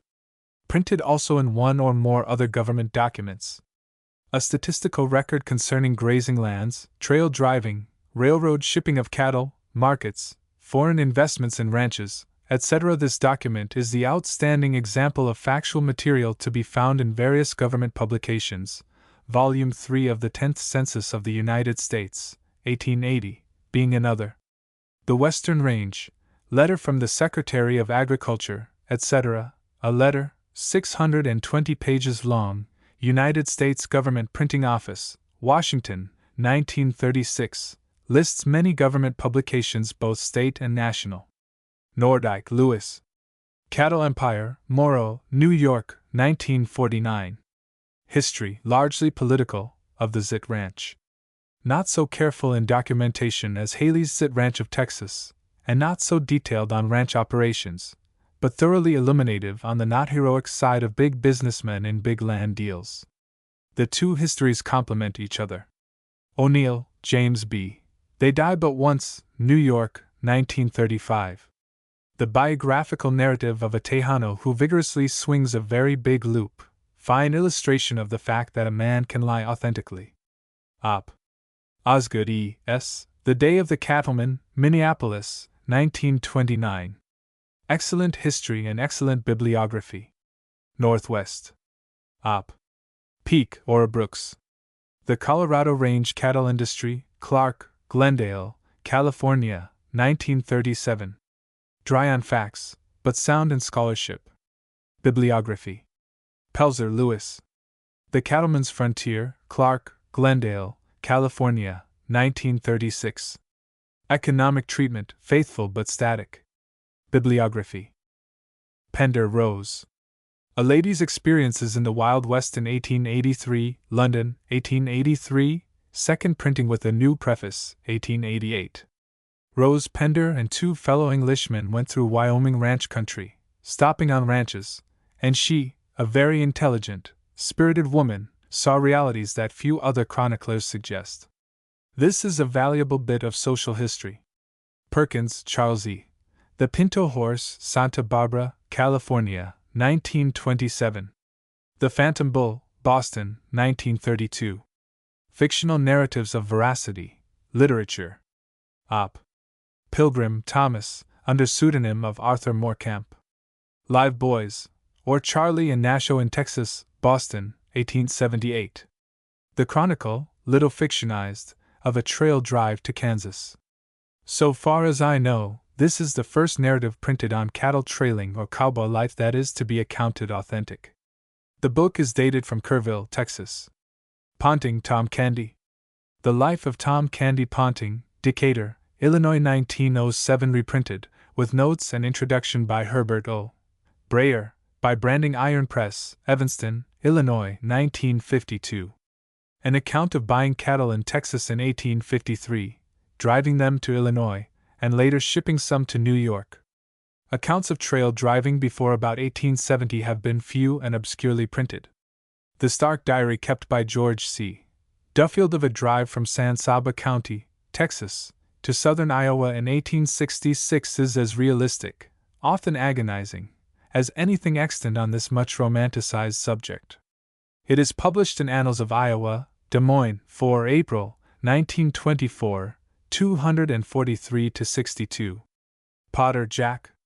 Born in 1864, son of the noted fighting parson Andrew Jackson Potter, Jack became a far-known trail boss and ranch manager. His first published piece, Coming Down the Trail, appeared in the Trail Drivers of Texas, compiled by J. Marvin Hunter, and is about the livest thing in that monumental collection. Jack Potter wrote for various Western magazines and newspapers. He was more interested in cow nature than in gunfights. He had humor and imagination as well as mastery of facts and a tangy language, though small command over form.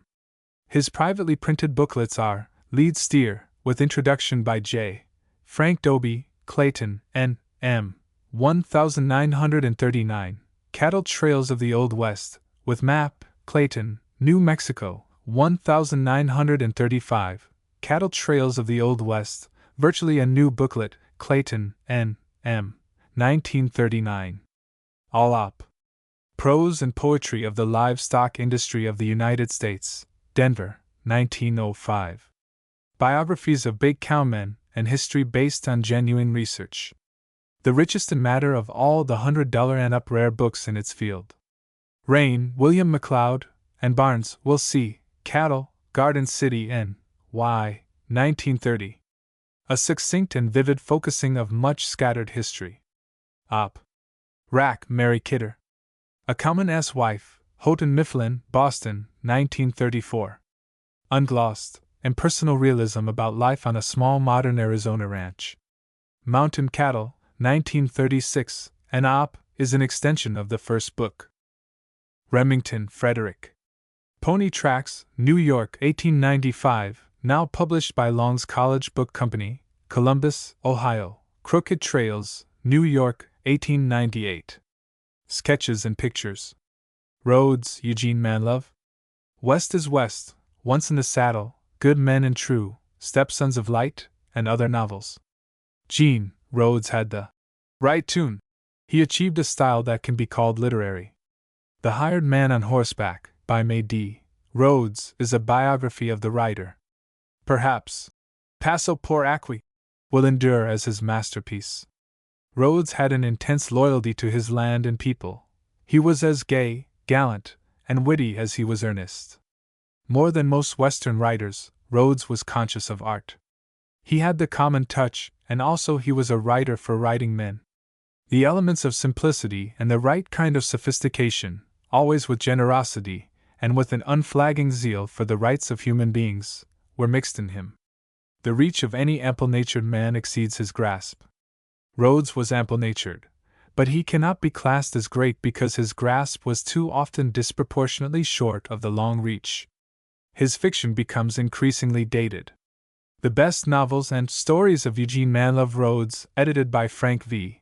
Deering, Houghton Mifflin, Boston, 1949, contains an introduction, with plenty of anecdotes and too much enthusiasm, by J. Frank Dobie.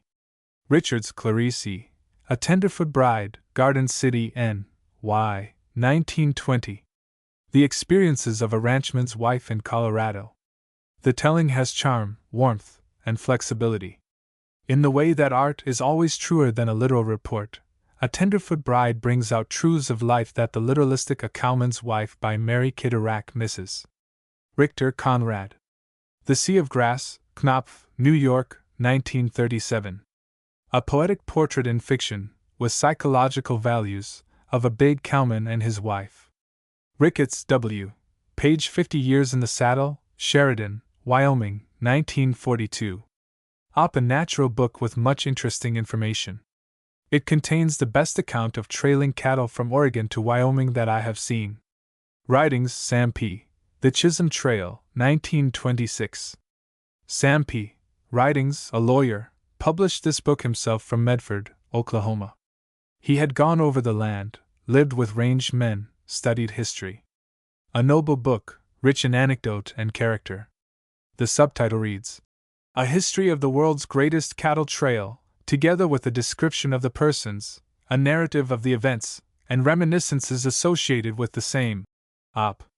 Robinson, Frank C. A Ram in a Thicket, Abelard Press, New York, 1950. Robinson is the author of many westerns, none of which I have read. This is an autobiography, here noted because it reveals a maturity of mind and an awareness of political economy and social evolution hardly suggested by other writers of Western fiction. Rollins, Alice Wellington. The Story of a Ranch, New York, 1885. Philip Ashton Rollins, no relation that I know of to Alice Wellington Rollins, went into Charlie Everett's bookstore in New York one day and said, I want every book with the word cowboy printed in it. The Story of a Ranch is listed here to illustrate how titles often have nothing to do with subject. It is without either story or ranch. It is about some dilettantish people who go out to a Kansas sheep farm, talk Chopin, and wash their fingers in finger bowls. Rollins, Philip Ashton. The Cowboy, Scribner's, New York, 1924. Revised, 1936. A scientific exposition, full. Rollins wrote 2 Western novels, not important. A wealthy man with ranch experience, he collected one of the finest libraries of Western books ever assembled by any individual and presented it to Princeton University. Rawlinson, John K. Pony Trails in Wyoming, Caldwell, Idaho, 1941. Not inspired and not indispensable, but honest autobiography. Op Wyoming Cattle Trails, Caxton, Caldwell, Idaho, 1948. A more significant book than the autobiography. Good on trailing cattle from Oregon. Roosevelt, Theodore. Ranch Life and the Hunting Trail, New York, 1888. Roosevelt understood the West. He became the peg upon which several range books were hung, Hagedorn's Roosevelt in the Bad Lands and Lang's Ranching with Roosevelt in particular. A good summing up, with bibliography, is Roosevelt and the Stockmen's Association, by Ray H. Madison, pamphlet issued by the State Historical Society of North Dakota, Bismarck, 1950. Rush, Oscar. The Open Range, Salt Lake City, 1930. Reprinted 1936 by Caxton, Caldwell, Idaho. A sensitive range man's response to natural things. The subtitle, Bunkhouse Philosophy, characterizes the book. Russell, Charles M. Trails Plowed Under, 1927, with introduction by Will Rogers. Russell was the greatest painter that ever painted a range man, a range cow, a range horse, or a plains Indian. He savvied the cow, the grass, the blizzard, the drought, the wolf, the young puncher in love with his own shadow, the old waddy remembering rides and thirsts of far away and long ago. He was a wonderful storyteller, and most of his pictures tell stories. He never generalized, painting a man, a horse, a buffalo, in the abstract.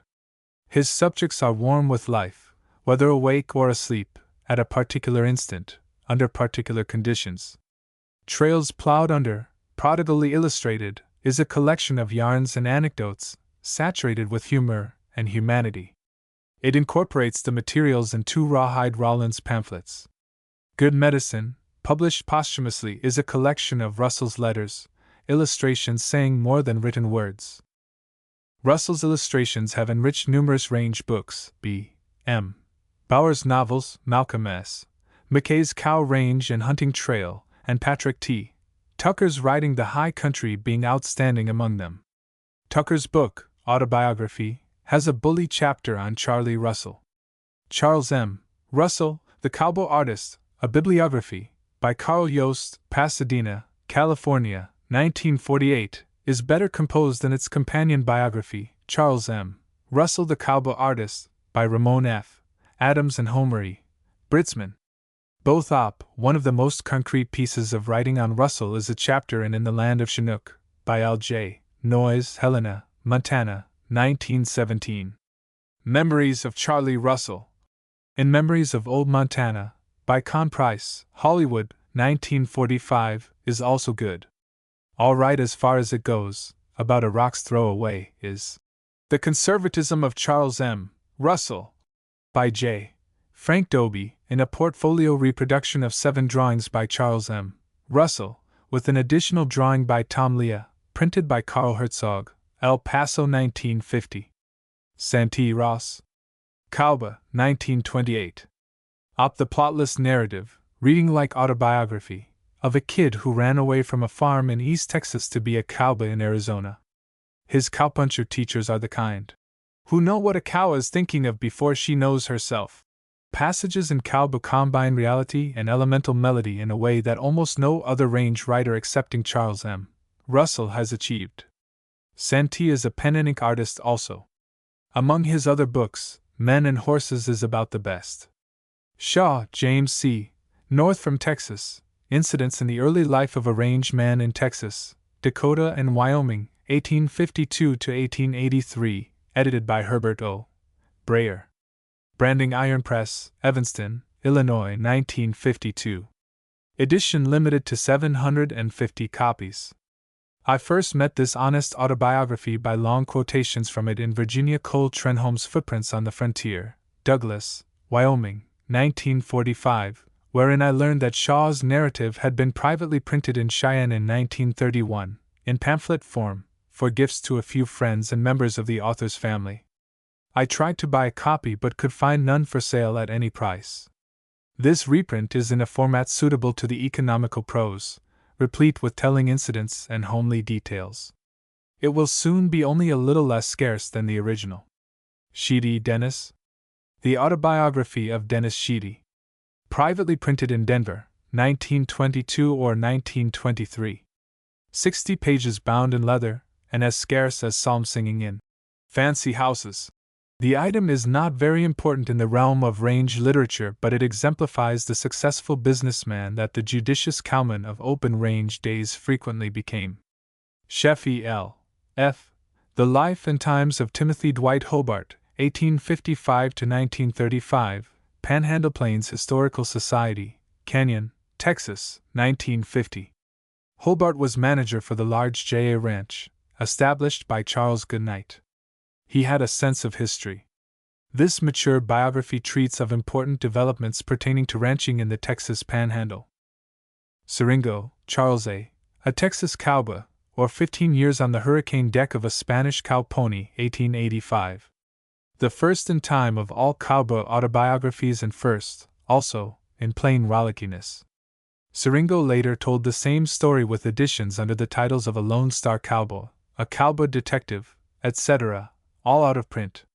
Finally, there appeared his Riata and Spurs, Boston, 1927, a summation and extension of previous autobiographies. Because of a threatened lawsuit, half of it had to be cut and additional material provided for a revised edition. No other cowboy ever talked about himself so much in print. Few had more to talk about. I have said my full say on him in an introduction, which includes a bibliography, to a Texas Cowboy, published with Tom Leah illustrations by Sloan, New York, 1950. Op. Smith, O.N.E., and Haley J. Evitts. Life on the Texas Range, photographs by Smith and text by Haley, University of Texas Press, Austin, 1952. Irwin Smith yearned and studied to be a sculptor. Early in this century he went with camera to photograph the life of land, cattle, horses, and men on the big ranches of West Texas. In him feeling and perspective of artist were fused with technical mastership. I don't mean, wrote Tom Leah, that he made just the best photographs I ever saw on the subject. I mean the best pictures. That includes paintings, drawings, prints. On 9 by 12 pages of 100-pound antique finish paper, the photographs are superbly reproduced. Evitts Haley's introduction interprets as well as chronicles the life of a strange and tragic man. The book is easily the finest range book in the realm of the pictorial ever published. Smith, Wallace. Garden of the Sun, Los Angeles, 1939. Despite the banal title, this is a scholarly work with first-rate chapters on California horses and ranching in the San Joaquin Valley. Snyder A. B. As told to Nellie Snyder Yost. Pinnacle Jake, Caxton, Caldwell, Idaho, 1951. The setting is Nebraska, Wyoming, and Montana from the 1880s on. Had Pinnacle Jake kept a diary, his accounts of range characters, especially camp cooks and range horses, with emphasis on night horses and outlaws, could not have been fresher or more precise in detail. Reading this book will not give a new interpretation of open-range work with big outfits, but the aliveness of it in both narrative and sketch makes it among the best of old-time cowboy reminiscences.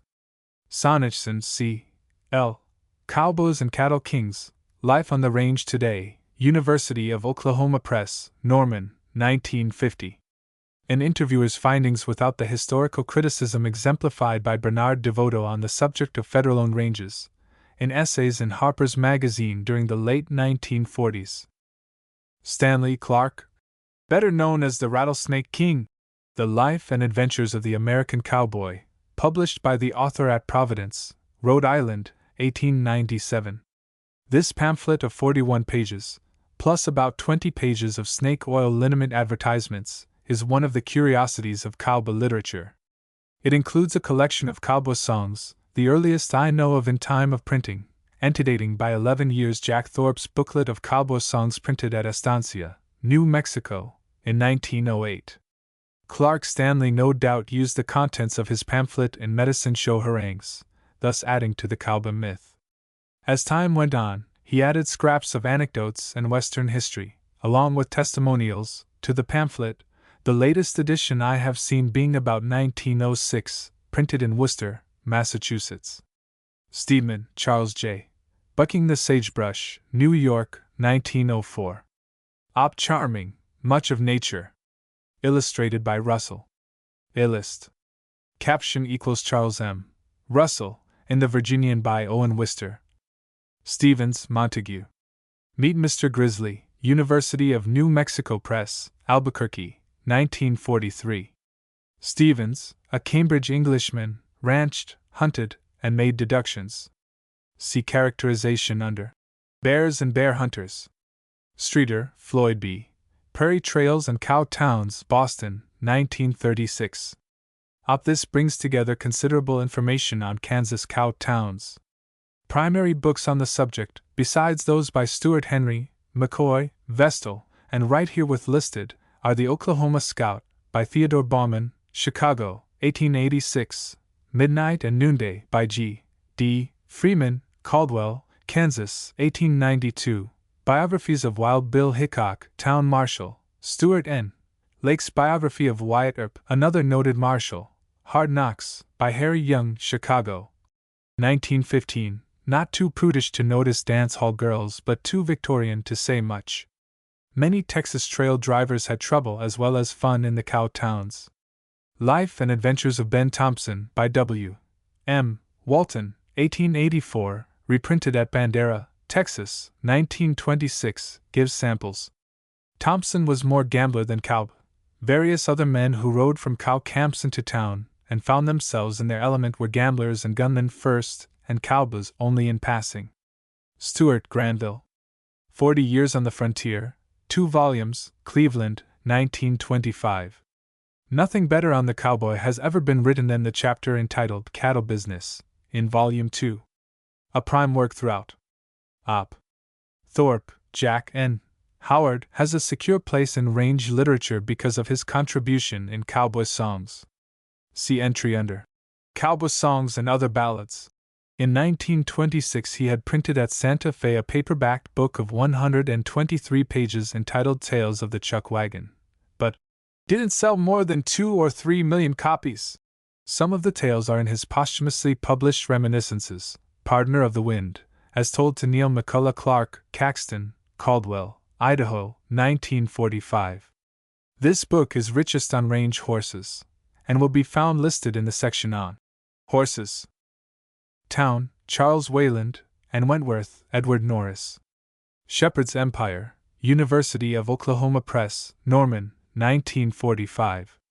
Not first-hand in the manner of Gilfillan's sheep, nor charming and light in the manner of Cupper's the Golden Hoof, but an essayical history, based on research. The deference paid to Mary Austin's The Flock marks the author as civilized. Town wrote the book, Wentworth supplied the information. Wentworth's own book, America's Sheep Trails, Iowa State College Press, Ames, 1948, is ponderous, amorphous, and in part, only a eulogistic mug book. Townsend R. B., A Tenderfoot in Colorado, London, 1923, The Tenderfoot in New Mexico, 1924. Delightful as well as faithful.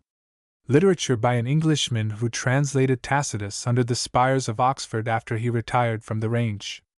Treadwell, Edward F., The Cattle King, New York, 1931, reissued by Christopher, Boston.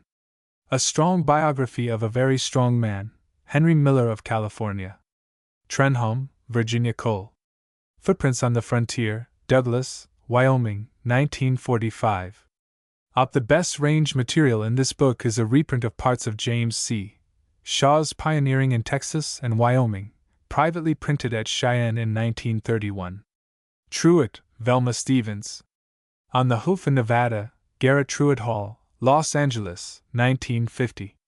A 613-page album of cattle brands, priced at $10. The introduction is one of the sparse items on Nevada ranching. Tucker, Patrick T., Riding the High Country, Caldwell, Idaho, 1933. a brave book with much of Charlie Russell in it. Op. Vestal, Stanley, pen name for Walter S. Campbell. Queen of Cow Towns, Dodge City, Harper, New York, 1952.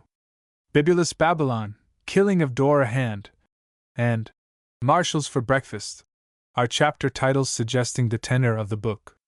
Vocabulario y Refranero Criollo, text and illustrations by Tito Saudibet, Guillermo Craftlta, Buenos Aires, 1945. North American ranges have called forth nothing to compare with this fully illustrated, thorough, magnificent history dictionary of the gaucho world. It stands out in contrast to American slapdash, puerile-minded pretenses at dictionary treatises on cowboy life. He who knows only the history of his own country does not know it. The cowboy is not a singular type. He was no better rider than the Cossack of Asia. His counterpart in South America, developed also from Spanish cattle, Spanish horses, and Spanish techniques, is the gaucho. Literature on the gaucho is extensive, some of it of a high order. Primary is Martin Fierro, the epic by José Hernández, published 1872-79. A translation by Walter Owen was published in the United States in 1936. No combination of knowledge, sympathy, imagination, and craftsmanship has produced stories and sketches about the cowboy equal to those on the gaucho by W. H. Hudson, especially in Tales of the Pampas and Far Away and Long Ago, and by R. B. Cunningham Graham, whose writings are dispersed and difficult to come by. Webb, Walter Prescott. The Great Plains, Ginn, Boston, 1931. While this landmark and historical interpretation of the West is by no means limited to the subject of grazing, it contains a long and penetrating chapter entitled The Cattle Kingdom. The book is an analysis of land, climate, barbed wire, dry farming, wells and windmills, native animal life, etc. No other work on the Plains country goes so meatily into causes and effects. Wellman, Paul I. The Trampling Herd, Doubleday, Garden City, N.Y., 1939, reissued, 1951. An attempt to sum up the story of the cattle range in America. White, Stuart Edward. Arizona Nights, 1902. Rawhide. One of the stories in this excellent collection utilizes folk motifs about rawhide with much skill. Williams, J. R. Cowboys Out Our Way, with an introduction by J. Frank Dobie, Scribner's, New York, 1951. An album reproducing about 200 of the realistic, humorous, and human J. R. Williams syndicated cartoons. This book was preceded by Out Our Way, New York, 1943, and includes numerous cartoons therein printed. There was an earlier and less extensive collection. Modest Jim Williams has been progressively dissatisfied with all his cartoon books, and with cartoons not in books. I like them and in my introduction say why. Wister Owen. The Virginian, 1902. Wister was an outsider looking in. His hero, the Virginian, is a cowboy without cows, like the cowboys of Eugene Manlove Rhodes, but this hero does not even smell of cows, whereas Rhodes's men do. Nevertheless, the novel authentically realizes the code of the range, and it makes such absorbing reading that in 50 years, 1902 to 52, it sold over 1,600,000 copies, not counting foreign translations and paper reprints. Wister was an urbane Harvard man, of clubs and travels. In 1952, the University of Wyoming celebrated the 50th anniversary of the publication of The Virginian. To mark the event, Francis K. W. Stokes wrote My Father Owen Wister, a biographical pamphlet including 10 letters written to his mother during his trip to Wyoming in 1885, a trip that prepared him to write the novel. The pamphlet is published at Laramie, Wyoming, name of publisher not printed on it. Wright, Peter. A 3-Foot Stool, New York and London, 1909. Like several other Englishmen who went west, Wright had the perspective that enabled him to comprehend some aspects of ranch life more fully than many range men who knew nothing but their own environment and times. He compares the cowboy to the cowherd described by Queen Elizabeth Spencer. Into exposition of ranching on the Gila, he interweaves talk on Arabian Afrits, Stevenson's Philosophy of Adventure, and German Imperialism. Wright, Robert M. Dodge City, Cowboy Capital, Wichita, Kansas, 1913, reprinted. Good on the most cowbish of all the cow towns. Pamphlets. Pamphlets are an important source of knowledge in all fields. No first-class library is without them. Most of them become difficult to obtain, and some bring higher prices than whole sets of books. Of numerous pamphlets pertaining to the range, only a few are listed here. History of the Chisholm War, or Life of Ike Fridge, by Ike Fridge, Electra, Texas, undated, is as compact as jerked beef and as laconic as conversation in alkali dust. James F. Hinkle, in his early days of a cowboy on the Pecos, Roswell, New Mexico, 1937, says, "One noticeable characteristic of the cowpunchers was that they did not talk much. Some people don't have to talk to say plenty." Hinkle was one of them. At a reunion of trail drivers in San Antonio in October, 1928, Fred S.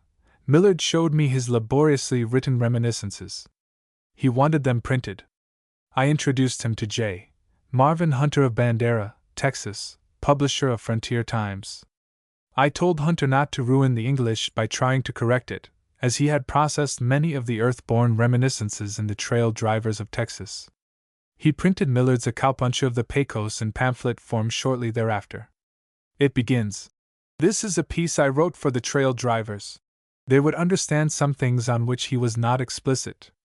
About 1940, as he told me, Bob Beverly of Lovington, New Mexico, made a contract with the proprietor of the town's weekly newspaper to print his reminiscences.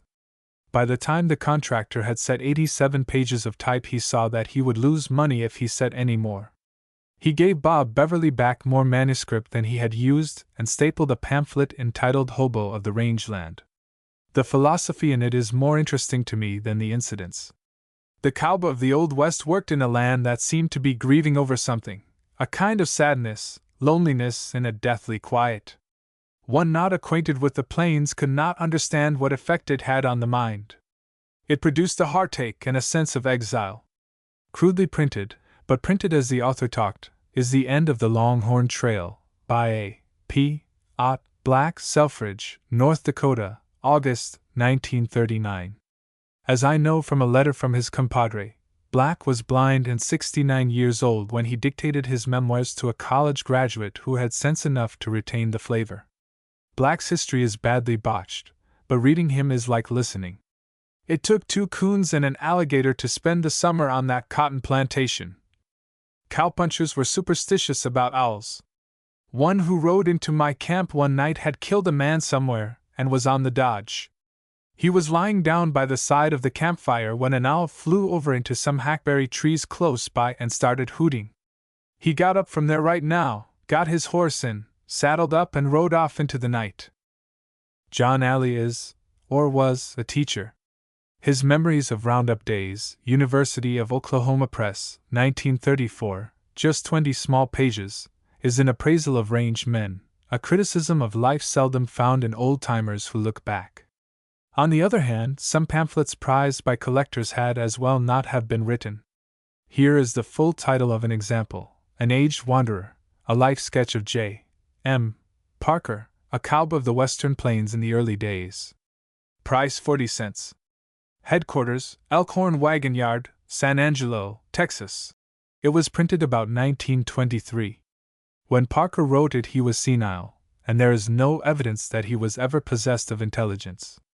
The itching to get into print does not guarantee that the itcher has anything worth printing. Some of the best reminiscences have been pried out of range men. In 1914, the Wyoming Stock Growers Association resolved a historical commission into existence. A committee was appointed and, naturally, one man did the work. In 1923, a 55-page pamphlet entitled Letters from Old Friends and Members of the Wyoming Stock Growers Association was printed at Cheyenne. It is made up of unusually informing and pungent recollections by intelligent cowmen. 22. Cowboy Songs and Other Ballads. A list. Lyrics equals kind friends, if you will listen, a story I will tell about a final bust-up that happened down in Dell. Cowboy songs and ballads are generally ranked alongside Negro spirituals as being the most important of America's contributions to folk song. As compared with the Old English and Scottish ballads, the cowboy and all other ballads of the American frontiers generally sound cheap and shoddy. Since John A. Lomax brought out his collection in 1910, cowboy songs have found their way into scores of songbooks, have been recorded on hundreds of records, and have been popularized, often, and naturally, without any semblance to cowboy style, by thousands of radio singers. 2 general anthologies are recommended especially for the cowboy songs they contain: American Ballads and Folk Songs, by John A. and Alan Lomax, Macmillan, New York, 1934. The American Song Bag, by Carl Sandburg, Harcourt, Brace, New York, 1927. Laron, Margaret. Singing Cowboy, with Music, New York, 1931. Op. Lomax, John A., and Lomax, Alan. Cowboy Songs and Other Frontier Ballads, Macmillan, New York, 1938. This is a much added to and revised form of Lomax's 1910 collection, under the same title. It is the most complete of all anthologies. More than any other man, John A. Lomax is responsible for having made cowboy songs a part of the common heritage of America. His autobiographic Adventures of a Ballad Hunter, Macmillan, 1947, is in quality far above the jingles that most cowboy songs are. Missouri, as no other state, gave to the West and Southwest. Much of Missouri is still more southwestern in character than much of Oklahoma.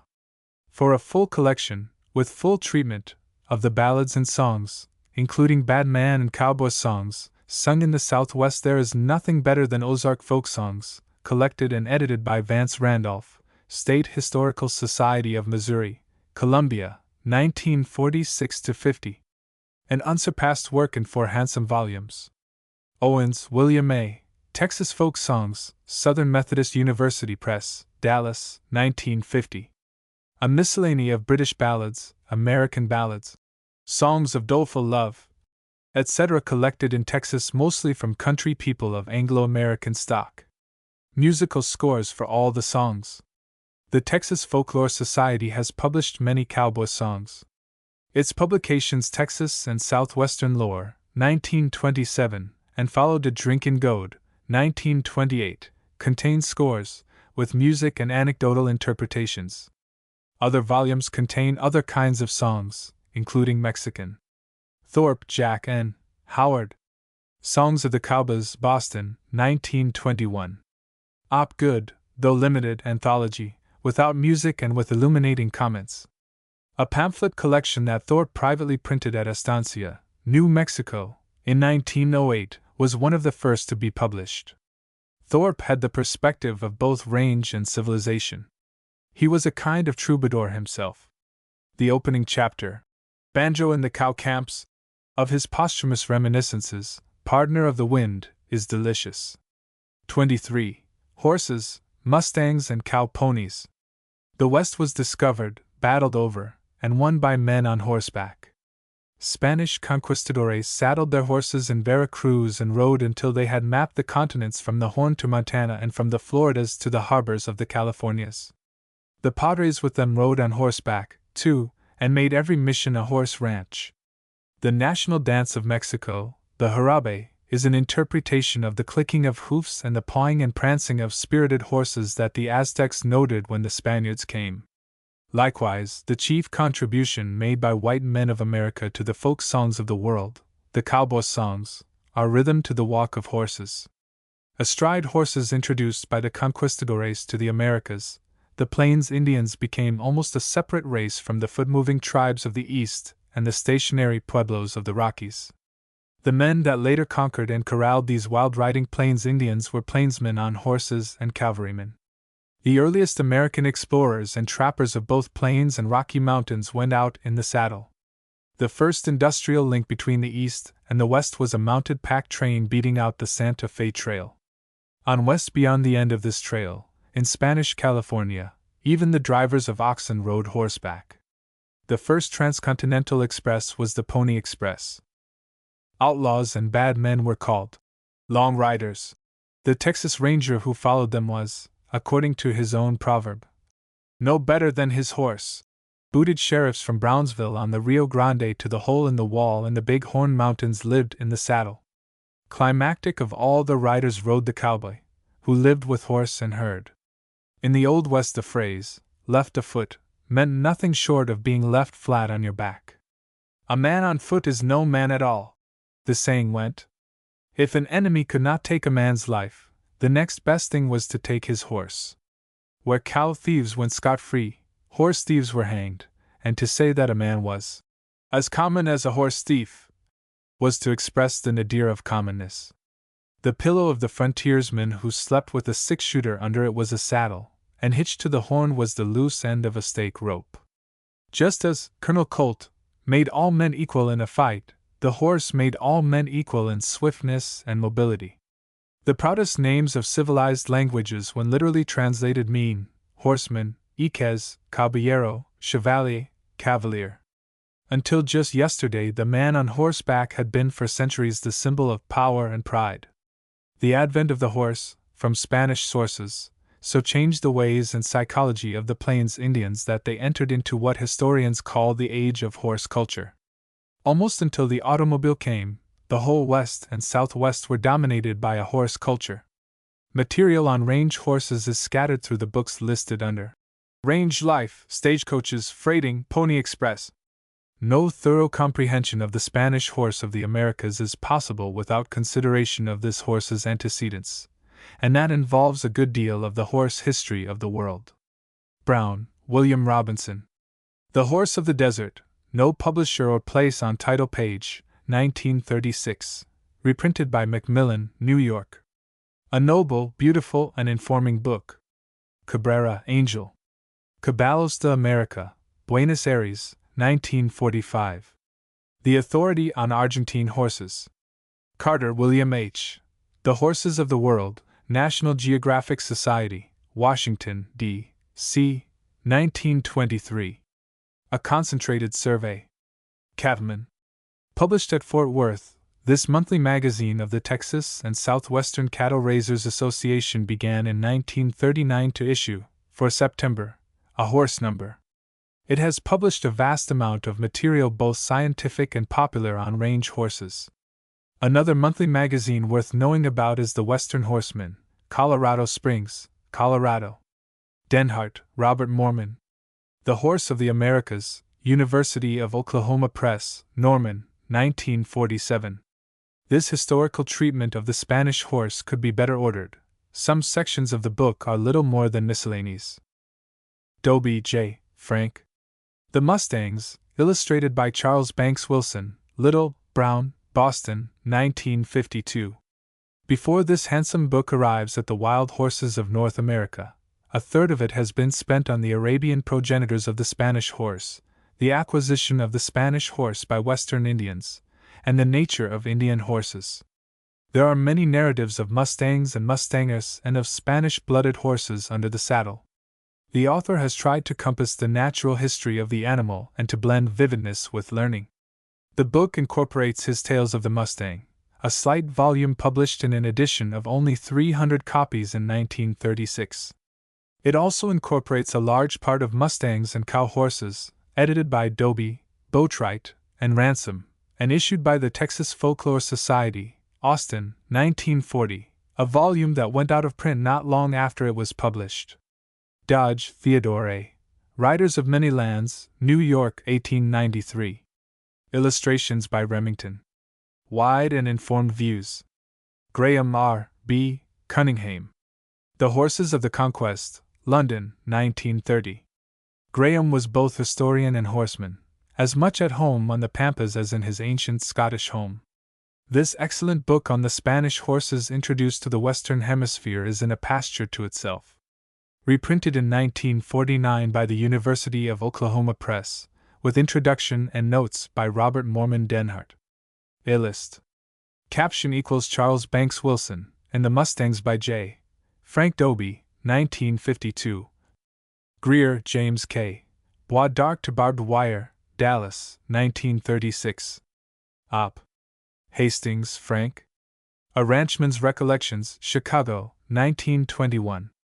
Old Grandpa is close to the best American horse story I have ever read. Op. Hayes M. Horace. Points of the Horse, London, 1904. This and subsequent editions are superior in treatment and illustrations to earlier editions. Hayes was a far traveler and scholar as well as horseman. One of the less than a dozen best books on the horse. James Will. Smoky, Scribner's, New York, 1930. Perhaps the best of several books that Will James, always with illustrations, has woven around horse heroes. Lee, William R. The Western Pony, New York, 1933. One of the most beautifully printed books on the West. Beautiful illustrations, illuminating text. Op. Muller, Dan. Horses, Riley and Lee, Chicago, 1936. Interesting illustrations. Patullo, George. The Untamed, New York, 1911. A collection of short stories, among which Corazon and Nutria are excellent on horses. Op. Perkins, Charles Eliot. The Pinto Horse, Santa Barbara, California, 1927. A fine narrative, illustrated by Edward Borean. Op. Ridgway, W. The Origin and Influence of the Thoroughbred Horse, Cambridge, England, 1905. A standard work, though many of its conclusions are disputed, especially by Lady Wentworth in her Thoroughbred Racing Stock and its Ancestors, London, 1938. Santee Ross. Men and Horses, New York, 1926. 3 chapters of this book, A Fool About a Horse, The Horse Wrangler, and The Rough String, are especially recommended. Calba, New York, 1928, reveals in a fine way the rapport between the cowboy and his horse. Sleepy Black, New York, 1933, is a story of a horse designed for younger readers. Being good on the subject, it is good for any reader. All Op. Simpson, George Gaylor. Horses, the story of the horse family in the modern world and through 60 million years of history. Oxford University Press, New York, 1951. In the realm of paleontology, this work supplants all predecessors. Bibliography. Steele, Rufus. Mustangs of the Mesas, Hollywood, California, 1941. Op. Modern Mustanging in Nevada, excellently written narratives of outstanding Mustangs. Stong, Phil. Horses and Americans, New York, 1939. A survey and a miscellany combined. Op.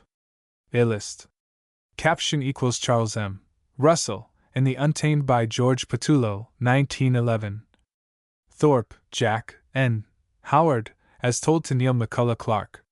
Partner of the Wind, Caxton, Caldwell, Idaho, 1945.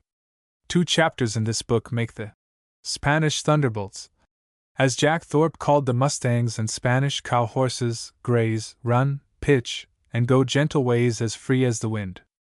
500-mile horse race is a great story.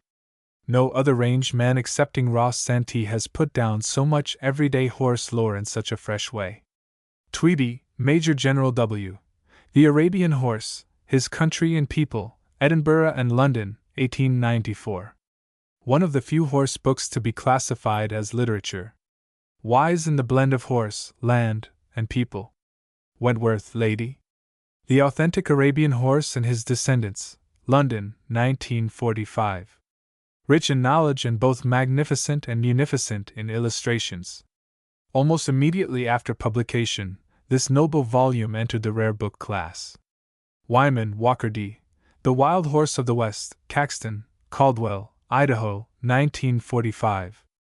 A scholarly sifting of virtually all available material on Mustangs. Readable. Only thorough bibliography on subject so far published.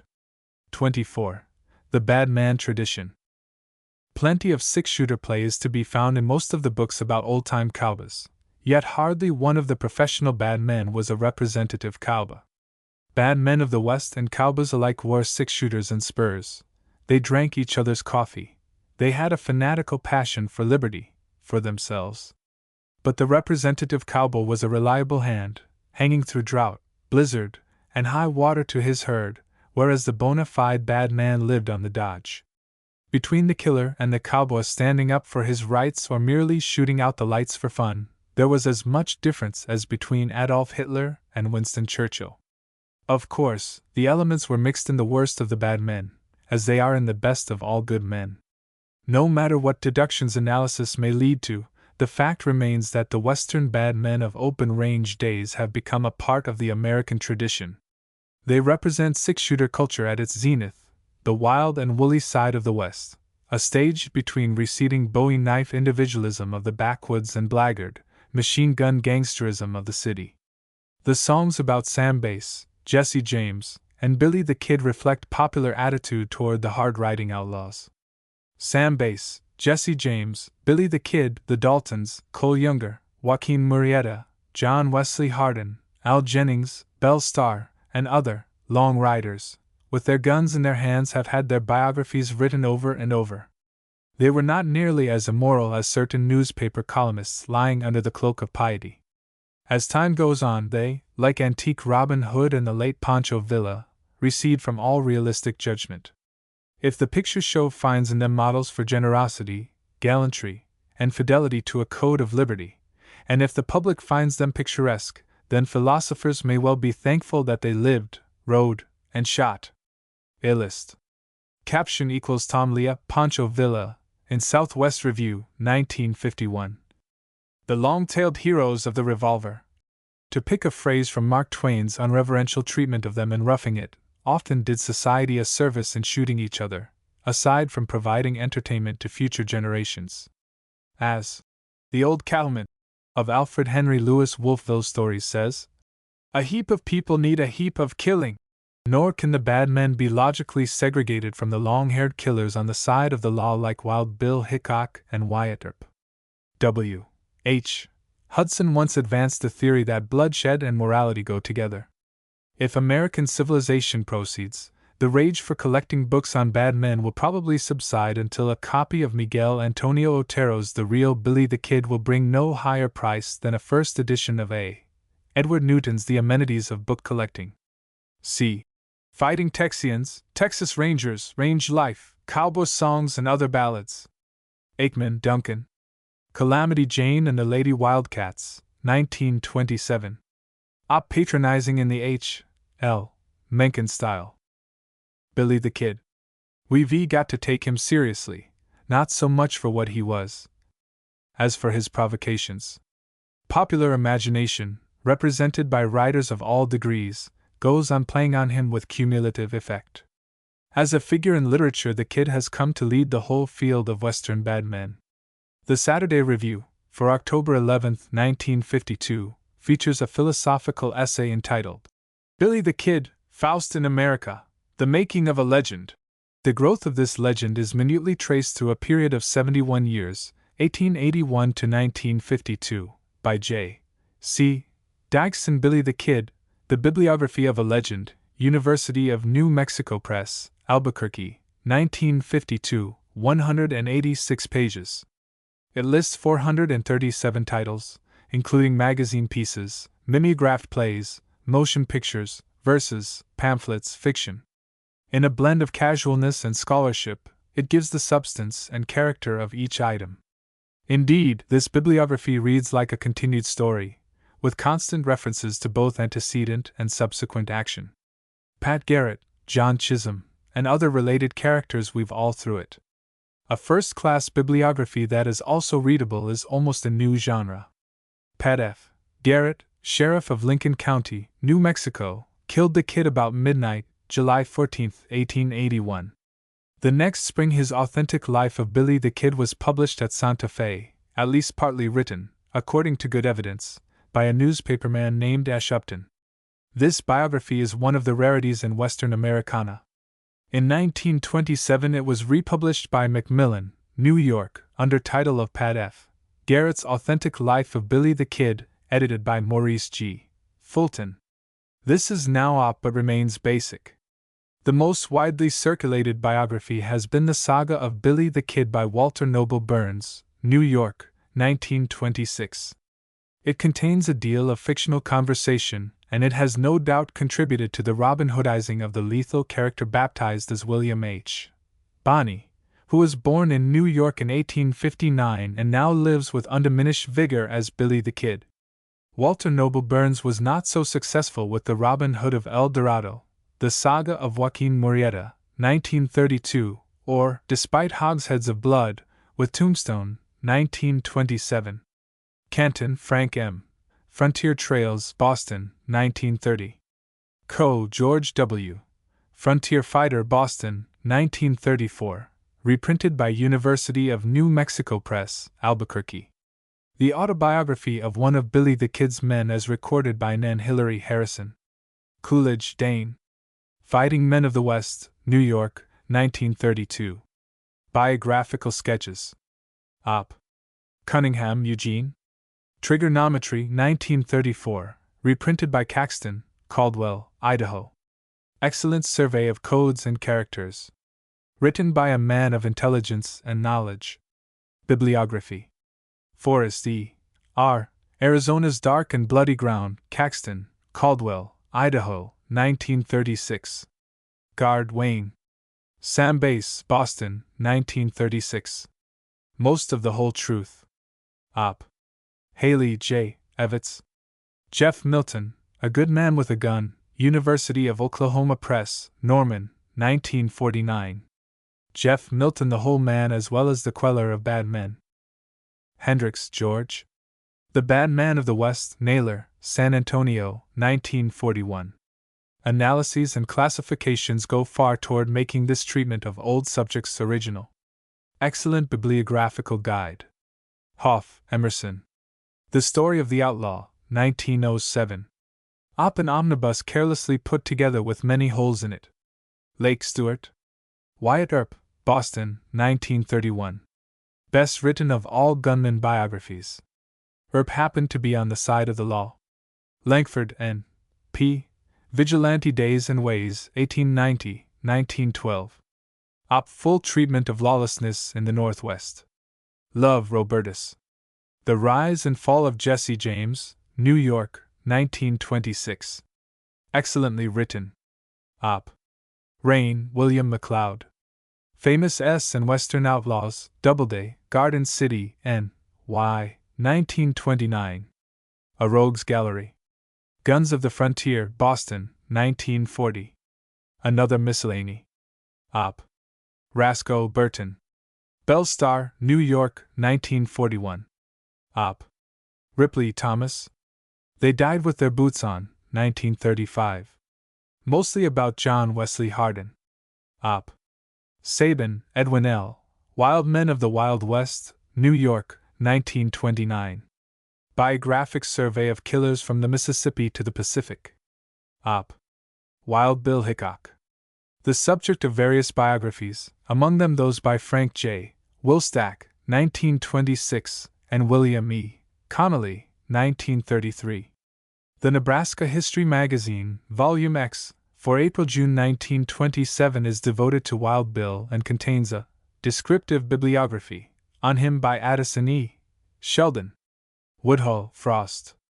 Folklore Shooting, in Southwestern Lore, Publication 9 of the Texas Folklore Society, 1931. Rich. Humor. 25. Mining and Oil. During the 20th century, oil has brought so much money to the Southwest that the proceeds from cattle have come to look like tips. This statement is not based on statistics, though statistics no doubt exist, even on the cost of catching sun perch. Geological, legal, and economic writings on oil are mountainous in quantity, but the human drama of oil yet remains, for the most part, to be written. It is odd to find such a modern book as Erna Ferguson's Our Southwest not mentioning oil. It is odd that no book of national reputation comes off the presses about any aspect of oil. The nearest to national notice on oil is the daily report of transactions on the New York Stock Exchange.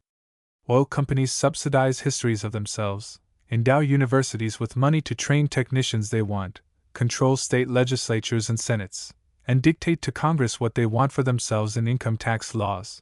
But so far they have not been able to hire anybody to write a book about oil that anybody but the hirers themselves wants to read. Probably they don't read them. The first thing an oilman does after amassing a few millions is buy a ranch on which he can get away from oil, and on which he can spend some of his oil money. People live a good deal by tradition and fight a good deal by tradition also, voting more by prejudice. When one considers the stream of cow country books and the romance of mining living on in legends of lost mines and then, the desert of oil books, one realizes that it takes something more than money to make the mare of romance run. Geology and economics are beyond the aim of this guide, but if oil money keeps on buying up ranch land, the history of modern ranching will be resolved into the biographies of a comparatively few oilmen. Boatwright, Modi C. Gib Morgan, Minstrel of the Oil Fields. Texas Folklore Society, Austin, 1945. Folk tales about Gib rather than minstrelsy. Op. Boone, Lelia Phipps. The Petroleum Dictionary, University of Oklahoma Press, Norman, 1952. More than 6,000 entries, definitions of technical terms and everyday expressions, a comprehensive guide to the language of the oil industry. Coe, John Walton. Gold is the Cornerstone, 1948. Adequate treatment of the discovery of California gold and of the miners. Rushing for Gold, 1949. 12 essays by 12 writers, with emphasis on travel to California. Both books published by University of California Press, Berkeley and Los Angeles. Sender's Blaze. Sutter's Gold, London, 1926. Op. Clark, James A. and Halbuty, Michel T. Spindletop, Random House, New York, 1952. On January 10, 1901, the Spindletop Gusher, near Beaumont, Texas, roared in the oil age. This book, while it presumes to record what Pat Higgins was thinking as he sat in front of a country store, seems to be the true story. The bare facts in it make drama. DeQuille, Dan, pseudonym for William Wright. The Big Bonanza, Hartford, 1876. Reprinted 1947. Op. Dobie J. Frank. Coronado's Children, Dallas, 1930. Reprinted by Grosset and Dunlap, New York. Legendary Tales of Lost Mines and Buried Treasures of the Southwest. Apache Gold and Yaqui Silver, Little, Brown, Boston, 1939. More of the same thing. Emmerich, Duncan, editor. Comstock Bonanza, Vanguard, New York, 1950. A collection of writings, garnered mostly from West Coast magazines and newspapers, bearing on mining in Nevada during the boom days of Mark Twain's Illust. Caption equals Tom Leah, in Santa Rita by Martin W. Schwetman, 1943. Roughing It. James G. Galley's writing is a major discovery in a minor field. Forbes, Gerald. Flush Production, The Epic of Oil in the Gulf Southwest, University of Oklahoma Press, Norman, 1942. Gillis, William R. Gold Rush Days with Mark Twain, New York, 1930. Op. Glasscock, Lucille. A Texas Wildcatter, Naylor, San Antonio, 1952. The Wildcatter is Mrs. Glasscock's husband. She chronicles this player's main moves in the game, and gives an insight into his energy-driven ambition. House Boys. Oil Boom, Caxton, Caldwell, Idaho, 1941. With Boyce Houses earlier Were You in Ranger? This book gives a contemporary picture of the gushing days of oil, money, and humanity. Lyman, George T. The Saga of the Comstock Lode, 1934, and Ralston's Ring, 1937. Both published by Scribner's, New York. McKenna, James A. Black Range Tales, New York, 1936. Reminiscences of Prospecting Life. Op. Matthews, John Joseph.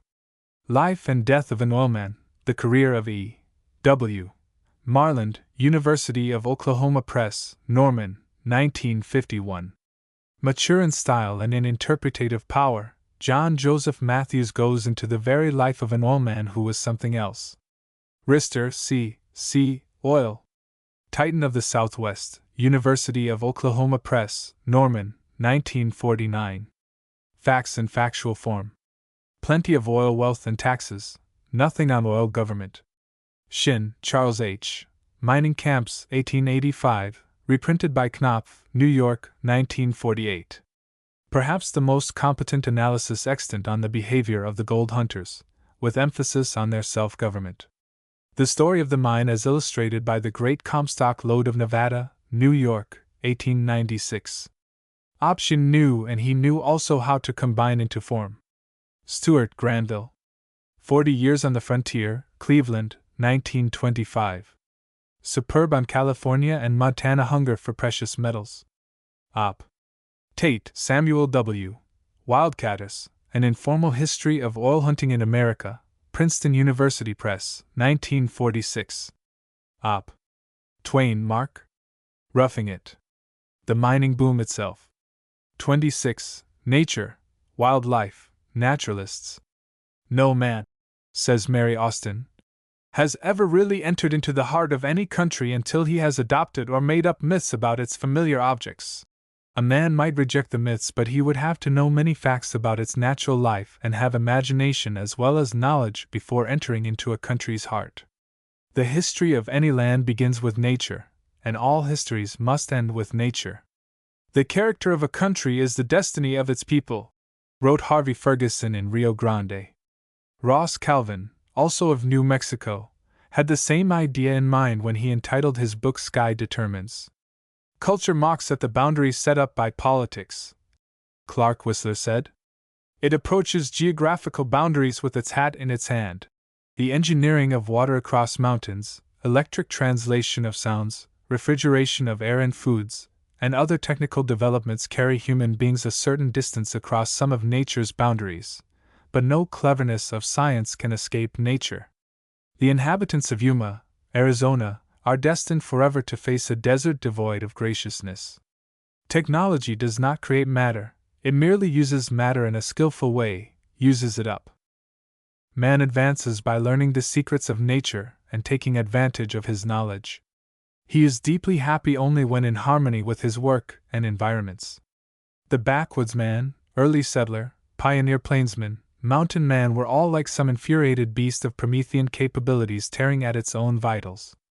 Driven by an irrational energy, they seemed intent on destroying not only the growth of the soil, but the power of the soil to reproduce. Davy Crockett, the great bear killer, was wrathy to kill a bear. And as respects bears and other wildlife, one may search the chronicles of his kind in vain for anything beyond the incidents of chase and slaughter. To quote T. B. Thorpe's blusterous bear hunter, the whole matter may be summed up in one sentence. A bear is started and he is killed. For the average American of the soil, whether wearing out a farm, shotgunning with a headlight the last doe of a woodland, shooting the last buffalo on the range, trapping the last howling lobo, winging the last prairie chicken, running down in an automobile the last antelope, making a killer's target of any hooting owl or flying heron that comes within range, poisoning the last eagle to fly over a sheep pasture, for him the circumstances of the killing have expressed his chief intellectual interest in nature. A sure sign of advancing civilization has been the rapidly changing popular attitude toward nature during recent years. People are becoming increasingly interested not merely in conserving game for sportsmen to shoot, but in preserving all wildlife, in observing animals, in cultivating native flora, in building houses that harmonize with climate and landscape. Roger Tory Peterson's Field Guide to the Birds has become one of the popular standard works of America. The story of the American Indian is, despite taboos and squalor, a story of harmonizations with nature. Wolf Brother, in Long Lance, by Chief Buffalo Child Long Lance, is a poetic concretion of this harmony. As much at ease with the wilderness as any Blackfoot Indian was George Frederick Ruxton, educated English officer and gentleman, who rode horseback from Vera Cruz to the Missouri River and rode adventures in Mexico and the Rocky Mountains. In this book he tells how a lobo followed him for days from camp to camp, waiting each evening for his share of fresh meat, and sometimes coming close to the fire at night. Any orthodox American would have shot the lobo at first appearance. Ruxton had the civilized perspective on nature represented by Thoreau and St. Francis of Assisi. Primitive harmony was run over by frontier wrath to kill, a wrath no less barbaric than primitive superstitions. But the coyote's howl is more tonic than all theories about nature, the buck's whistle more invigorating, the bull's bellow in the canyon more musical, The call of the bobwhite more serene, the rattling of the rattlesnake more logical, the scream of the panther more arousing to the imagination, the odor from the skunk more lingering, the sweep of the buzzard in the air more majestical, the wariness of the wild turkey brighter, the bark of the prairie dog lighter, the guesses of the armadillo more comical, the upward dartings and dippings of the scissortail more lovely, the flight of the sandhill cranes more fraught with mystery. There is an abundance of printed information on the animal life of America, to the west as well as to the east. Much of it cannot be segregated. The earthworm, on which Darwin wrote a book, knows nothing of regionalism. The best books on nature come from and lead to the grasshopper's library, which is free to all consultants. I advise the consultant to listen to the owl's hoot for wisdom, plant 9 rose for peace, and with Wordsworth, sit on an old gray stone listening for authentic tidings of invisible things. Studies are only to perfect nature. In the words of Mary Austin, they that make the sun noise shall not fail of the sun's full recompense. Like knowledge in any other department of life, that on nature never comes to a stand so long as it has vitality.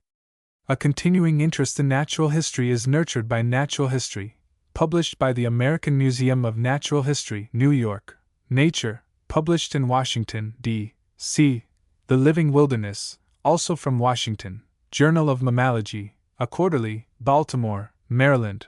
Audubon Magazine, formerly Bird Lore, published by the National Audubon Society, New York. American Forests, Washington, D.C., and various other publications.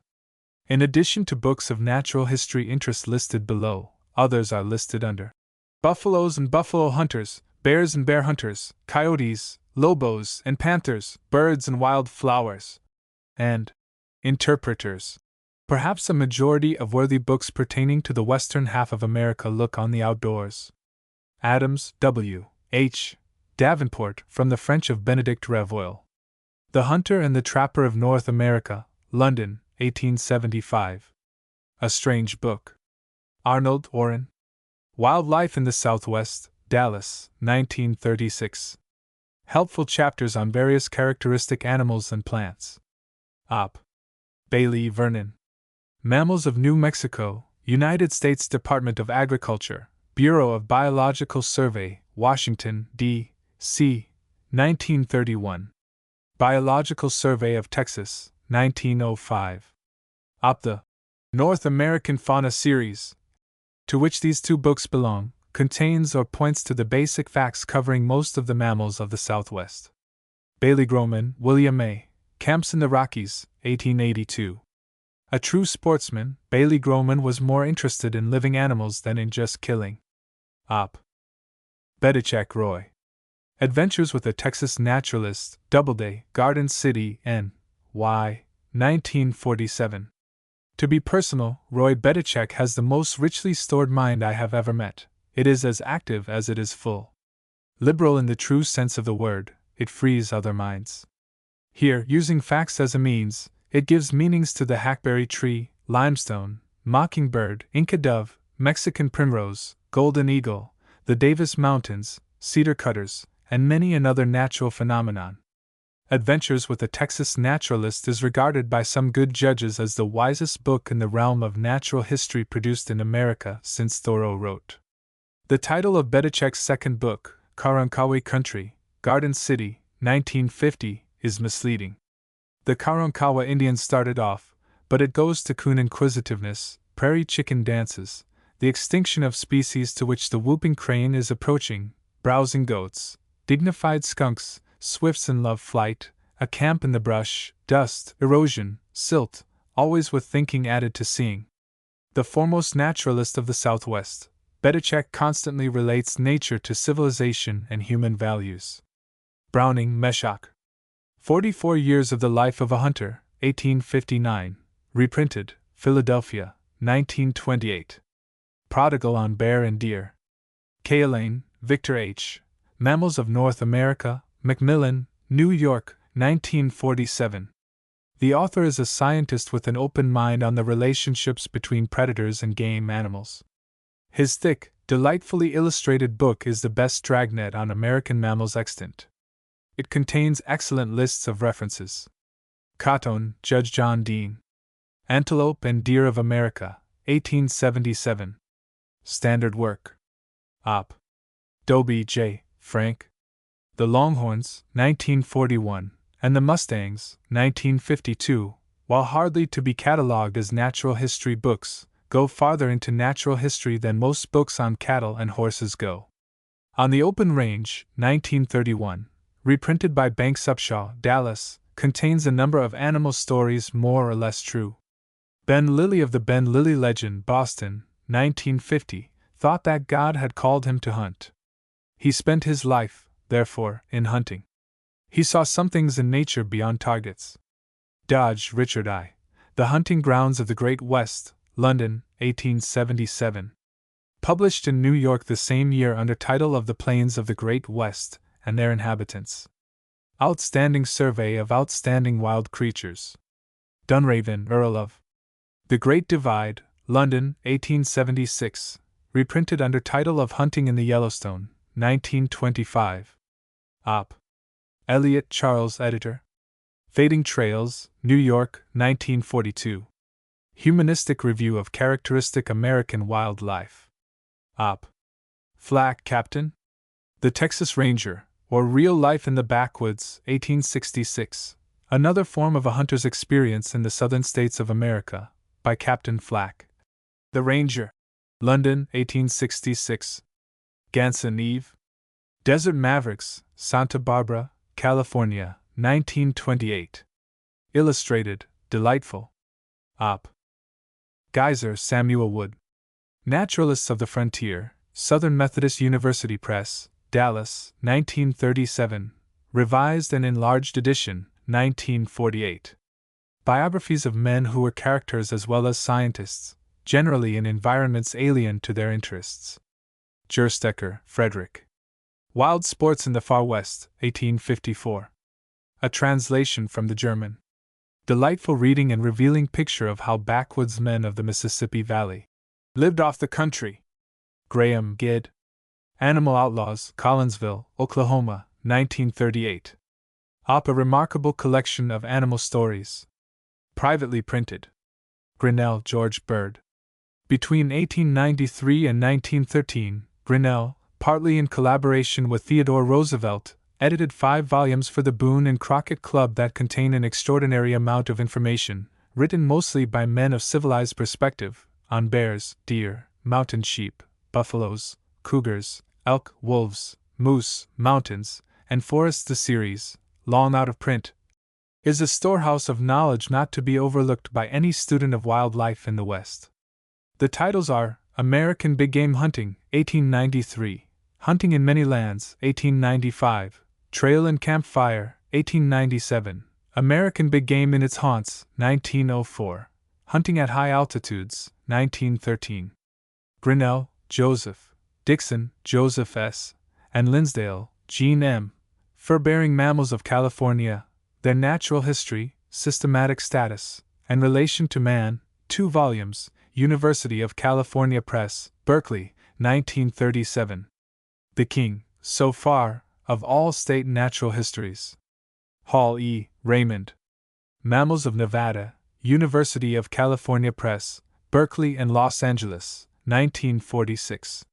So far as my knowledge goes, this is the only respect-worthy book extant pertaining to the state whose economy is based on fees from divorces and gambling and whose best-known citizen is Senator Pat McCarran. Hartman, Carl G. Possum, University of Texas Press, Austin, 1952. This richly illustrated book comprehends everything pertaining to the subject from prehistoric marsupium to baking with sweet potatoes in a Negro cabin.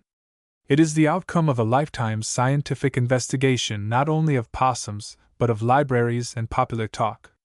Thus, in addition to its biographical and natural history aspects, it is a study in the evolution of man's knowledge about one of the world's focus creatures. A list. Caption equals Charles M. Russell and the Blaze Trail of the Old Frontier by Agnes C. Lott, 1926. Hornaday, William T. Camp Fires on Desert and Lava, London, ND Op. Dr. Hornaday, who died in 1937, was the first director of the New York Zoological Park. He was a great conservationist and an authority on the wildlife of America. Hudson W. H., The Naturalist in La Plata, New York, 1892. Not about the Southwest or even North America, but Hudson's chapters on the puma, some curious animal weapons, the mephitic skunk, hummingbirds, the strange instincts of cattle, horse and man, etc. come home to the Southwest. Few writers tend to make readers so aware. No other has written so delightfully of the lands of grass. Ingersoll Ernest. Wild Neighbors, New York, 1897. A superior work. Chapter 2. The Father of Game is on the cougar. Chapter 4. The Hound of the Plains is on the coyote. There is an excellent essay on the badger. Each chapter is provided with a list of books affording more extended treatment of the subject. Yeager, Edmund C. Denizens of the Desert, Boston, 1922. Op. Don Coyote, the Roadrunner, and Other Characteristic Animals.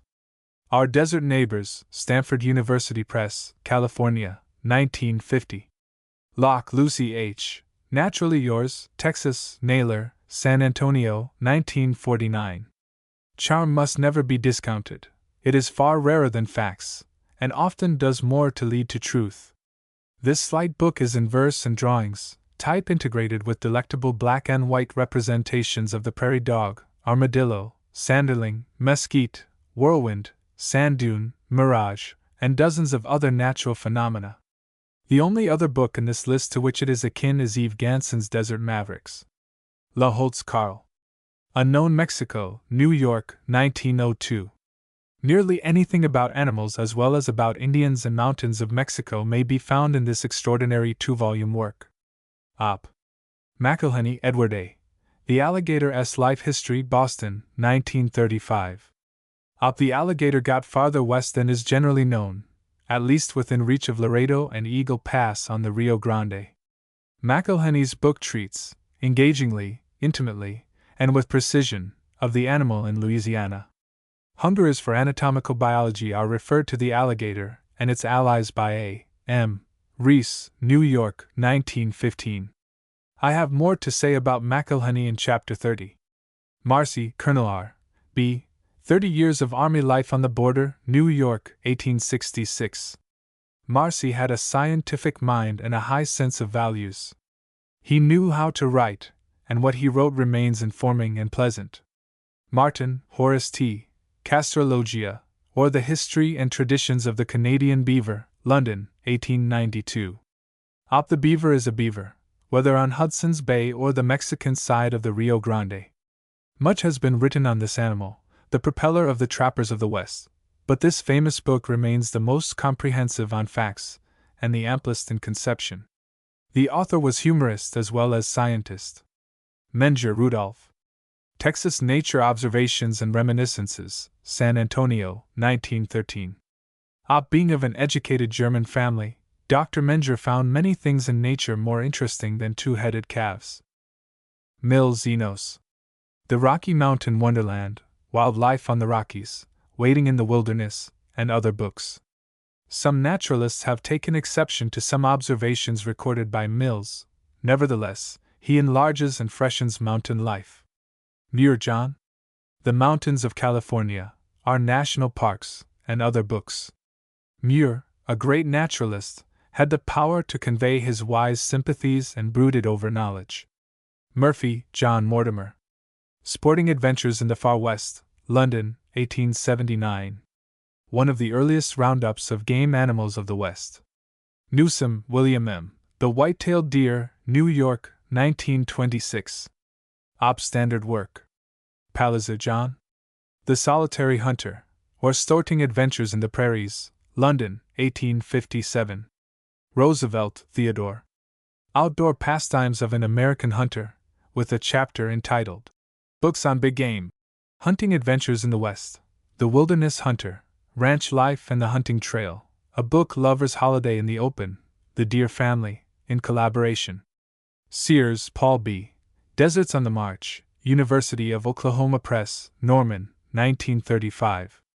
dramatic picturization of the forces of nature operating in what droughts of the 1930s caused to be called the Dust Bowl. Drought and Wind and Man might be another title. Seaton, Ernest Thompson. Wild Animals I Have Known, Lives of the Hunted. Probably no other writer of America has aroused so many people, young people especially, to an interest in our wild animals. Natural history encyclopedias. He has authored our life histories of northern animals, New York, 1920, and Lives of Game Animals, New York, 1929. Seaton's Final Testament, Trail of an Artist Naturalist, Scribner's, New York, 1941, has a deal on wildlife of the Southwest. Thorpe T. B., The Hive of the Bee Hunter, New York, 1854. Juicy. Warren, Edward Royal. The Mammals of Colorado, University of Oklahoma Press, Norman, 1942. Op. 27. Buffaloes and Buffalo Hunters. The literature on the American bison, more popularly called buffalo, is enormous. Nearly everything of consequence pertaining to the Plains Indians touches the animal. The relationship of the Indian to the buffalo has nowhere been better stated than in Note 49 to the Benavides Memorial, edited by Hodge and Lummis. The Great Buffalo Hunt at Standing Rock, a chapter in My Friend the Indian by James McLaughlin, sums up the hunting procedure. Other outstanding treatments of the buffalo in Indian books are to be found in Long Lance by Chief Buffalo Child Long Lance, Letters and Notes on the North American Indians by George Catlin, 40 Years a Fur Trader by Charles Larpenter. Floyd B. Streeter's chapter on the Buffalo Range in Prairie Trails and Cow Towns lists 25 sources of information. The bibliography that supersedes all other bibliographies is in the book that supersedes all other books on the subject. Frank Gilbert Rose the North American Buffalo. More about it in the list that follows. Nearly all men who got out on the plains were wrathy to kill buffaloes above all else. The Indians killed in great numbers but seldom wastefully. The Spaniards were restrained by Indian hostility. Mountain men, emigrants crossing the plains, Santa Fe traders, railroad builders, Indian fighters, settlers on the edge of the plains, European sportsmen, all slaughtered and slew. Some observed, but the average American hunter's observations on game animals are about as illuminating as the trophy-stuffed den of a rich oilman or the lockers of a packing house. Lawrence of Arabia won his name through knowledge and understanding of Arabian life and through power to lead and to write. Buffalo Bill won his name through power to exterminate buffaloes.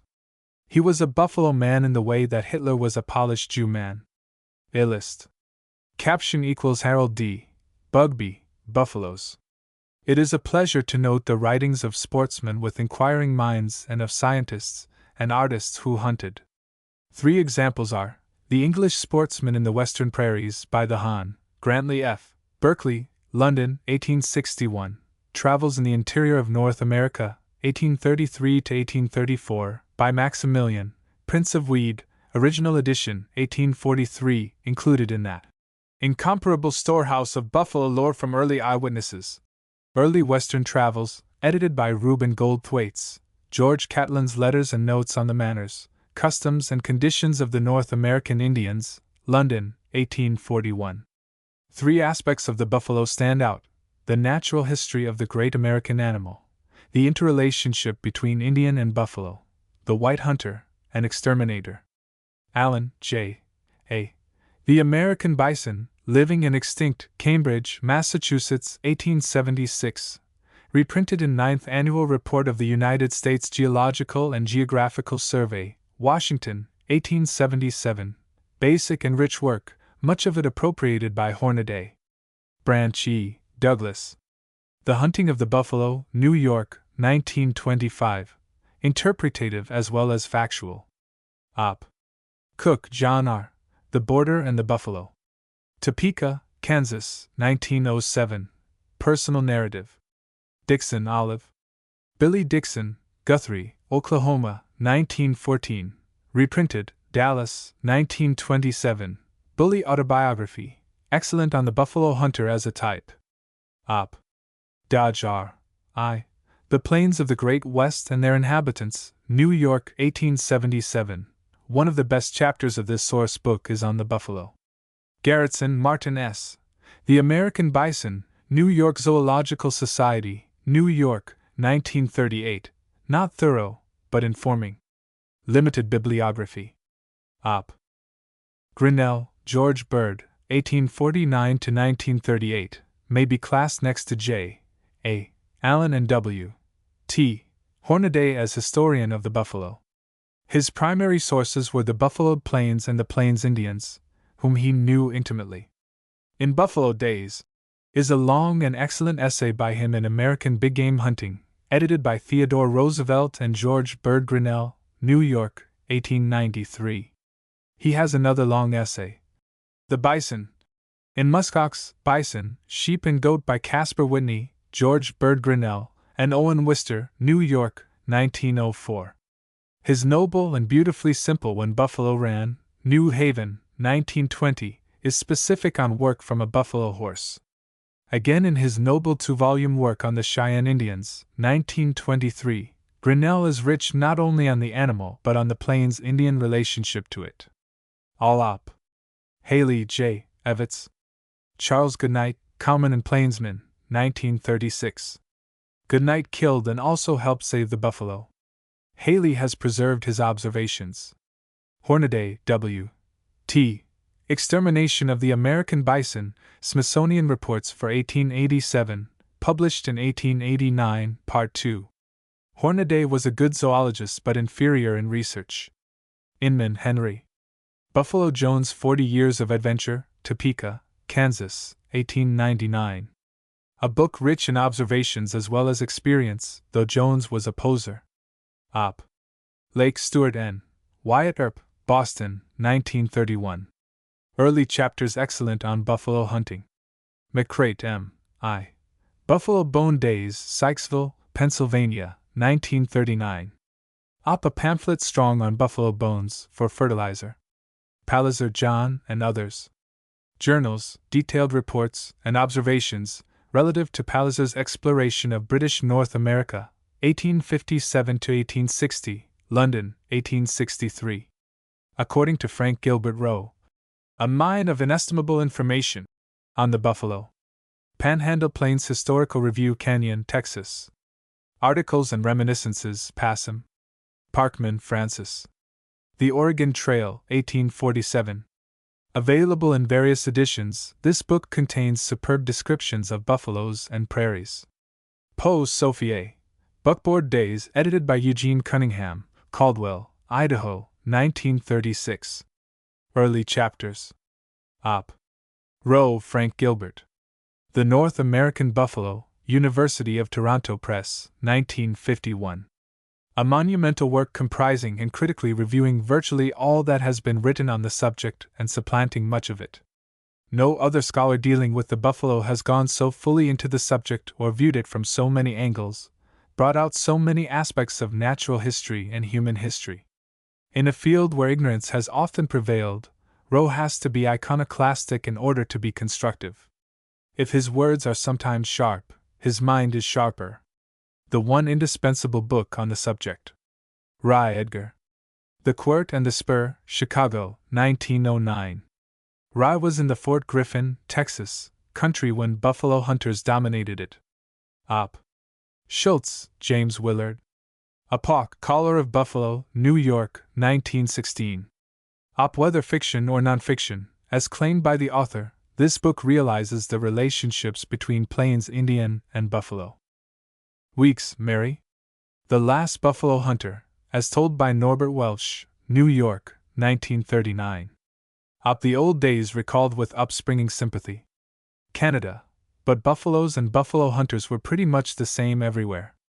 West Texas Historical Association, Abilene, Texas, Year Books. Reminiscences and Articles, Passam. Williams, O. W. A privately printed letter of 8 unnumbered pages, dated from Fort Stockton, Texas, June 30, 1930, containing the best description of a buffalo stampede that I have encountered. It is reproduced in Dobies on the Open Range. 28. Bears and Bear Hunters. The bear, whether black or grizzly, is a great American citizen. Think of how many children have been put to sleep with bear stories. Facts about the animal are fascinating. The effect he has had on the minds of human beings associated with him transcends naturalistic facts. The tree on which Daniel Boone carved the naked fact that here he killed a bar in the year 1760 will never die. Davy Crockett killed 105 bars in one season, and his reputation as a bar hunter, plus ability to tell about his exploits, sent him to Congress. He had no other reason for going. The grizzly was the hero of western tribes of Indians from Alaska on down into the Sierra Madre. Among western white men who met him, occasionally in death, the grizzly inspired a mighty saga, the cantos of which lie dispersed in homely chronicles and unrecorded memories as well as in certain vivid narratives by Ernest Thompson Seton, Hiddle's John Capon Adams, John G. Neihardt, and others.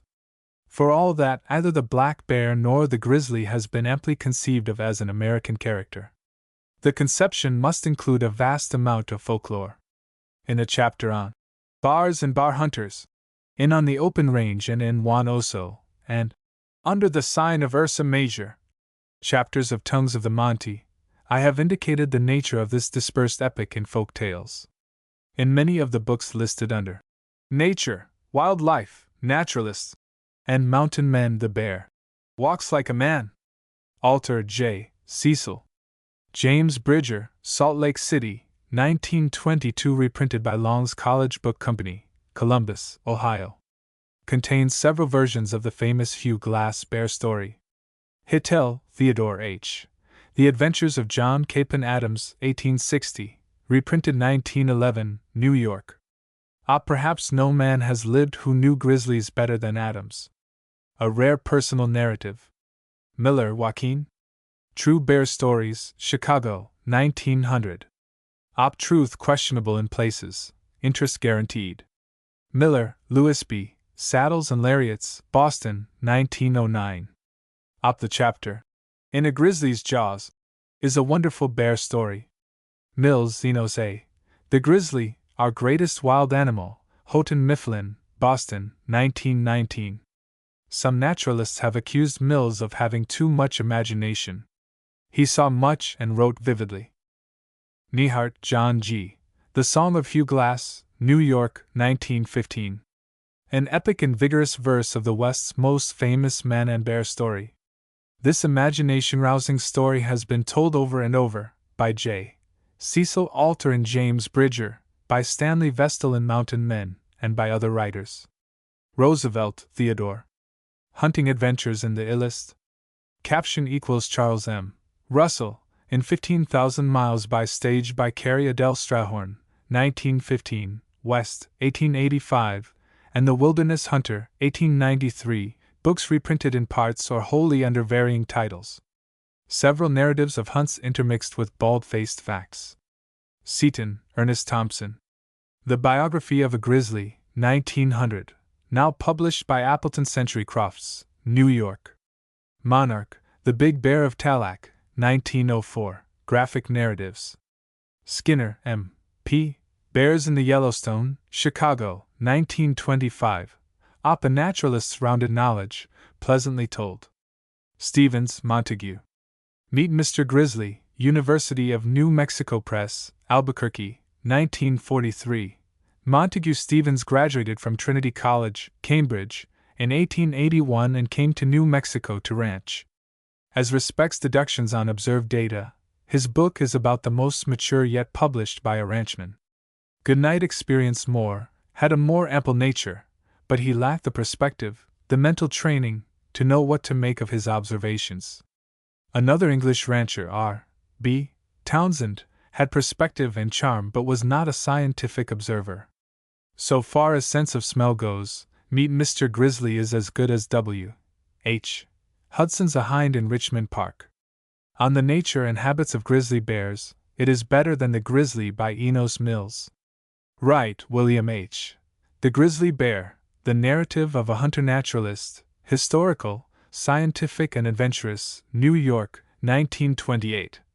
This is not only the richest and justest book published on the grizzly, it is among the best books of the language on specific mammals. Wright had a passion for bears, for their preservation, and for arousing informed sympathy in other people. Yet he did not descend to propaganda. His The Black Bear, London, N.D., is good but no peer to his work on the grizzly. Also Op. 29, Coyotes, Lobos, and Panthers.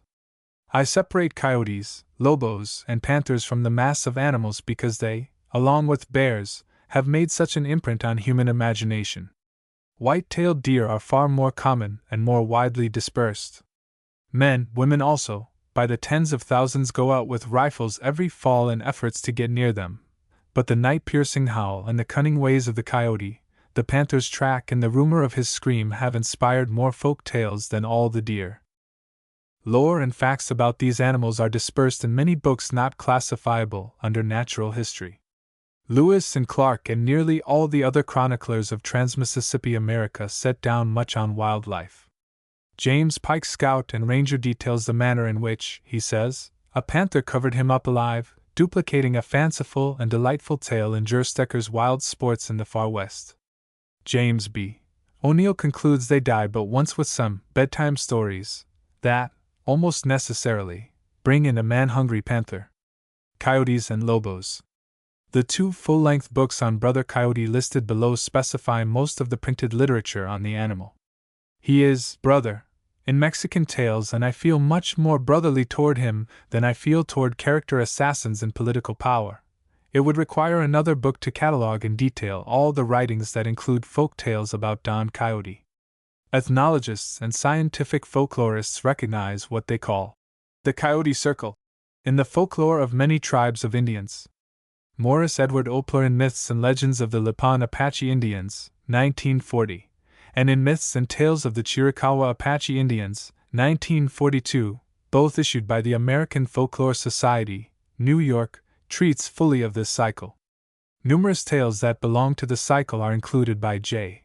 Gilbert McAllister, an anthropologist who writes as a humanist, in his extended collection, Kiowa Apache Tales. In the Sky is My Teepee, edited by Modi C. Boatwright for the Texas Folklore Society, Publication 22, Southern Methodist University Press, Dallas, 1949. Literary retellers of Indian coyote folk tales have been many. The majority of retellers from Western Indians include coyote. One of the very best is Frank B. Linderman, in Indian Y Stories and Indian Old Man Stories.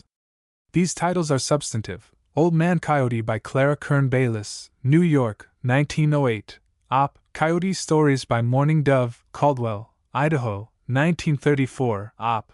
Don Coyote by Lee Peck, Boston, 1941. Gets farther away from the Indian, is more juvenile. The Journal of American Folklore and numerous Mexican books have published hundreds of coyote folk tales from Mexico. Among the most pleasingly told are Picture Tales from Mexico by Dan Storm, 1941, Lippincott, Philadelphia. The first two writers listed below bring in folklore. Cushing, Frank Hamilton. Zuni Breadstuff, Museum of the American Indian, High Foundation, New York, 1920. This extraordinary book, one of the most extraordinary ever written on a particular people, is not made up of coyote lore alone. In it the coyote becomes a character of dignity and destiny, and the telling is epic in dignity as well as in prolongation. Frank Hamilton Cushing was a genius. His sympathy, insight, knowledge, and mastery of the art of writing enabled him to reveal the spirit of the Zuni Indians as almost no other writer has revealed the spirit of any other tribe. Their attitude toward coyote is beautifully developed. Cushing's Zuni Folk Tales, Knopf, New York, 1901-1931, is climactic on tellings about coyote. Dobie J. Frank. The Voice of the Coyote, Little, Brown, Boston, 1949. Not only the coyote but his effect on human imagination and ecological relationships. Natural History and Folklore. Many tales from factual trappers as well as from Mexican and Indian folk. This is a strange book in some ways. If the author had quit at the end of the first chapter, which is on coyote voicings and their meaning to varied listeners, he would still have said something. The book includes some, but by no means all, of the material on the subject in Coyote Wisdom, Publication 14 of the Texas Folklore Society, 1938, edited by J. Frank Dobie, and now distributed by Southern Methodist University Press, Dallas. Grinnell, George Bird. Wolves and Wolf Nature, in Trail and Campfire, New York, 1897. This long chapter is richer in facts about the coyote than anything published prior to The Voice of the Coyote, which borrows from it extensively. Lothberg, Lila, and Malcolmson, David. Sierra Outpost, Duell, Sloan Pierce, New York, 1941. An extraordinary detailment of the friendship between two people, isolated by snow high in the California Sierras, and 3 coyotes. Written with fine sympathy, minute and observations. Matthews, John Joseph. Talking to the Moon, University of Chicago Press, 1945. A wise and spiritual interpretation of the blackjack country of eastern Oklahoma, close to the Osages, in which John Joseph Matthews lives. Not primarily about coyotes, the book illuminates them more than numerous books on particular animals illuminate their subjects. Murray Adolph. Ecology of the Coyote in the Yellowstone, United States Government Printing Office, Washington, D.C., 1940. An example of strict science informed by civilized humanity. The Wolves of Mount McKinley, United States Government Printing of Ice, Washington, D.C., 1944. Murray's combination of prolonged patience, science, and sympathy behind the observations has never been common. His ecological point of view is steady. Highly interesting reading. Young, Stanley Paul, with Edward A. Goldman. The Wolves of North America, American Wildlife Institute, Washington, D.C., 1944. Full information, full bibliography, without narrative power. Sketches of American Wildlife, Monumental Press, Baltimore, 1946. This slight book contains pleasant chapters on the puma, wolf, coyote, antelope, and other animals characteristic of the West. With Hartley H. T. Jackson, The Clever Coyote, Stackpole, Harrisburg, Pennsylvania, and Wildlife Management Institute, Washington, D.C., 1951. Emphasis upon the economic status and control of the species, an extended classification of subspecies, and a full bibliography make this book and Dobie's The Voice of the Coyote complemental to each other rather than duplicative. Panthers. Anybody who so wishes may call them mountain lions. Where there were Negro mammies, white children were likely to be haunted in the night by fear of ghosts. Otherwise, for some children of the South and West, no imagined terror of the night equaled the panther's scream. The Anglo-American lore pertaining to the panther is replete with stories of attacks on human beings. Indian and Spanish lore, clear down to where W. H. Hudson of the Pampas heard it, views the animal as an amigo de los cristianos, a friend of man.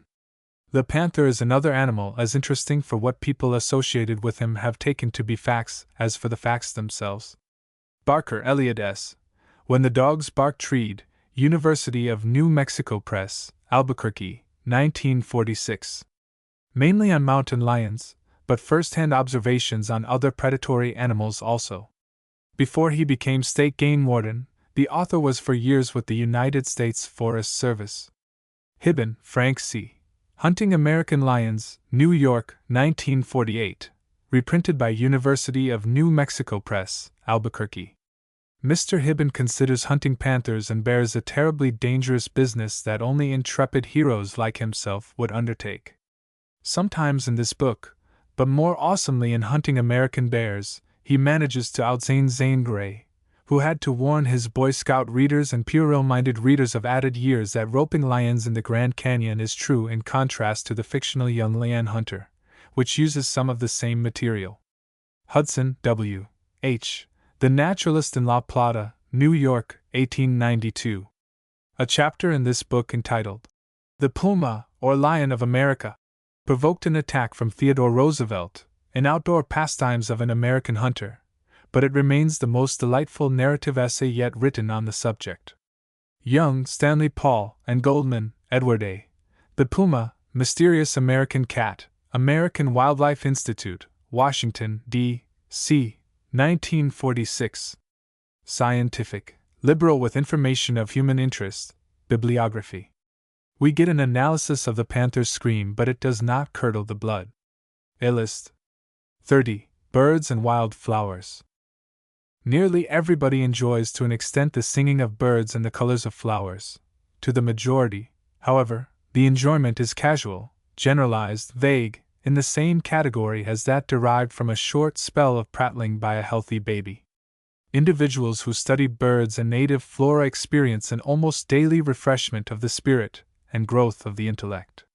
For them, the world is an unending garden of delight, and a 100-yard walk down a creek that runs through town or pasture is an exploration. Hardly anything beyond good books, good pictures and music, and good talk is so contributory to the enrichment of life as a sympathetic knowledge of the birds, wild flowers, and other native fauna and flora around us. The books listed are dominantly scientific. Some include keys to identification. Once a person has learned to use the key for identifying botanical or ornithological species, he can spend the remainder of his life adding to his stature. Birds. Bailey, Florence Merriam. Birds of New Mexico, 1928. Upset by those who know to be at the top of all state bird books. Much on habits. Bedichek Roy. Adventures with a Texas Naturalist, 1947, and Karankawi Country, 1950, Doubleday, Garden City, N.Y. These are books of essays on various aspects of nature, but nowhere else can one find an equal amount of penetrating observation on chimney swifts, Inca doves, swallows, golden eagles, mockingbirds, herons, prairie chickens, whooping cranes, swifts, scissortails, and some other birds. As Bedichek writes of them, they become integrated with all life. Brandt Herbert. Arizona and Its Bird Life, Bird Research Foundation, Cleveland, 1951. This beautiful, richly illustrated volume of 525 pages lives up to its title. The birds belong to the Arizona country, and with them we get pines, mesquites, cottonwoods, John Slaughter's ranch, the northward flowing San Pedro, and many other features of the land. Herbert Brandt's Texas Bird Adventures, illustrated by George Mitch Sutton, Cleveland, 1940, is more on the Big Bend country and ranch country to the north than on birds, though birds are here. Dawson, William Leon. The Birds of California, San Diego, etc., California, 1923. Op. 4 magnificent volumes, full in illustrations, special observations on birds, and scientific data. Dobie, J. Frank, who is no more of an ornithologist than he is a geologist, specialized on an especially characteristic bird of the Southwest and gathered its history, habits, and folklore into a long article. The Roadrunner in Fact and Folklore. In the Shadow of History, publication 15 of the Texas Folklore Society, Austin, 1939. Op. Bob Moore, Man and Bird Man. Southwest Review, Dallas, Volume 27, Number 1, Autumn, 1941. Nice, Margaret Morse. The Birds of Oklahoma, Norman, 1931. Op. United States Biological Survey publication. Oberholzer, Harry Church. The Birds of Texas in manuscript form. A stupendous work, the greatest of its genre, by the nation's outstanding ornithologist, who has been 50 years making it. The quotation is condensed from an essay by Roy Bedichek in the Southwest Review, Dallas, Volume 38, Number 1, Winter, 1953. Maybe someday some man or woman with means will see the light of civilized patriotism and underwrite the publication of these great volumes. Patriotism that does not act to promote the beautiful, the true, and the good had better pipe down. Peterson, Roger Torrey. A Field Guide to Western Birds, 1941, and A Field Guide to the Birds of the Eastern United States, revised 1947, Houghton Mifflin, Boston. These are standard guides for identification. The range, habits, and characteristics of each bird are summarized. Simmons, George Finley. Birds of the Austin Region, University of Texas Press, Austin, 1925. A very thorough work, including migratory as well as nesting species. Sutton, George Mitch. Mexican Birds, illustrated with watercolor and pen and ink drawings by the author, University of Oklahoma Press, Norman, 1951. The main part of this handsome book is a personal narrative, pleasant to read even by one who is not a birdman, of discovery in Mexico. To it is appended a resume of Mexican bird life for the use of other seekers. Sutton's Birds in the Wilderness, Adventures of an Ornithologist, Macmillan, New York, 1936, contains essays on pet roadrunners, screech owls, and other congenial folk of the Big Bend of Texas. The Birds of Brewster County, Texas, in collaboration with Jocelyn Van Tyne, is a publication of the Museum of Zoology, University of Michigan Press, Ann Arbor, 1937. Wild Turkey. Literature on this national bird is enormous. Among books I named first The Wild Turkey and Its Hunting, by Edward A. McIlhenny, New York, 1914. Ob McIlhenny was a singular man.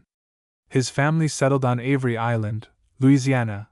In 1832, he made it into a famous refuge for wild fowls. The memories of individuals of a family long established on a country estate go back several lifetimes. In 2 books of Negro folklore and in the Alligator's life history, McIlhenny wrote as an inheritor. Initially, he was a hunter-naturalist, but scientific enough to publish in the Auk and the Journal of Heredity. Age, desire for knowledge, and practice in the art of living dimmed his lust for hunting and sharpened his interest in natural history. His book on the wild turkey, an extension into publishable form of a manuscript from a civilized Alabama hunter, is delightful and illuminative reading. The Wild Turkey of Virginia, by Henry S. Mosby and Charles O. Hanley, published by the Commission of Game and Inland Fisheries of Virginia, Richmond, 1943, is written from the point of view of wildlife management. It contains an extensive bibliography. Less technical is The American Wild Turkey, by Henry E. Davis, Small Arms Technical Company, Georgetown, South Carolina, 1949. No strain, or subspecies, of the wild turkey is foreign to any other, but human blends in J. Stokely Ligon, naturalist, are unique.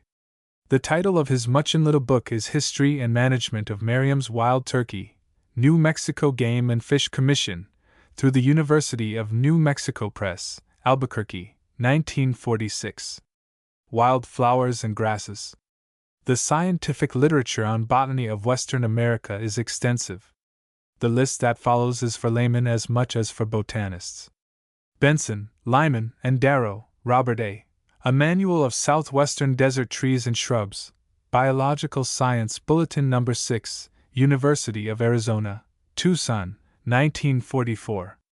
A thorough work of 411 pages, richly illustrated, with general information added to scientific description. Carr, William Henry. Desert Parade, A Guide to Southwestern Desert Plants and Wildlife, Viking, New York, 1947. Clements, Frederick E., and Edith S., Rocky Mountain Flowers, H. W. Wilson, New York, 1928. Scientific description, with glossary of terms and key for identification. Coulter, John M. Botany of Western Texas, United States Department of Agriculture, Washington, 1891-94. Nothing has appeared during the past 60 years to take the place of this master opus. Geyser, Samuel Wood. Horticulture and Horticulturists in Early Texas, Southern Methodist University Press, Dallas, 1945. Historical scientific, more technical than the author's Naturalists of the Frontier. Yeager, Edmund C. Desert Wild Flowers, Stanford University Press, California, 1940, revised 1947. Scientific but designed for use by any intelligent inquirer. Lundell, Cyrus L., and collaborators. Flora of Texas, Southern Methodist University Press, Dallas, 1942. A monumental work, highly technical, being published part by part. McKelvey, Susan Delano. Yuccas of the Southwestern United States, Harvard University Press, Cambridge, 1938. Definitive work in 2 volumes. Range Plant Handbook, prepared by the Forest Service of the United States Department of Agriculture. United States Government Printing Office, Washington, 1937. A veritable encyclopedia, illustrated. Schultz, Ellen D. Texas Wild Flowers, Chicago, 1928. Good as a botanical guide and also for human uses. Includes lore on many plants. Op Cactus Culture, Orange Judd, New York, 1932. Now in revised edition. Silvius, W. A. Texas Grasses, published by the author, San Antonio, 1933. A monument, of 782 illustrated pages, to a lifetime's disinterested following of knowledge. Like a Star. Stevens, William Chase. Kansas Wild Flowers, University of Kansas Press, Lawrence, 1948. This is more than a state book, and the integration of knowledge, wisdom, and appreciation of flower life with botanical science makes it appeal to laymen as well as to botanists. 463 pages, 774 illustrations. Applicable to the whole Plains area. Stockwell, William Palmer, and Breazeal, Lucretia. Arizona Cacti, Biological Science Bulletin No. 1, University of Arizona, Tucson, 1933. Beautifully illustrated. Thornber, John James, and Bonker, Francis. The Fantastic Clan, The Cactus Family, New York, 1932. Op. Thorpe, Benjamin Carroll. Texas Range Grasses, University of Texas Press, Austin, 1952. A survey of 168 species of grasses, their adaptability to soils and regions, and their values for grazing. Beautifully illustrated and printed, but no index. White House, Eula. Texas Wild Flowers and Natural Colors, 1936. Republished 1948 in Dallas. Op. Toward 200 flowers are pictured in colors, each in conjunction with descriptive material. The finding lists are designed to enable novices to identify flowers. A charming book. A list. Caption equals Paisano, Roadrunner, means fellow countryman. 31. Negro Folk Songs and Tales. West of a wavering line along the western edge of the central parts of Texas and Oklahoma, the Negro is not an important social or cultural element of the Southwest, just as the modern Indian hardly enters into Texas life at all and the Mexican recedes to the east. Negro folk songs and tales of the Southwest have in treatment been blended with those of the South. Dorothy Scarborough's On the Trail of Negro Folk Songs, 1925, op. Derives mainly from Texas, but in making up the body of a Negro song, Miss Scarborough says, "You may find one bone in Texas, one in Virginia, and one in Mississippi." Leadbelly, a guitar player equally at home in the penitentiaries of Texas and Louisiana, furnished John A. and Alan Lomax with Negro folk songs as sung by Leadbelly, New York, 1936, op. The Lomax Anthologies, American Ballads and Folk Songs, 1934, and Our Singing Country, 1941, Macmillan, New York, and Carl Sandburg's American Song Bag, Harcourt, Brace, New York, 1927, all give the Negro of the Southwest full representation. 3 books of loveliness by R. Emmett Kennedy, Black Cameos, 1924, Mellows, 1925, and More Mellows, 1931, represent Louisiana Negroes. All are op. An excellent all-American collection is James Weldon Johnson's Book of American Negro Spirituals, Viking, New York, 1940. Bibliographies and lists of other books will be found in The Negro and His Songs, 1925, op. and Negro Workaday Songs, by Howard W. Odom and Guy B. Johnson, University of North Carolina Press, Chapel Hill, 1926, and in American Negro Folk Songs, by Newman I. White, Cambridge, 1928. A Succinct Guide to Negro Lore is American Folk Song and Folklore, a Regional Bibliography, by Alan Lomax and Sidney R. Crowell, New York, 1942. Op. Narrowing the Field Down to Texas, J. Mason Brewers. Juneteenth. Intone the Bell Easy, Publication X of the Texas Folklore Society, Austin, 1932, is outstanding as a collection of tales. In volume after volume, the Texas Folklore Society has published collections of Negro songs and tales. A. W. Edens, Martha Emmons, Gates Thomas, and H. B. Parks being principal contributors. 32. Fiction, including folk tales. From the days of the first innocent sensations in Beadle's dime novel series, onto Zane Grey's mass production and up to any present-day newsstand's crowded shelf of Ace High and Flaming Guns magazines, the Southwest, along with all the rest of the West, has been represented in a fictional output quantitatively stupendous. Most of it has betrayed rather than revealed life, though not with the contemptible contempt for both audience and subject that characterizes most of Hollywood's pictures on the same times, people, and places. Certain historical aspects of the fictional betrayal of the West may be found in E. Douglas Branch's The Cowboy and His Interpreters, in The House of Beadle and Adams and its dime and nickel novels, by Albert Johansson in 2 magnificent volumes, and in J. Monahan's The Great Rascal, the life and adventures of Ned Buntline having been perhaps the most prolific of all Wild West fictionists. Some Westerns have a kind of validity. If a serious reader went through the hundreds of titles produced by William MacLeod Raine, Dane Coolidge, Eugene Cunningham, B. M.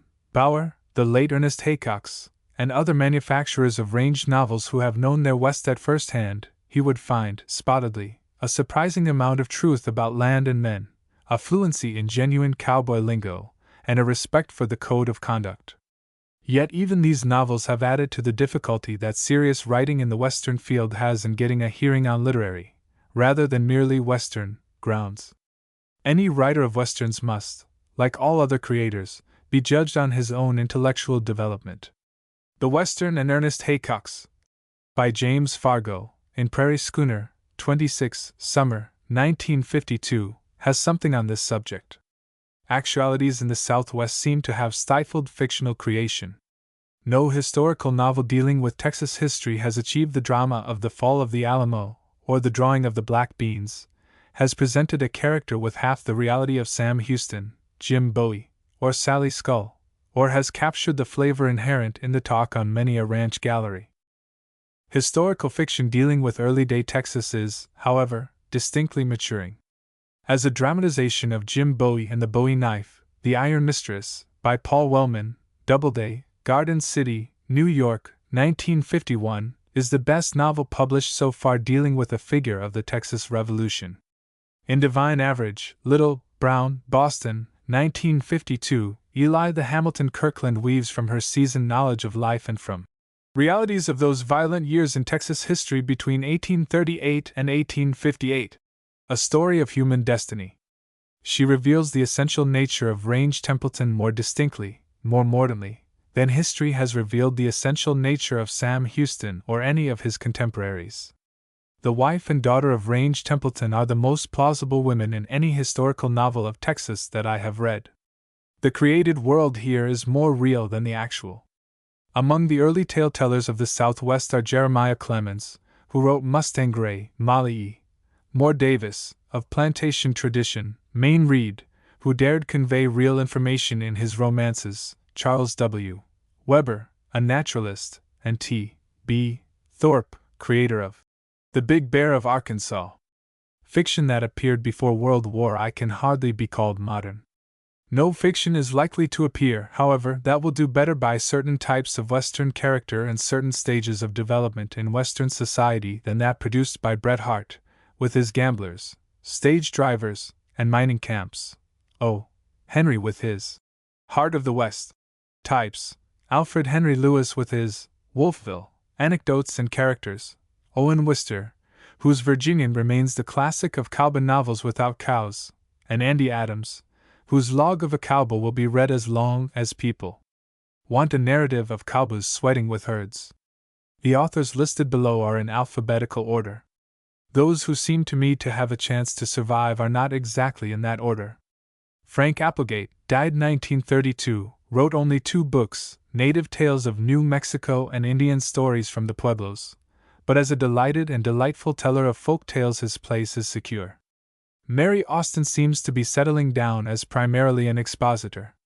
Her novels are no longer read, but the Simple Tales and One Smoke Stories, her last book, 1934, and in some nonfiction collections, notably Lost Borders and The Flock, do not recede with time. While the Southwest can hardly claim Willa Cather, of Nebraska, her death comes for the Archbishop, 1927, which is made out of New Mexican life, is not only the best-known novel concerned with the Southwest but one of the finest of America. Despite the fact that it is not on the literary map, Will Levington Comfort's Apache, 1931, remains for me the most moving and incisive piece of writing on Indians of the Southwest that I have found. If a teller of folk tales and plotless narratives belongs in this chapter, then J. Frank Dobie should be mentioned for the folk tales in Coronado's Children, Apache Gold and Yaqui Silver, and Tongues of the Monte, also for some of his animal tales in The Voice of the Coyote, outlaw and maverick narratives in The Longhorns, and The Pacing White Steed of the Prairies, and other horse stories in The Mustangs. The characters in Harvey Ferguson's Wolf Song, 1927, are the mountain men of Kit Carson's time, and the city of their soul is Rollicky Taos. It is a lusty, swift song of the pristine earth. Ferguson's The Blood of the Conquerors, 1931, tackles the juxtaposition of Spanish-Mexican and Anglo-American elements in New Mexico, of which state he is a native. Grant of Kingdom, 1850, is strong in wisdom life, vitality of character, and historical values. Fred Gibson's Hound Dog Man and The Home Place lack the critical attitude toward life present in great fiction, but they are as honest and tonic as creek bottom soil, and the people in them are genuine. Frank Goodwin's The Magic of Limping John, New York, 1944, op. is a coherence of Mexican characters, folk tales, beliefs, and ways in the ranch country of South Texas. There is something of magic in the telling, but Frank Goodwin has not achieved objective control over imagination or sufficiently stressed the art of writing. Paul Horgan of New Mexico has in The Return of the Weed, short stories, Far from Cibola, and other fiction coped with modern life in the past-haunted New Mexico. Oliver Lafarge's Laughing Boy, 1929, grew out of the author's ethnological knowledge of the Navajo Indians. He achieves character. Tom Lee's The Brave Bulls, 1949, has, although it is a sublimation of the Mexican bullfighting world, death and fear of death for its dominant theme. It may be compared in theme with Stephen Crane's The Red Badge of Courage. It is written with the utmost of economy, and is beautiful in its power. The Wonderful Country, 1952, a historical novel of the frontier, but emphatically not a Western, recognizes more complexities of society. Its economy and directness parallel the style of Tom Lee's drawings and paintings, with which both books are illustrated. Sundown, by John Joseph Matthews, 1934, goes more profoundly than Laughing Boy into the soul of a young Indian, an Osage, and his people. Its translation of the long thoughts of the boy and then of shades of the prison house closing down upon him is superb writing. The shades of the prison house come from oil, with all of the world's coarse thumbs that go with oil. George Sessions Perry's Hold Autumn in Your Hand, 1941, incarnates a Texas farm hand too poor to flag a gut wagon, but with the good nature, dignity, and independence of the earth itself. Walls Rise Up, 1939, is a kind of crock of gold, both whimsical and earthy, laid on the Brazos River. Catherine and Porter is as dedicated to artistic perfection as was A. E. Houseman. Her output has, therefore, been limited. Flowering Judas, 1930, enlarged 1935, Pale Horse, Pale Rider, 1939, The Leaning Tower, 1944. Her stories penetrate psychology, especially the psychology of a Mexican hacienda, with rare finesse. Her small canvases sublimate the inner realities of men and women. She appeals only to cultivated taste, and to some tastes no other fiction writer in America today is her peer in subtlety. Eugene Manlove Rhodes died in 1934. Most of his novels, distinguished by intricate plots and bright dialogue, had appeared in the Saturday Evening Post. His finest story is Paso por Aquí, published in the volume entitled Once in the Saddle, 1927. Gene Rhodes, who has a canyon, on which he ranched, named for him in New Mexico, was an artist. At the same time, he was a man akin to his land and its men. He is the only writer of the range country who has been accorded a biography, The Hired Man on Horseback, by May D. Rhodes, his wife. See under Range Life. Conrad Richter's The Sea of Grass, 1937, is a kind of prose poem, beautiful and tragic. Ludi, wife of the owner of the grass, is perhaps the most successful creation of a ranchwoman that fiction has so far achieved. Dorothy Scarborough's The Wind, 1925, excited the wrath of chambers of commerce and other boosters in West Texas, a tribute to its realism. The Grapes of Wrath, by John Steinbeck, 1939, made Okies a word in the American language. Although dated by the Great Depression, its humanity and realism are beyond date. It is among the few good novels produced by America in the first half of the 20th century. John W. Thomason, after fighting as a Marine in World War I, wrote Fixed Bayonets, 1926, followed by Jeb Stuart, 1930. A native Texan, he followed the Southern tradition rather than the Western. Lone Star Preacher, 1941, is a strong and sympathetic characterization of Confederate fighting men woven into fictional form. In High John the Conqueror, Macmillan, 1948, John W. Wilson conveys real feeling for the tragic life of Negro sharecroppers in the Brazos Bottoms. He represents the critical awareness of life that has come to modern fiction of the Southwest, in contrast to the sterile action, without creation of character, in most older fiction of the region. 33. Poetry and Drama. Knowledge itself is power. Sir Francis Bacon wrote in classical Latin, and in abbreviated form the proverb became a familiar in households and universities alike. But knowledge of what? There is no power in knowledge of mediocre verse. The power of great poetry lies not in knowledge of it but in assimilation of it. Most talk about poetry is vacuous. Poetry can pass no power into any human being unless it itself has power of beauty, truth, wit, humor, pathos, satire, worship, and other attributes, always through form. No poor poetry is worth reading. Taste for the best makes the other kind insipid. Compared with America's best poetry, most poetry of the Southwest is as mediocre as American poetry in the mass is as compared with the great body of English poetry between Chaucer and Masefield. Yet mediocre poetry is not so bad as mediocre sculpture. The mediocre in poetry is merely fatuous. In sculpture, it is ugly. Generations to come will have to look at Capini's monstrosity in front of the Alamo. It can't rot down or burn up. Volumes of worthless verse, most of it printed at the expense of the versifiers, hardly come to sight, and before long they disappear from existence except for copies religiously preserved in public libraries. Weak fiction goes the same way. But a good deal of very bad prose in the non-fiction field has some value. In an otherwise dull book there may be a solitary anecdote, an isolated observation on a skunk, a single gesture of some human being otherwise highly unimportant, one salty phrase, a side glimpse into the human comedy. If poetry is not good, it is positively nothing. The earliest poet of historical consequence, the only form of his poetical consequence, of the Southwest was Mirabeau Bonaparte Lamar. He led the Texas cavalry at San Jacinto, became president of the Republic of Texas, organized the feudal Santa Fe expedition, gathered up 6 volumes of notes and letters for a history of Texas that might have been as raw-meat realistic as anything in Zola or Tolstoy. Then as a poet he reached his climax in The Daughter of Mendoza, a graceful but moonshiny imitation of Tom Moore and Lord Byron. Perhaps it is better for the weak to imitate than to try to be original.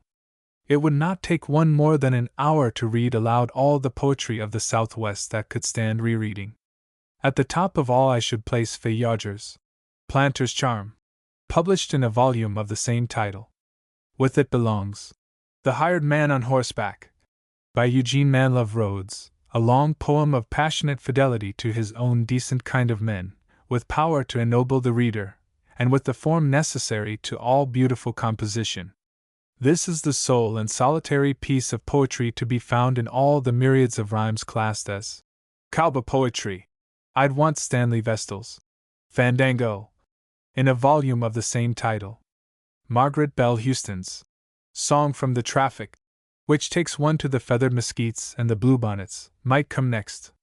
Begging pardon of the perpetually palpitating New Mexico lyricists, I would skip most of them, except for bits of Mary Austin, Witter Binner, Haniel Long, and maybe somebody I don't know, and go to George Sterling's Father Coyote, in California. Probably I would come back to gallant Phil Lenore's Finger of Billy the Kid, written while he was dying of tuberculosis in New Mexico. I wouldn't leave without the swift, brilliantly economical stanzas that open the ballad of Sam Bass, and a single line.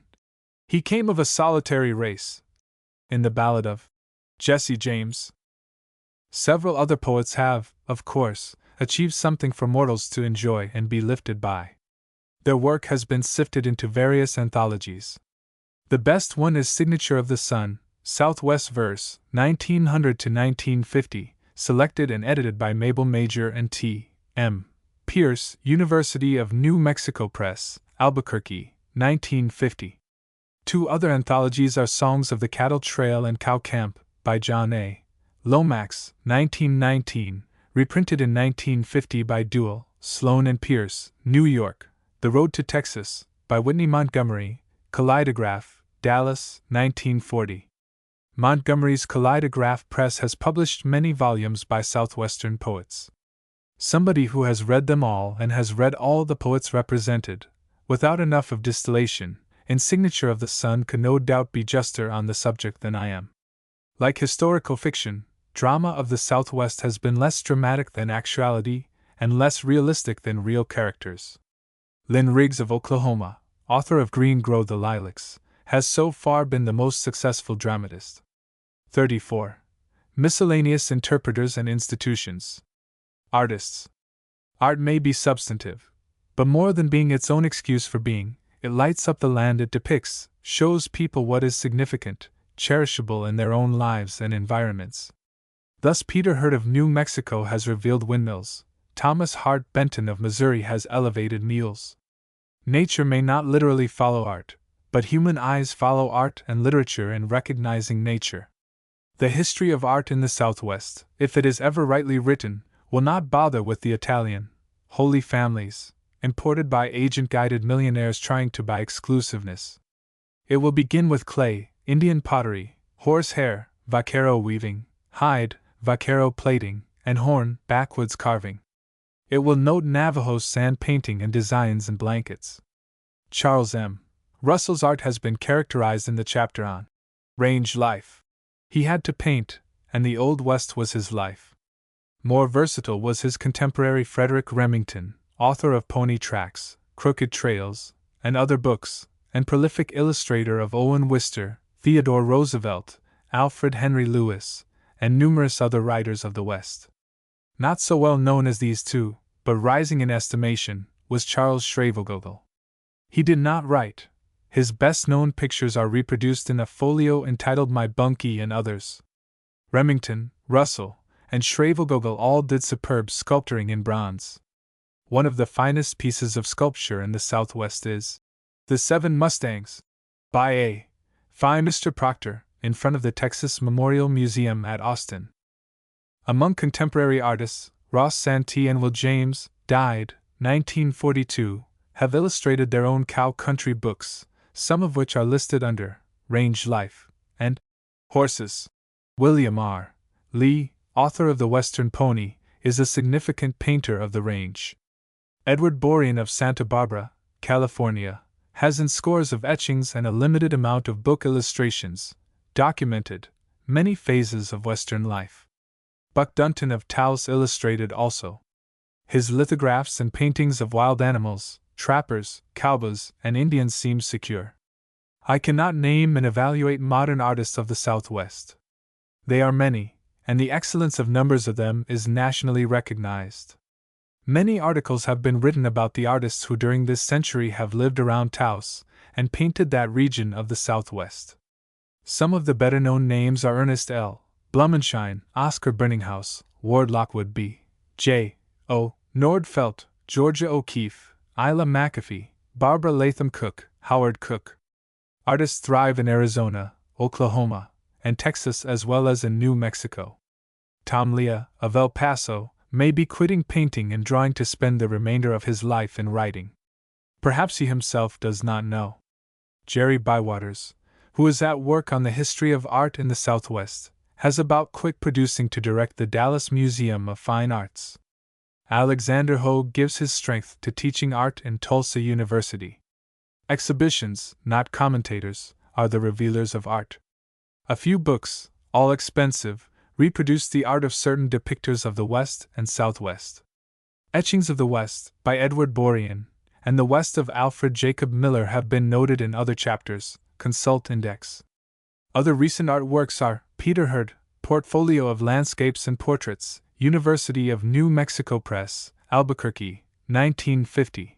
Gallery of Western Paintings, edited by Raymond Carlson, McGraw-Hill, New York, 1951. Unsatisfactory Reproduction, Frederick Remington, Artist of the Old West, by Harold McCracken, Lippincott, Philadelphia, 1947.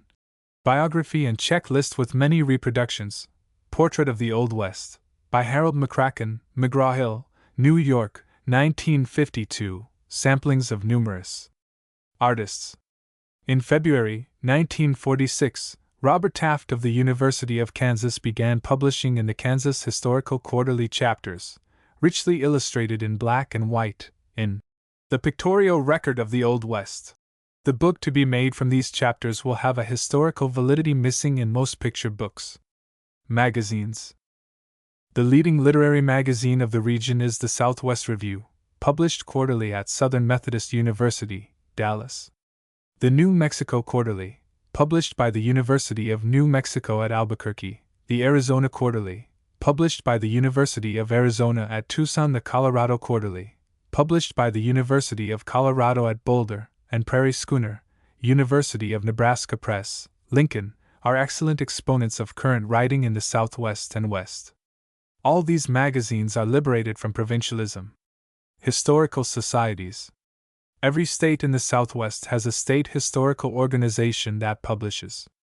The oldest and most productive of these, outside of California, is the Texas State Historical Association, with headquarters at Austin. Histories. A majority of the state histories of the Southwest have been written with the hope of securing an adoption for school use. It would require a blacksnake whip to make most juveniles, or adults either, read these productions, as devoid of picturesqueness, lifeblood, and intellectual content as so many concrete slabs. No genuinely humanistic history of the Southwest has ever been printed. There are good factual histories, and a history not based on facts can't possibly be good, but the lack of synthesis, of intelligent evaluations, of imagination, of the seeing eye and portraying hand is too evident. The stuff out of which history is woven, diaries, personal narratives, county histories, chronicles of ranches and trails, etc., has been better done than history itself. Folklore. Considered scientifically, folklore belongs to science and not to the humanities. When folk and fun are not scienced out of it, it is song and story, and in literature is mingled with other ingredients of life and art, as exampled by the folklore in Hamlet and A Midsummer Night's Dream.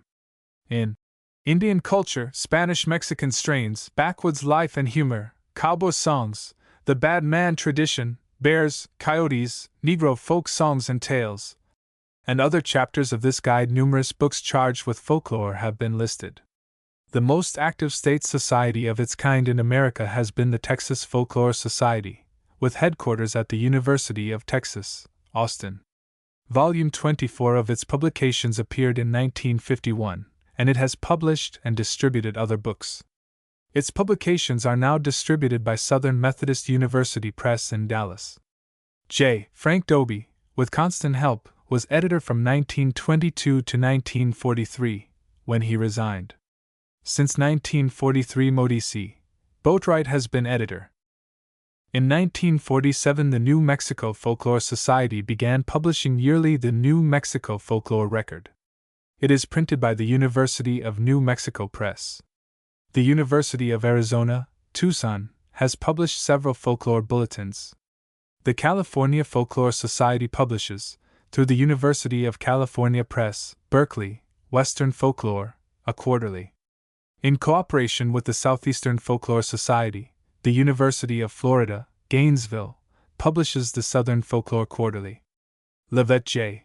Davidson of the University of Denver, author of A Guide to American Folklore, University of Denver Press, 1951, directs the Western Folklore Conference. The Journal of American Folklore has published a good deal from the Southwest and Mexico. The Sociedad Folclórica de Mexico publishes its own annuario. Between 1929 and 1932, B. A. Botkin, editor of A Treasury of Southern Folklore, 1949, and A Treasury of Western Folklore, 1951, Crown, New York, brought out 4 volumes entitled Folksay, University of Oklahoma Press. The volumes are significant for literary utilizations of folklore and interpretations of folks. Museums. Museums do not belong to the DAR. Their perspective on the past is constructive. The growing museums in Santa Fe, Tucson, Phoenix, Tulsa, Oklahoma City, Houston, San Antonio, Dallas, Austin, Denver, and on west into California represent the art, fauna, flora, geology, archaeology, occupations, transportation, architecture, and other phases of the Southwest in a way that may be more informing than many printed volumes. 35. Subjects for themes. The object of theme writing is to make a student observe, to become aware, to evaluate, to enrich himself. Any phase of life or literature named or suggested in the foregoing chapters could be taken as a subject for an essay. The most immature essay must be more than a summary. A mere summary is never an essay. The writer must synthesize, make his own combination of thoughts, facts, incidents, characteristics, anecdotes, interpretations, illustrations, according to his own pattern. A writer is a weaver, weaving various threads of various hues and textures into a design that is his own. Look into thy heart and write. Write what you know about. All this is good advice in a way, but students have to write themes whether they have anything to write or not.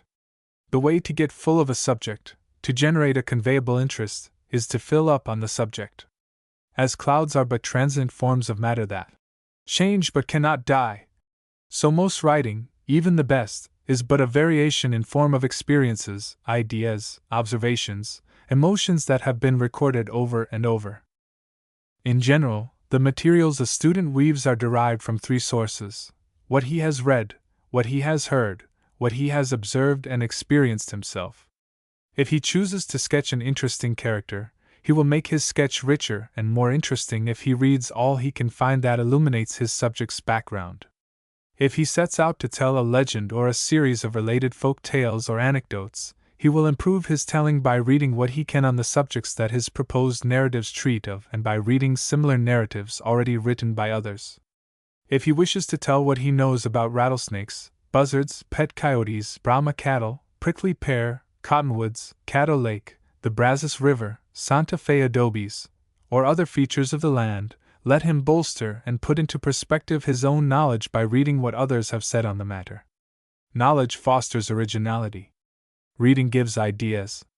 The list of subjects that follows is meant to be suggestive, and must not be regarded as inclusive. The best subject for any writer is one that he is interested in. A single name or category may afford scores of subjects. For example, take Andy Adams, the writer about cowboys and range life. His campfire yarns, the attitude of his cowboys toward their horses, what he has to say about cows, the metaphor of the range as he has recorded it, the placidity of his cowboys as opposed to Zane Grey sensationalism, etc., are a few of the subjects to be derived from a study of his books. Or take a category like How the Early Settlers Lived, Pioneer Food, Transportation, Sociables, Houses, Neighborliness, Loneliness, Living on Game Meat, etc., make subjects. Almost every subject listed below will suggest either variations or associated subjects.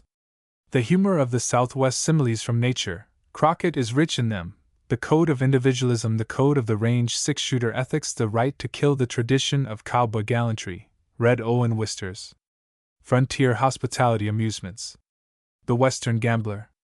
Indian captives, the age of horse culture. The cowboy's horse, the cowboy myth. Evolution of the frontier criminal lawyer. The frontier intellect in the atomic age. British chroniclers of the West civilized. Perspective in writings on the Old West. The Indian in fiction. Fictional betrayal of the West. The West in reality and the West on the screen. Around the chuck wagon, cowboy yarns stretching the blanket. Authentic liars. Recent fiction of the Southwest, any writer worth writing about. Maine Reid as an exponent of the Southwest. See estimate of him in Mesa, Cannon and Pueblo, by Charles F. Lummis. The Gunman in Fiction and Reality. Character of the trail driver's cowboy's life as reflected in his songs. Wrathy to Kill a Bear. The frontiersman as a destroyer of wildlife. I thought I might see something to shoot at. Anecdotes of the stump speaker exempla of revivalists and camp meeting preachers. The camp meeting stagecoaching life on the Santa Fe Trail. The rendezvous of the mountain men in the covered wagon. Squatter life. No shade from grass to wheat, from wheat to dust brush. A special study of prickly pear, the mesquite, or some other form of flora could be made. Cotton. Whole books are suggested here, the tenant farmer being one of the subjects. Oil booms, longhorns, coyote stories, deer nature, or whitetails and their rattlesnakes, or rattlesnake stories, panther stories, tarantula lore, grasshopper plagues, the javelina in fact, and in folk tale the roadrunner, paisano.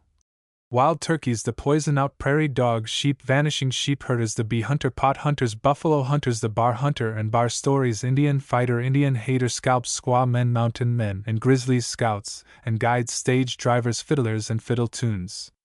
Frontier justices of the peace. Roy Bean set the example. Horse traders, horse racers, newspapermen, frontier schoolteacher, circuit rider, pony express rider, folk tales of my community, flavorsome characters of my community, Stanley Vesto, Harvey Ferguson, Kansas cow towns, drought and thirst, Washington Irving on the west, witty repartee in Eugene Manlove Rhodes, Bigfoot Wallace's humor, Charles M. Russell as artist of the West. Or any other Western artist, learning to see life around me, features of my own cultural inheritance. I heard it back home, family traditions, my family's interesting character, doodlebugs in the sand, Bob White's blue quail, coach whips, and other good snakes, mockingbird habits, jack rabbit lore, catfish lore, herb remedies. Criticism of life in Southwestern fiction. Intellectual integrity in underscore underscore underscore underscore underscore underscore underscore underscore underscore underscore underscore underscore underscore underscore underscore underscore name of writer or writers or some locally prominent newspaper to be supplied. Pages 197 to 222 are an index, not included.